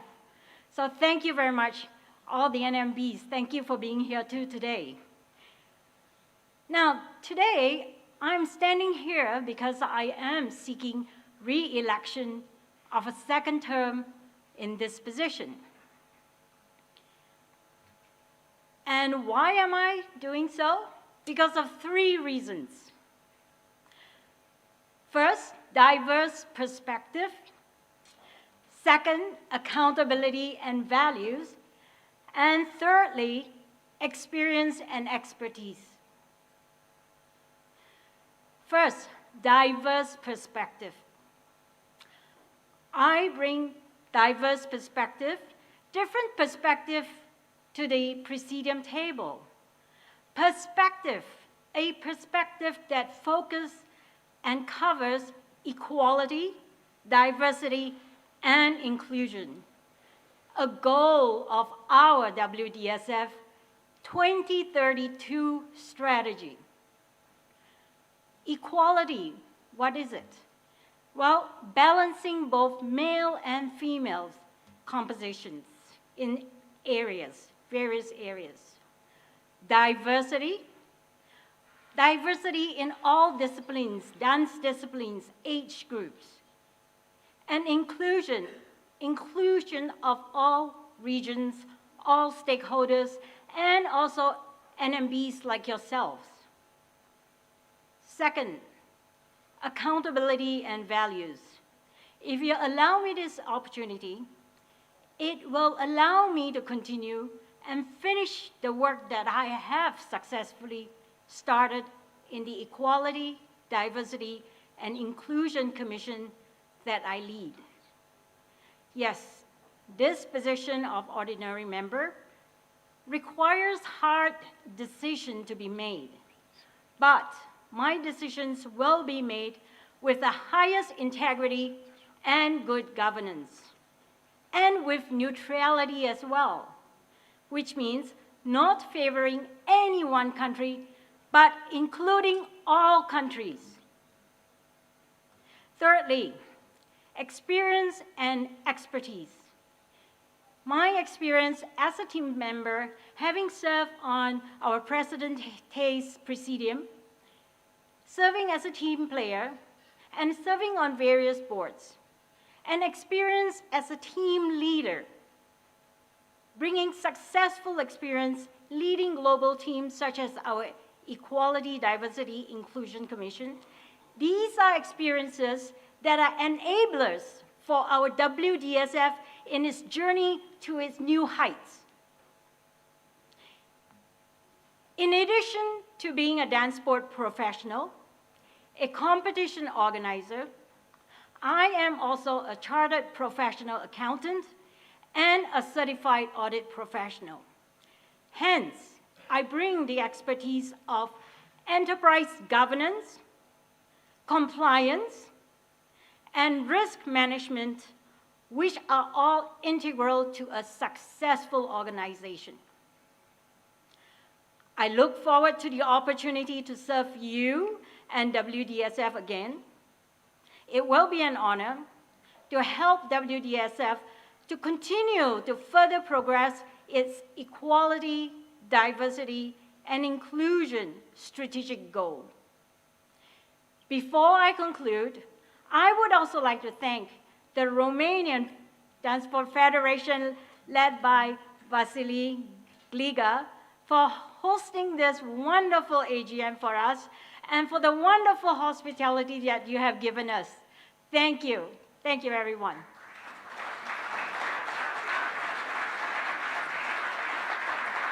Thank you very much, Ms. Goch. Ladies and gentlemen, be reminded that Mr. Rostislav Filgas withdrew his candidacy. Therefore, we are moving forward to Mr. Valdis Skutans. And here I need to inform you, due to his absence and according to the WDSF statutes, Article 13 bis 8b, where Mr. Skutans should declare in writing that he consent running for this election, which he successfully did. In addition to that, he requested for him to be represented by Mr. Yuris Aras, who will be delivering speech on behalf of Mr. Skutans. Mr. Aras, please welcome.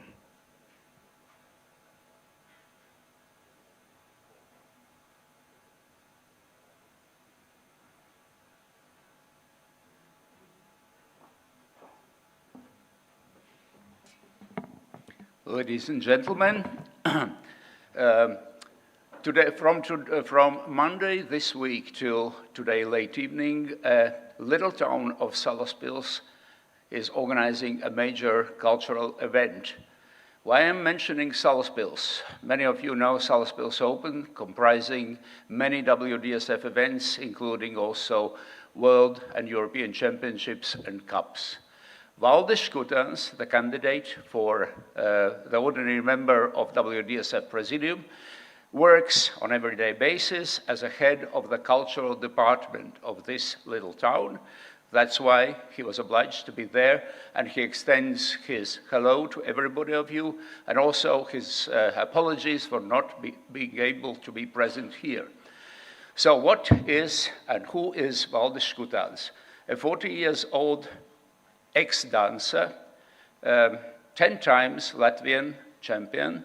He finished his career as ranked second in professional division of WDSF, maybe the name was different then, in standard category. He is a member of Presidium of Latvian DanceSport Federation. He has worked for 8 years in a sports commission of WDSF. He has been respected by his colleagues worldwide and also in Latvia. And he's joyful, he's got a rational mind, he's a decision maker, and I think he would be a big contribution to WDSF Presidium, and he is ready to work for it. Thank you very much.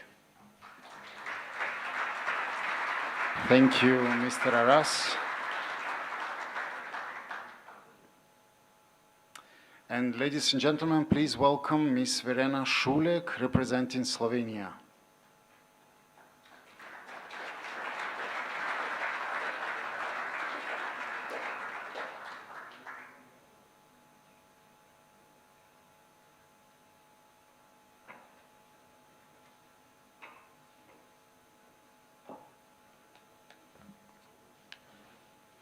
Good afternoon, ladies and gentlemen.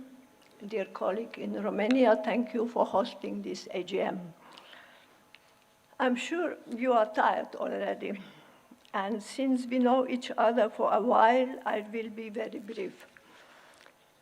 I have served professional division since the very beginning in 2007, when professional division was established as treasurer and director. At the last professional division AGM in Warsaw, I was elected honorary life president, which is a big honor for me. The reason why I'm here today is the wish of many professional athletes, as well as organizers of professional events. They feel safer having someone in WDSF Presidium to take care of them. So I'm ready to help. Thank you. Thank you very much, Ms. Schulik.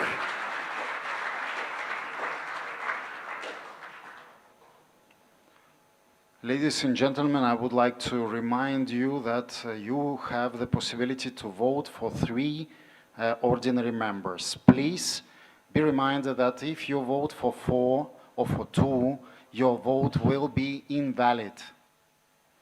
3 ordinary members, please be reminded that Mr. Rostislav Filgas and Laura Luneta are no longer eligible as candidates.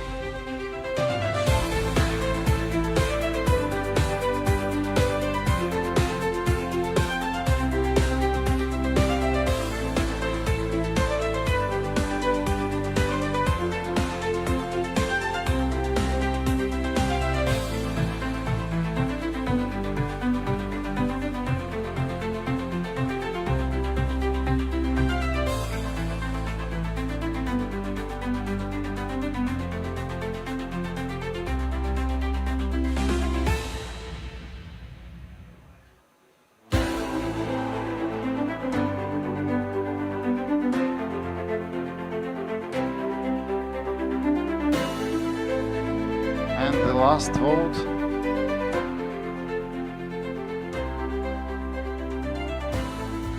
Here I believe we can consider the vote closed. Thank you very much, scrutineers.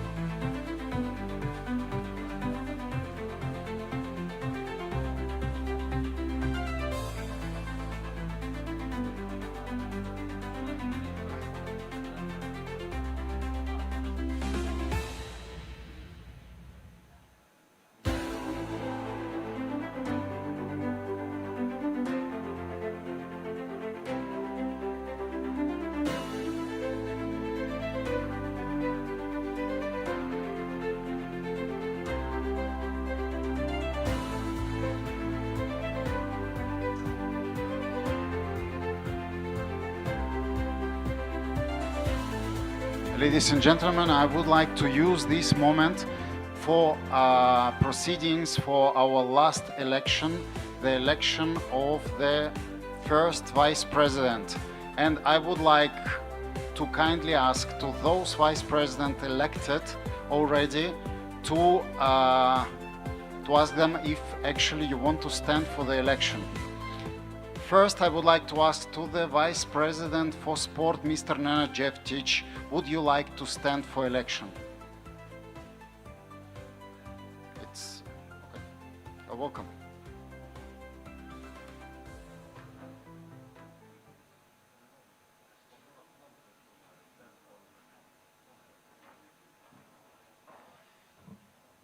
Hello again. I respectfully confirm that I'm standing for the position of the first vice president. Thank you very much, Mr. Jeftic. And I would like to invite the Vice President for Finance, Mr. Tony Teleni, to acknowledge if you wish to stand for the position of first vice president. Thank you, Mr. Nafontov, but no, I defer to Mr. Jeftic. Thank you very much, Mr. Teleni. And I would like to invite the WDSF Vice President for Legal Affairs, Mr. Maris Vainovskis.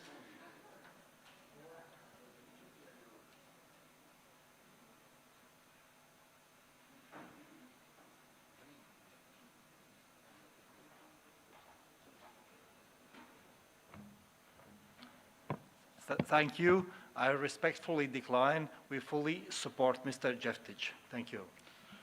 Thank you very much, Mr. Vainovskis. And I would like to invite Mr. Gliga as Vice President for Marketing. Mr. Gliga is not present in the room, therefore we are moving to Vice President for Communication, Ms. Laura Lunetta. Please declare, should you stand for the elections of the first Vice President?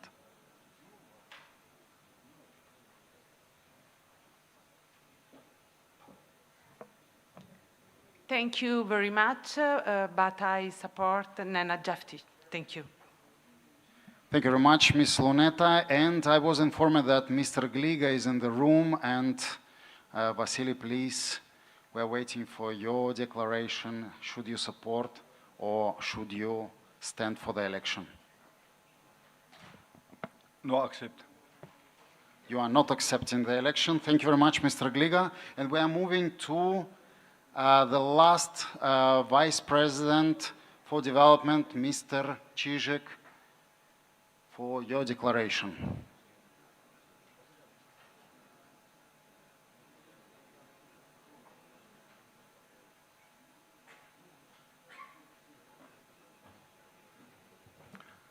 No, thank you. I support Mr. Jeftic. Thank you very much, Mr. Čížek. I believe you have a very hard job today. Therefore, please fill in the name in the remaining voting cards that you have in your envelope. Please be reminded that you have 2 votes each, with exception of the honorary members. Dear scrutineers, please oversee the voting proceedings.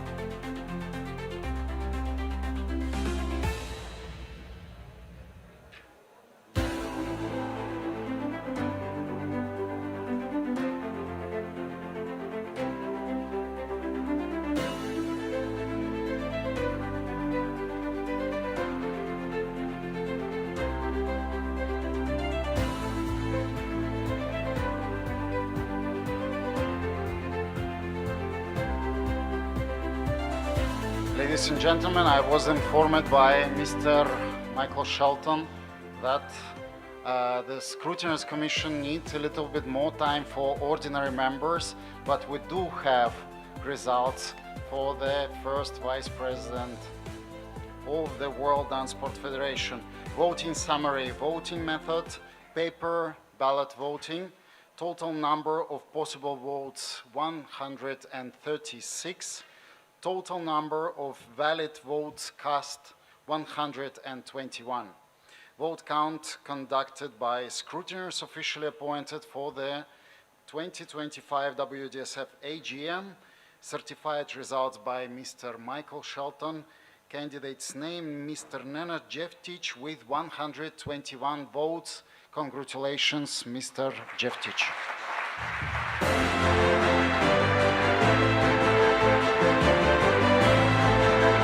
Now please welcome for your thank you speech. Exactly. Thank you, and I will really be happy, and I'm honored and grateful that I can serve to our WDSF. Thank you very much. Thank you, Mr. Jeftic. And I believe in few moments we will have the final results, the results for the 3 ordinary members.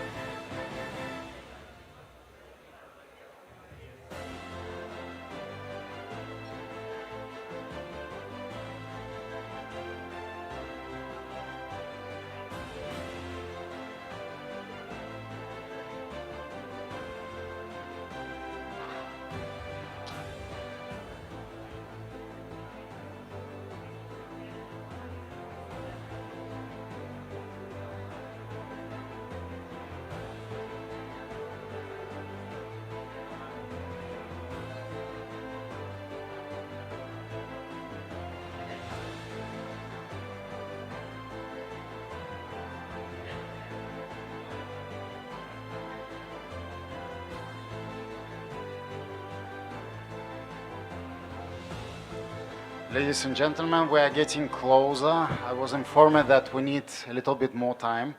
Meanwhile, I would like to remind you about the small change in our schedule.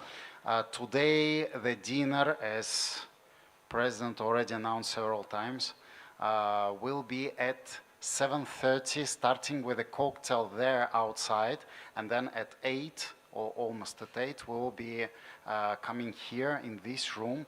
So the dinner will be held here at about 7:38.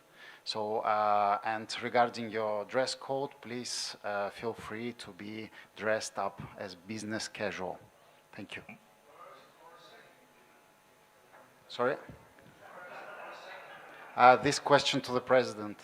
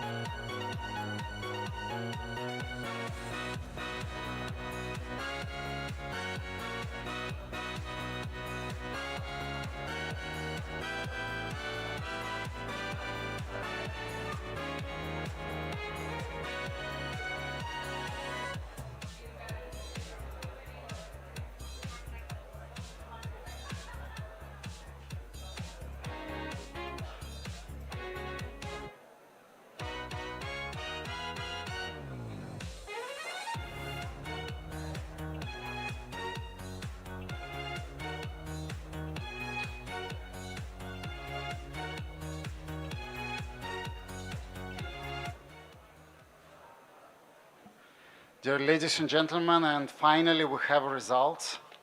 I would like to thank Mr. Michael Shelton and all scrutineers group. I think you had such work to do, and I see you are smiling, therefore I believe you feel that you are delivered. Good. The WSF elections for ordinary members, voting summary, voting method, paper ballot voting. Total number of possible votes, 136 by 3, which means 408.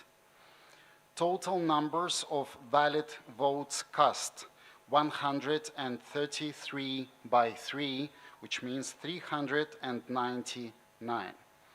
Vote count conducted by scrutineers officially appointed for the 2025 WDSF AGM. And let me read first, not to do any mistake.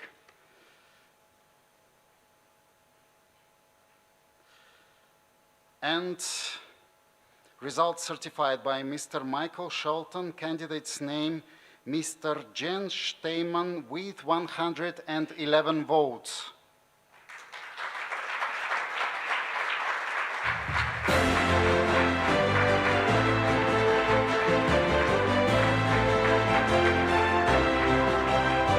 And therefore elected for the ordinary Presidium member position.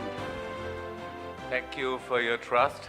I accept my election and I will do my very best for WDSF. Thank you. Thank you very much, Mr. Steyman. Mr. Luis Bagnon with 96 votes. Please welcome for your thank you speech.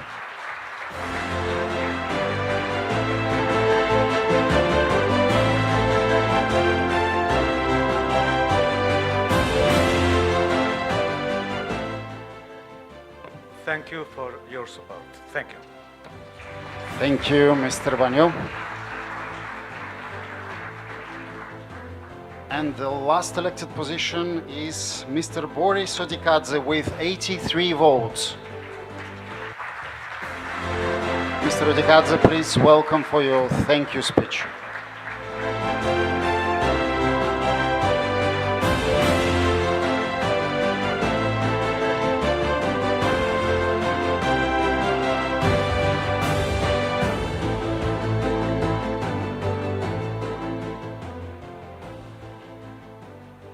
Dear delegates, thank you very much for your trust.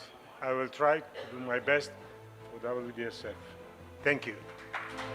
Thank you very much, Mr. Odikadze, and congratulations to all three elected ordinary Presidium members. And now I will inform you regarding the results of the rest of candidates for accountability reasons and for minutes purposes. Ms. Patricia Goch with 41 votes. I believe she deserves an applause.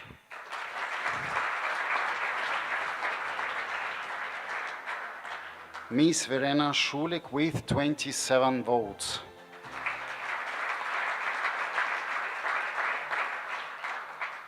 Mr. Charles Ferreira with 19 votes.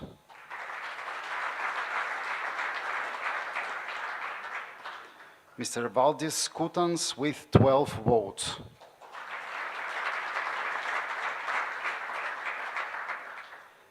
And Mr. Jadran Zivkovic with 4 votes.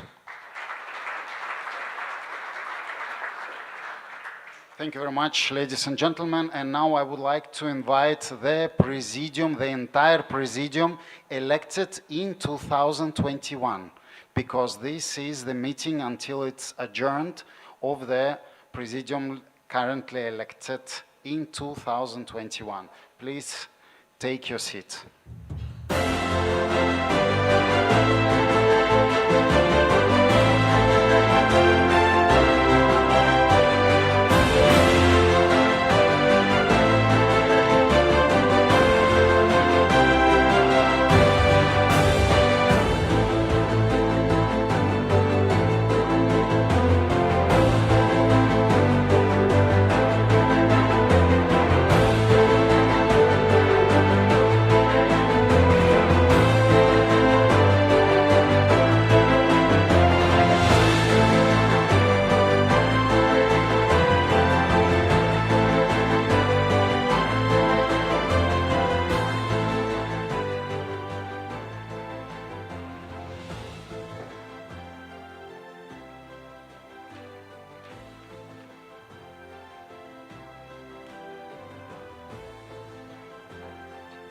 Mr. President, all Presidium members are here. I'm handing over to you. Thank you, Sergey. Once again, ladies and gentlemen, thank you very much for all your work and all your support for the running of the annual general meeting 2025. I think we have a very, very smooth AGM, and we will now proceed with the last item on the agenda. Is there any new business for the good of the WDSF that you want to raise?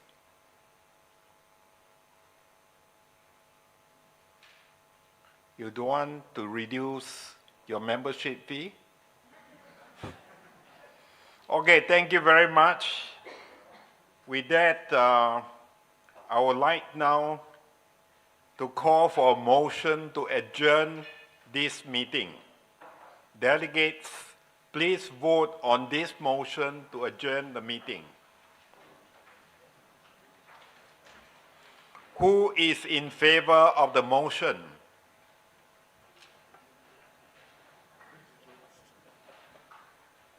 Who is against the motion? Come on, I'm a bit disappointed. Who is abstaining? No abstention. The motion is carried and the 2025 Annual General Meeting of the World Dance Sport Federation is now adjourned.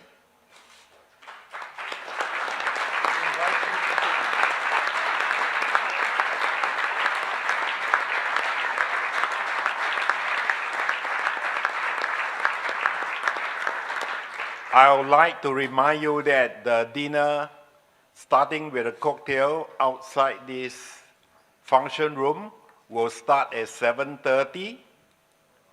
And please come early because there will be limited beer and wine. And at 8 o'clock, you will have a Chinese dinner in this room.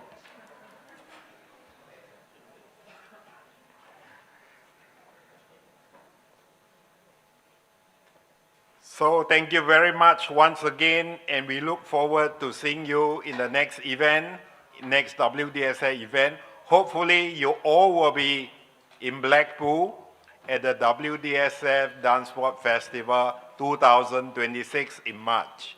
Thank you again.